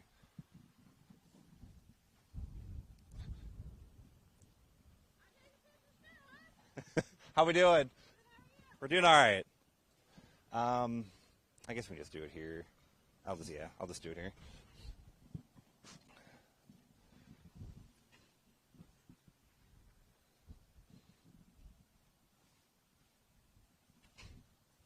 Do you know what this was called again? Trail Ridge? Trail Ridge, I think, yeah.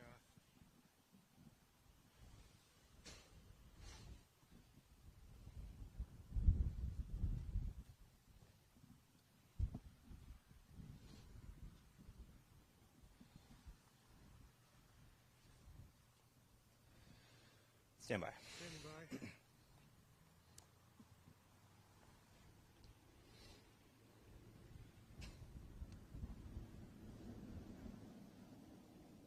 Yeah, we're on the far west side of town. When you come into town on the west side, we're in one of these new developments. It's Trail Ridge, which you can see is some of these new built homes here. The actual part of the roof was ripped off, exposing a lot of the interior of the building, a lot of the insulation ripped off as well. And what's so interesting is if you look down closer towards the side of the road, you can almost see the tornado crossed literally right here. The tree on the right is angled off to the left, and the tree on the far left is angled to the right. So you can actually see the spin and the way the damage kind of rolled right on through. Off to my right, we have some tree damage and things like that over here, but Solon is actually behind me. So some of the damage that we saw in the town of Solon, that was likely actually what we call RFD, or rear flank downdraft. Just really strong winds wrapping on the back side of the tornado. That's most of the damage we saw in town. And again, if you kind of look off this way, you can kind of see some of the damage to the treetops over there, just kind of cut off right near the top. We've been talking to several people in town. Thankfully, we're not aware of any injuries. And the good news here, too, is that everybody we talked to got the warning and took shelter. So thankfully, one of them actually alluded to the fact that the days of notice ahead of time, the amount of warning that we've been giving people for the last week, really set the tone that they knew that they would probably take shelter today. So thankfully, no reports of injuries thus far in Solon. Unfortunately, though, we have seen many reports of damage in town.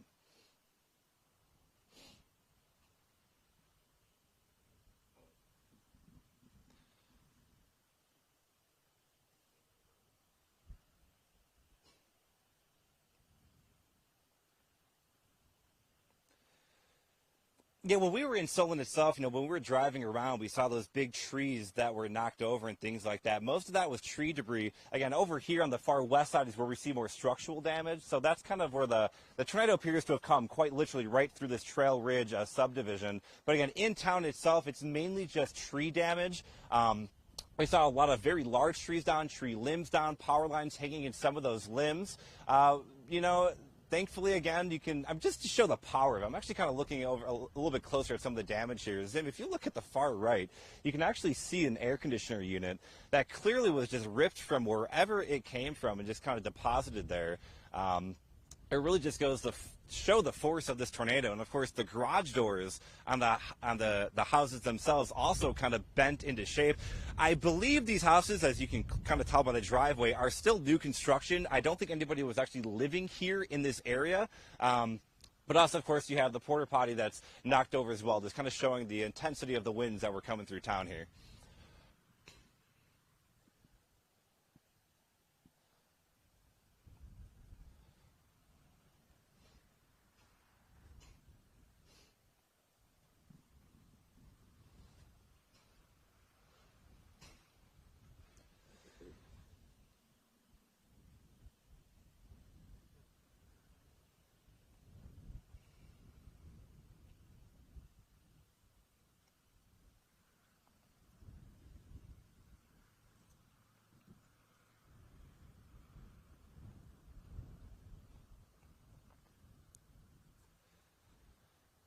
Not only just multiple tornadoes, but multiple storms that produced multiple tornadoes. You know, we were originally on this storm way out west towards the Malcolm area where we got that tornado, the big stovepipe tornado, and then we had those big tornadoes in Keokuk County as well, those big wedge tornadoes. We clearly had tornadoes as they moved to the Coralville and Solon area.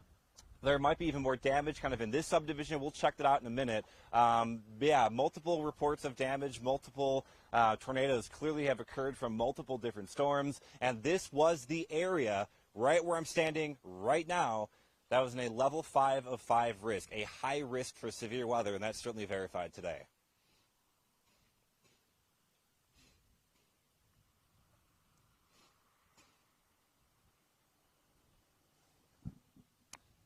My IFB dropped. If you can still hear me, I apologize. My IFB dropped. I think my phone disconnected.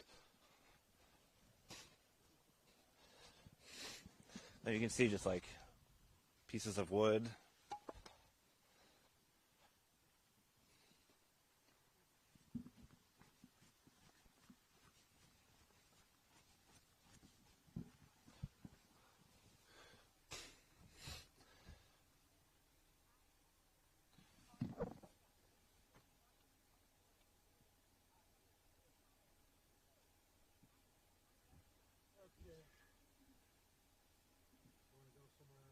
Yeah, we can maybe check in with this little subdivision. I could actually, I'm going to film this real quick. How that just got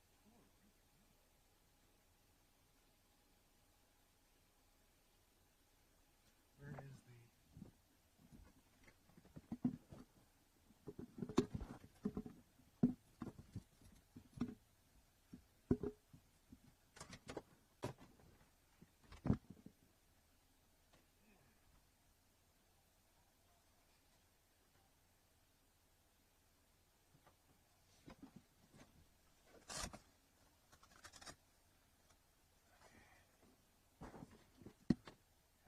Bird.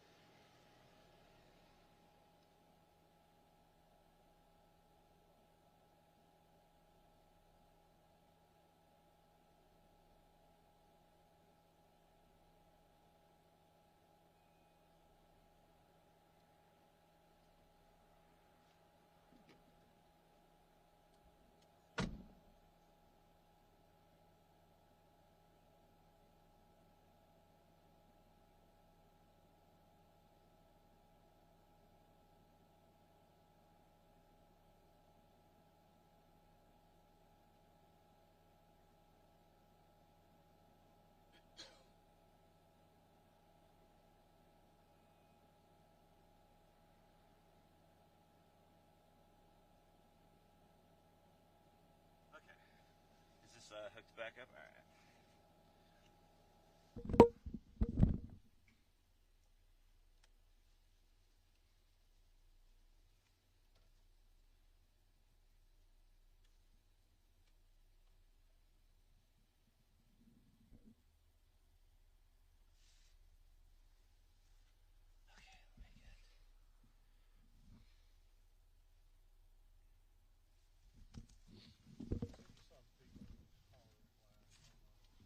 Pretty convinced. The timing with them saying they lost the Skycam, like the timing was so fitting.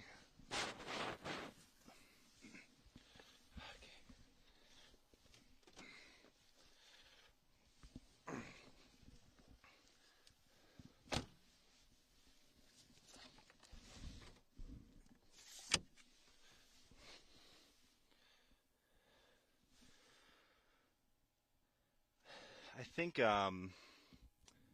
just back in town, we can maybe do another live hit with the trees, and then just the Mexican restaurant, depending on exactly how that looks.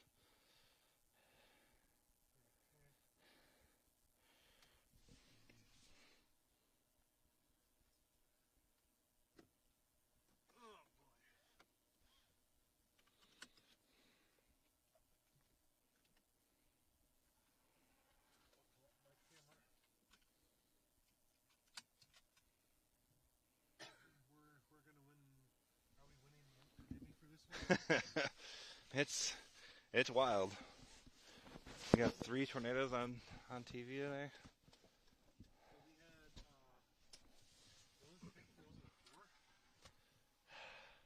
Yeah, I guess it actually would be 4, wouldn't it?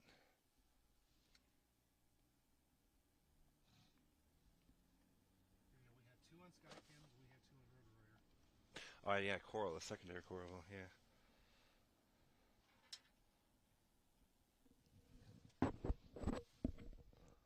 What did the deputy say?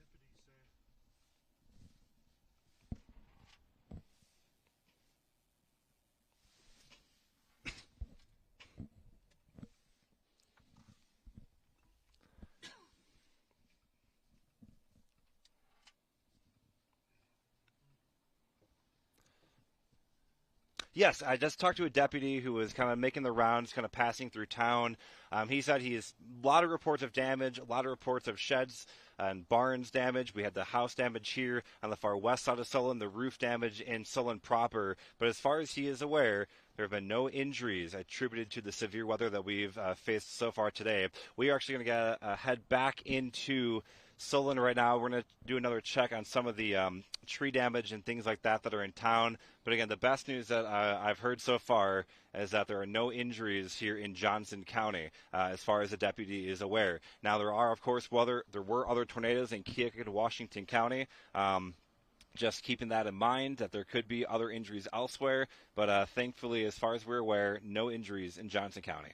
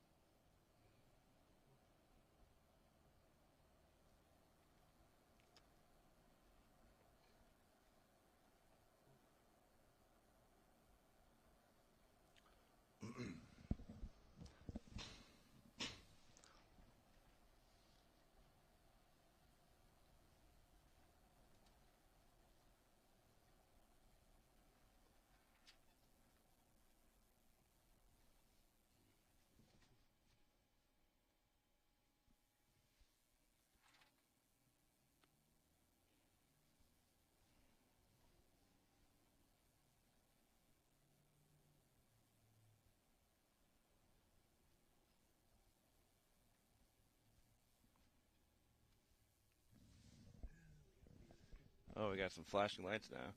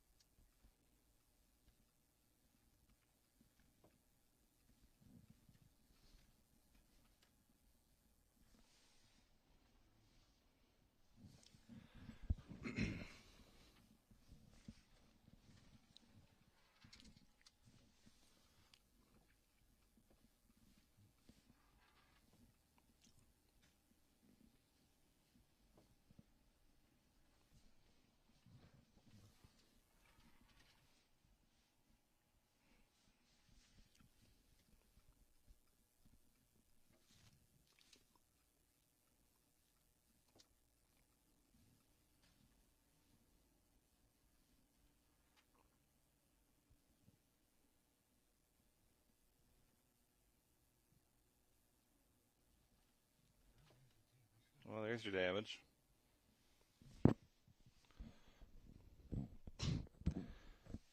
Just park her and walk over.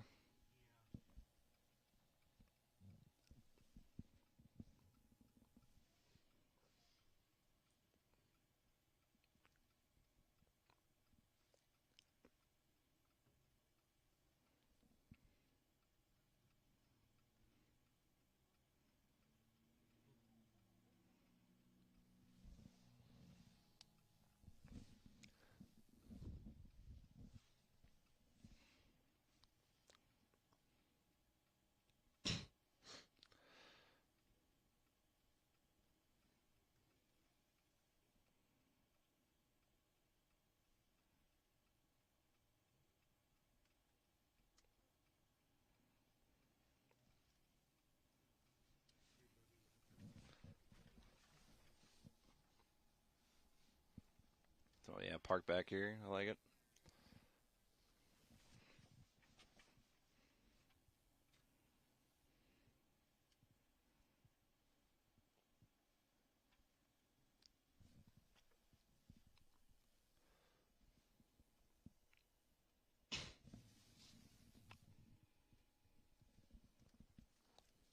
Nine conveniently left.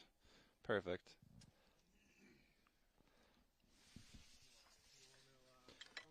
Yeah, let's do this one again, as long as you're okay with it. All right. You have the mic, right?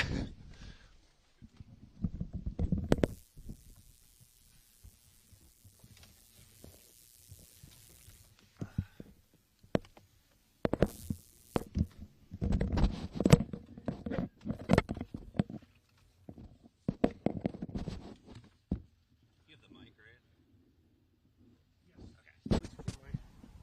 The rest of me cold. Are we exmitting? What's that? Yes, we're transmitting. What's that? No, not yet. Another farm up there? How far? 2 miles. Okay. That first paved road going east, that big farm. Sure. The bin's destroyed. Okay. Semi-trailer out in the middle. Oh, of the man. field. Okay, we'll check that out. Thank you so much. I appreciate it.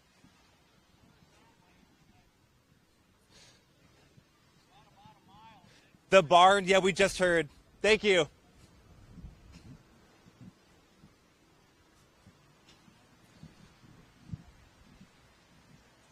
Trying to help you out with the sun here.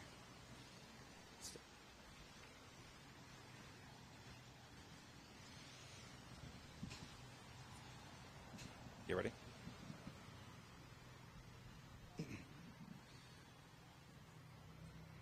Yeah, so we talked about it earlier. We had that damage to that roof that was in downtown Solon, right on Main and First Avenue. And you can actually see what's left of the roof here. It actually blew from this building right up here, which is the Sol Mexican Cuisine, and fell onto this other building right next door. And the scene is still very active. They're trying to assess exactly what's going on, because if you can see up towards the roof, there's actually firefighters that are kind of assessing the situation as well.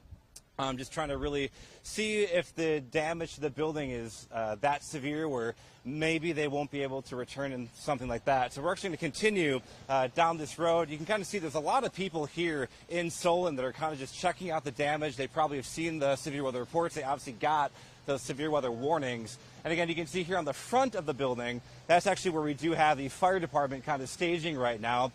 They're kind of assessing some of the damage. These two buildings right next to each other, that's where it appears some of the damage is.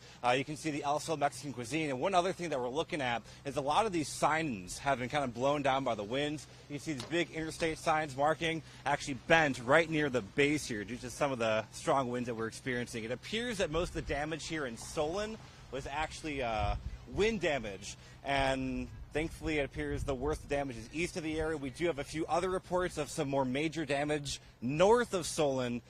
We're going to check that out here and get you an update here in a couple minutes, Rebecca.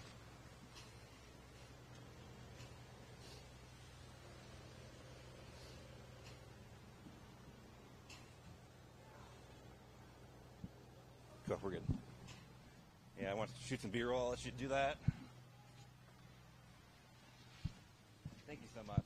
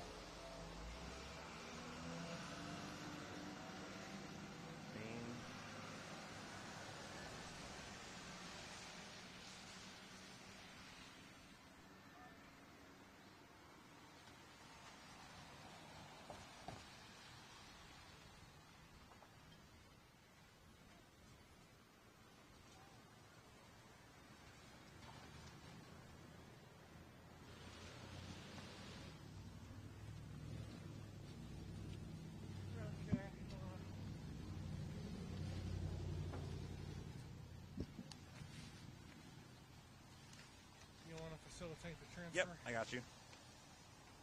Just, anyway, You're good.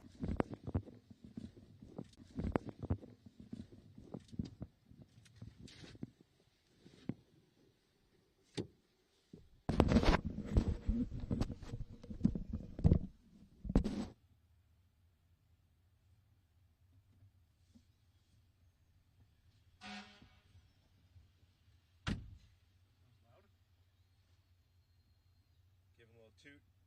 Here's a microphone.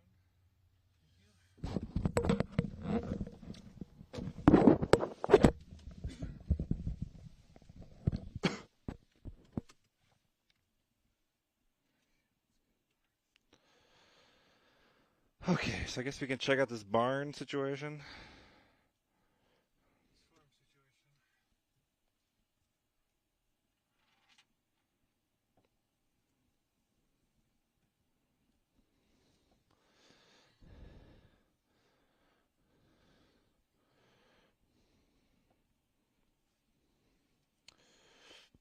Mm.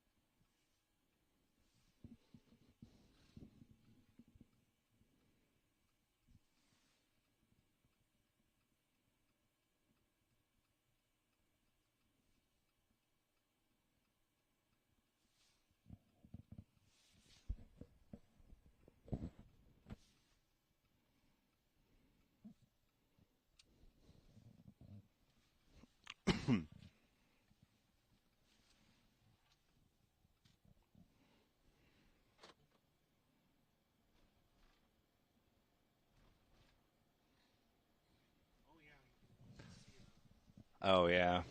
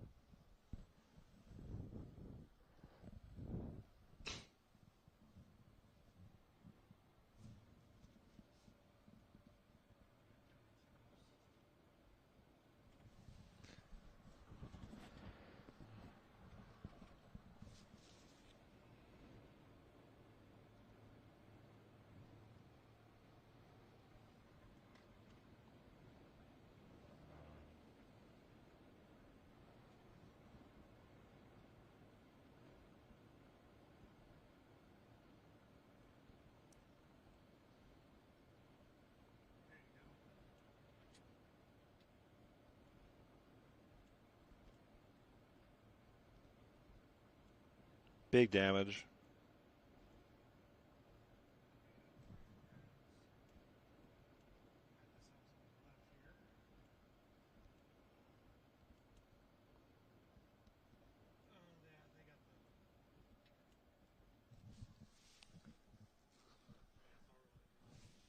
Yep. You're still recording? All right.